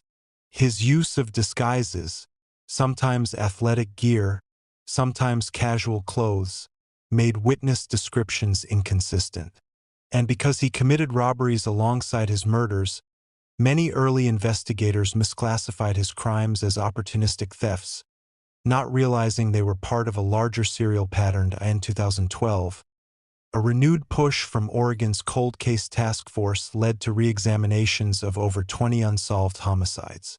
Forensic teams applied next-generation DNA techniques that could isolate fragments from degraded materials once considered useless. Among the reopened cases were several from Salem, Eugene, and as far south as Yreka, California. Patterns of movement, car rentals, and phone records from the early 1980s began to align with Randall's known timeline. The evidence was circumstantial but deeply persuasive. One retired detective, speaking years later in an interview, described it bluntly. Everywhere he stopped, someone disappeared.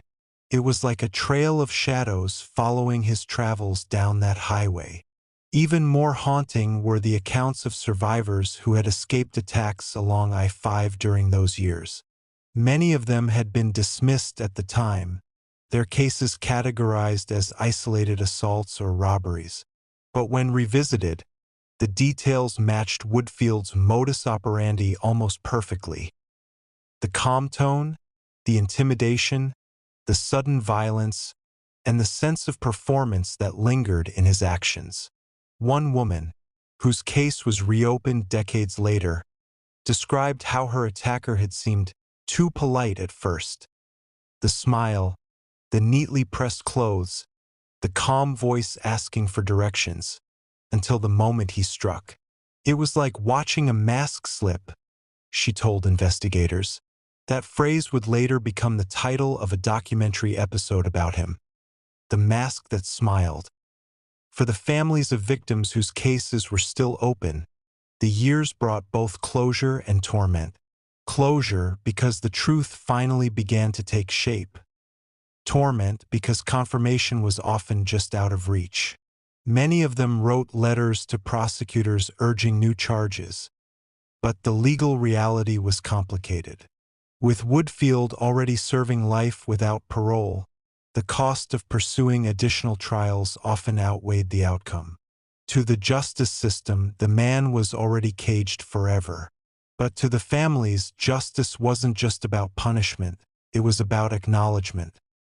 Investigators, too, wrestled with frustration. The more they uncovered, the clearer it became that the system in the late 1970s and early 1980s had underestimated the escalation potential of offenders like Woodfield.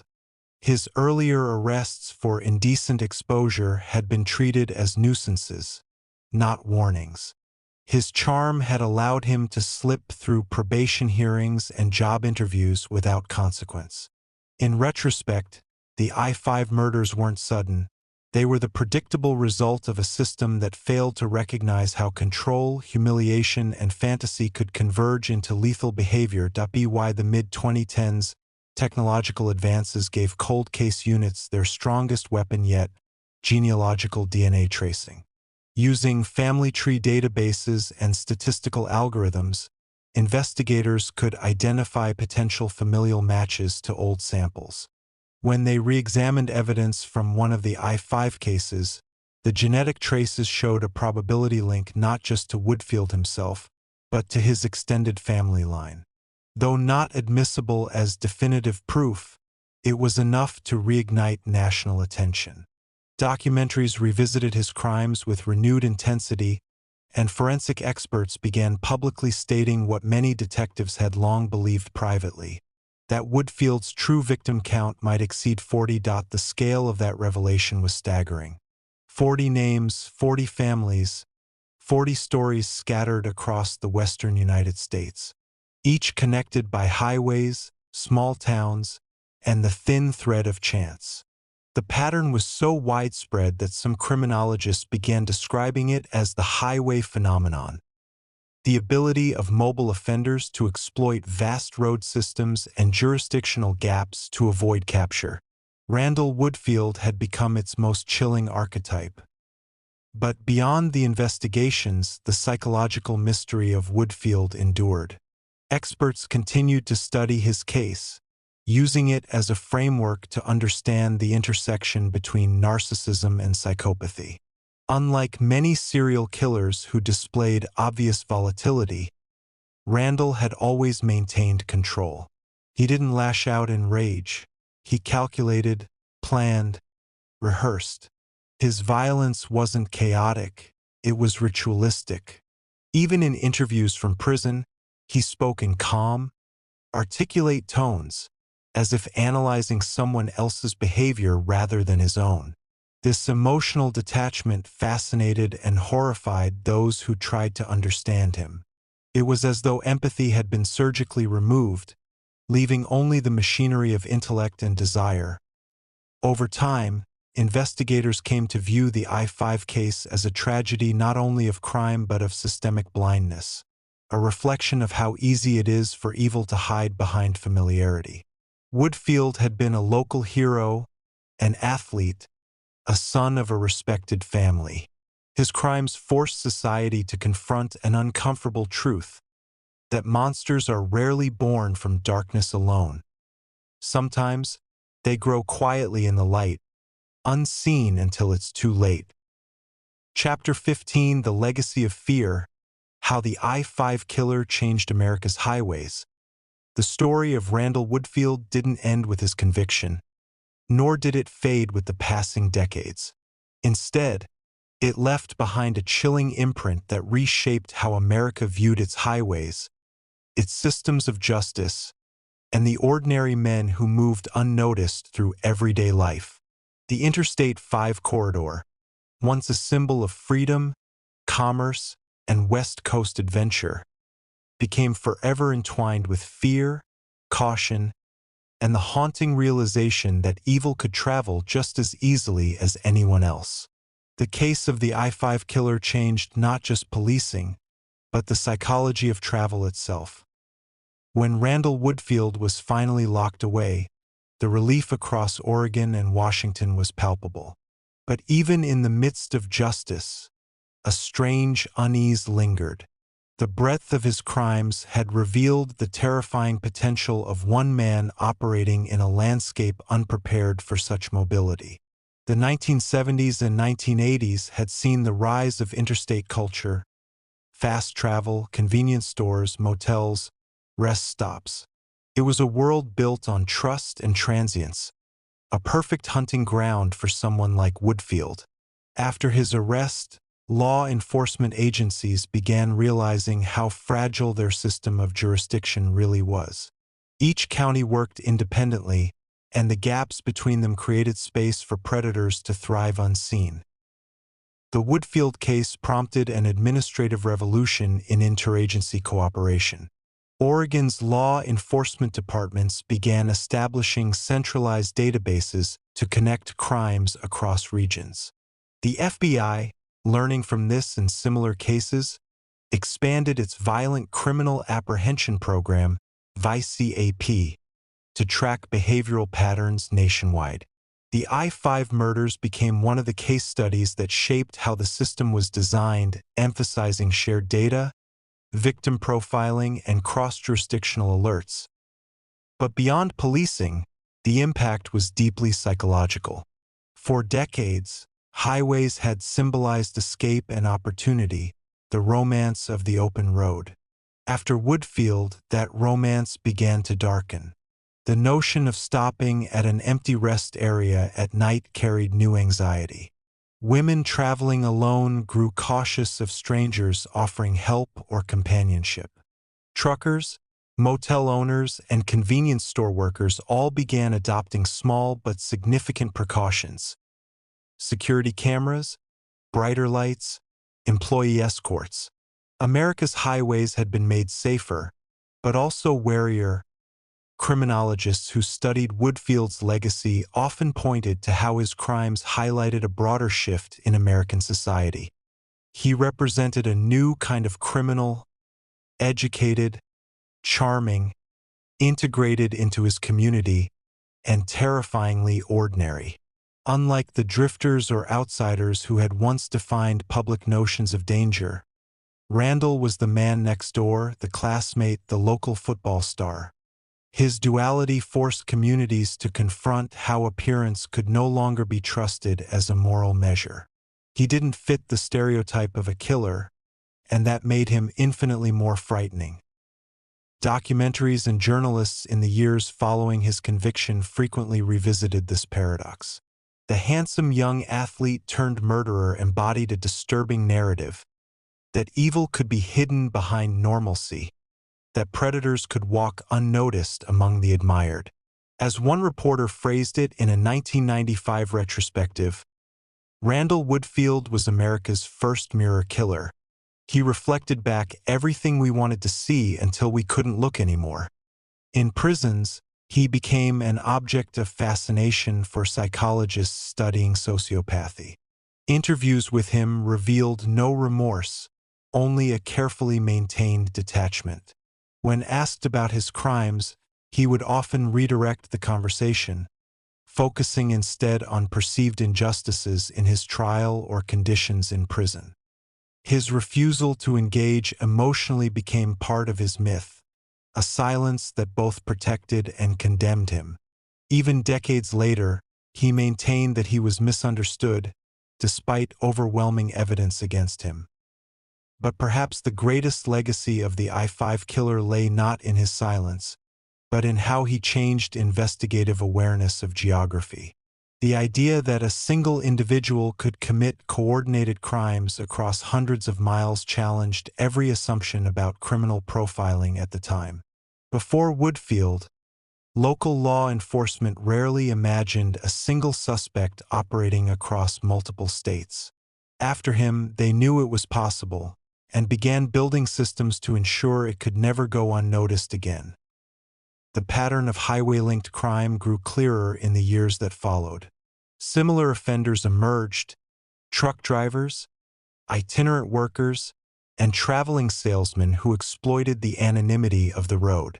Law enforcement coined terms like corridor killers and transient predators, expanding training to recognize their mobility and behavioral markers. Woodfield's case was frequently used as a teaching tool in FBI seminars, a cautionary tale of what could happen when mobility met obsession. In the public mind, too, the I-5 case became a ghost story woven into modern culture. It was retold in late-night television specials, in books, even in whispered roadside legends among long-haul drivers. Some said his ghost still haunted certain rest stops where murders occurred. Others spoke of hearing phantom footsteps near the exits he once used. These were myths, of course, products of fear and imagination, but they revealed something deeper about how the human mind processes horror. When evil hides in plain sight, it becomes more than a crime. It becomes folklore. Yet within the corridors of justice, the case also brought moments of redemption. Investigators who had worked tirelessly to stop him received belated recognition for pioneering new techniques in forensic cooperation. Women's advocacy groups, galvanized by the vulnerability his victims shared, pushed for better safety infrastructure across highways, emergency phones, surveillance, and improved public lighting. Rest areas that had once been dark and desolate became equipped with panic buttons and patrols. The changes were subtle but significant, born directly from the legacy of the I-5 killer. Still, beneath these improvements, the emotional residue of his crimes remained. Families continued to struggle with the long shadows of grief. Many of them became activists, speaking in schools and public forums about personal safety and awareness. Their stories transformed trauma into prevention, ensuring that others might be spared what they endured. In that way, the echoes of Randall's violence gave rise to resilience, a testament to how even in the face of horror, humanity seeks to protect itself through memory. By the late 1990s, the I-5 corridor had been transformed both physically and symbolically. It was no longer just a route of commerce. It was a corridor of remembrance. Every flashing highway patrol light, every surveillance camera, every sign warning travelers to report suspicious activity was, in its own quiet way, a monument to the lessons learned from one man's descent into darkness. And though the world had moved on, though newer crimes would come to occupy headlines, the story of Randall Woodfield remained embedded in the asphalt of those roads, a caution that traveled with every driver who dared the night. As criminologists continued to analyze him, some drew unsettling conclusions. They noted that Woodfield's psychological profile was less about rage and more about performance, an obsession with control, image, and power. To him, each act of violence was not an explosion but a ritual, a stage where he could play both hero and villain, lover and executioner. It was this theatricality that made him so dangerous, and this same theatricality that fascinated those who tried to understand him. He didn't just commit crimes.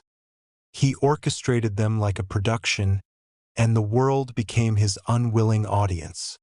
As the years drifted forward, Randall Woodfield's story transformed from a headline into a case study, from a man into a symbol.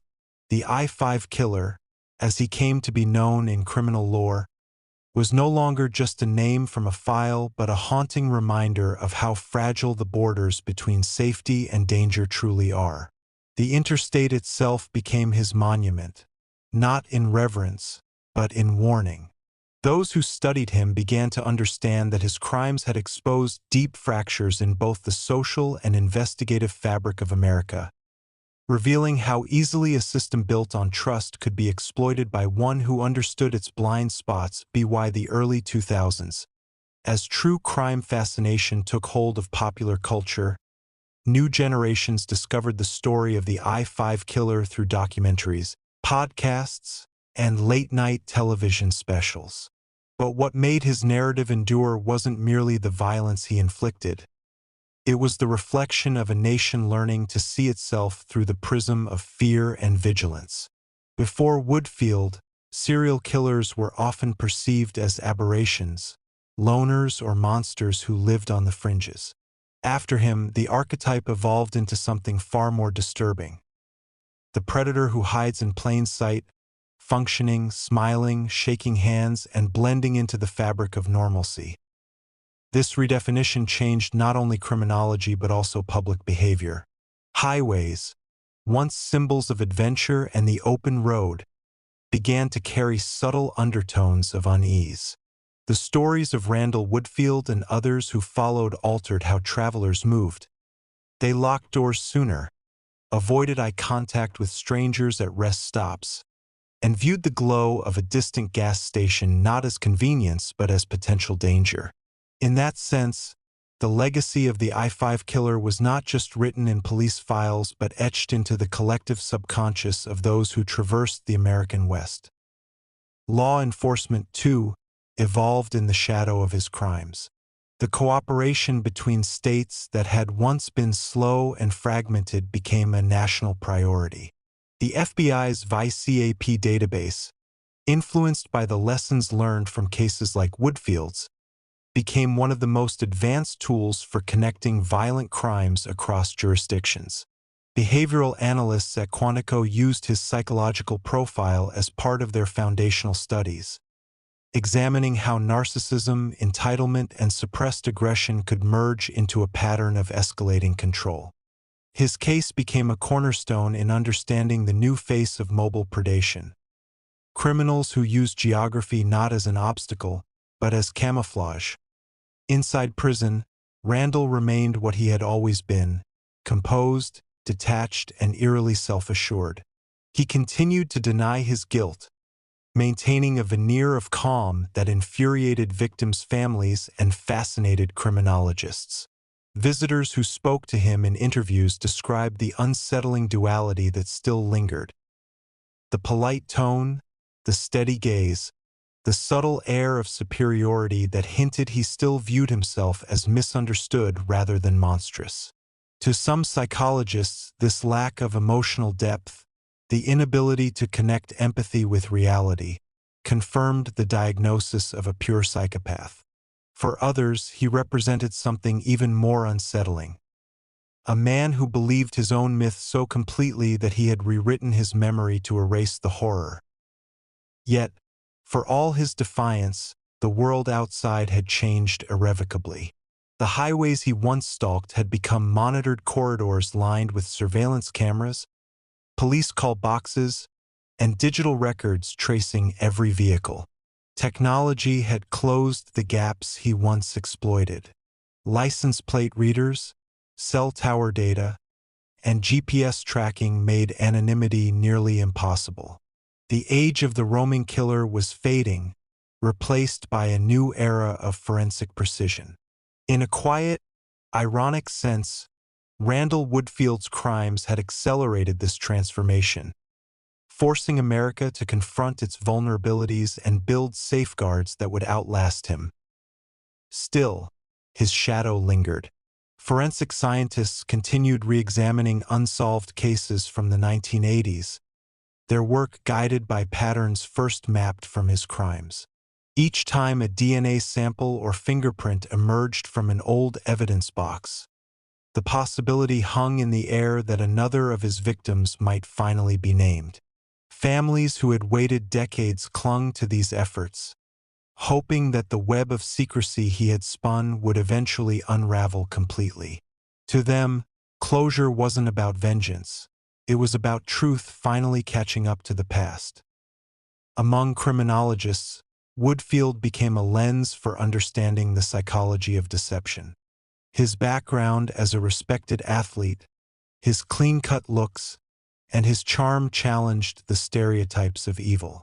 In seminars and textbooks, his case was often juxtaposed with figures like Ted Bundy, another attractive, articulate man who had weaponized trust to gain access to his victims. Both men embodied the notion that charisma could be a mask for darkness, and that the most dangerous predators are often those who appear least threatening. This realization profoundly altered how investigators, psychologists, and even the public evaluated human behavior. His crimes also inspired significant shifts in community awareness. The 1980s had been an era when people left doors unlocked and trusted friendly strangers. After the revelations of the I-5 case, public safety campaigns urged caution in new ways, promoting self-defense education, travel check-ins, and emergency response systems. The message was clear. Vigilance was not paranoia, but protection. Parents began teaching their children to recognize manipulation, to understand that a friendly face was not always a safe one. It was an uncomfortable but necessary awakening.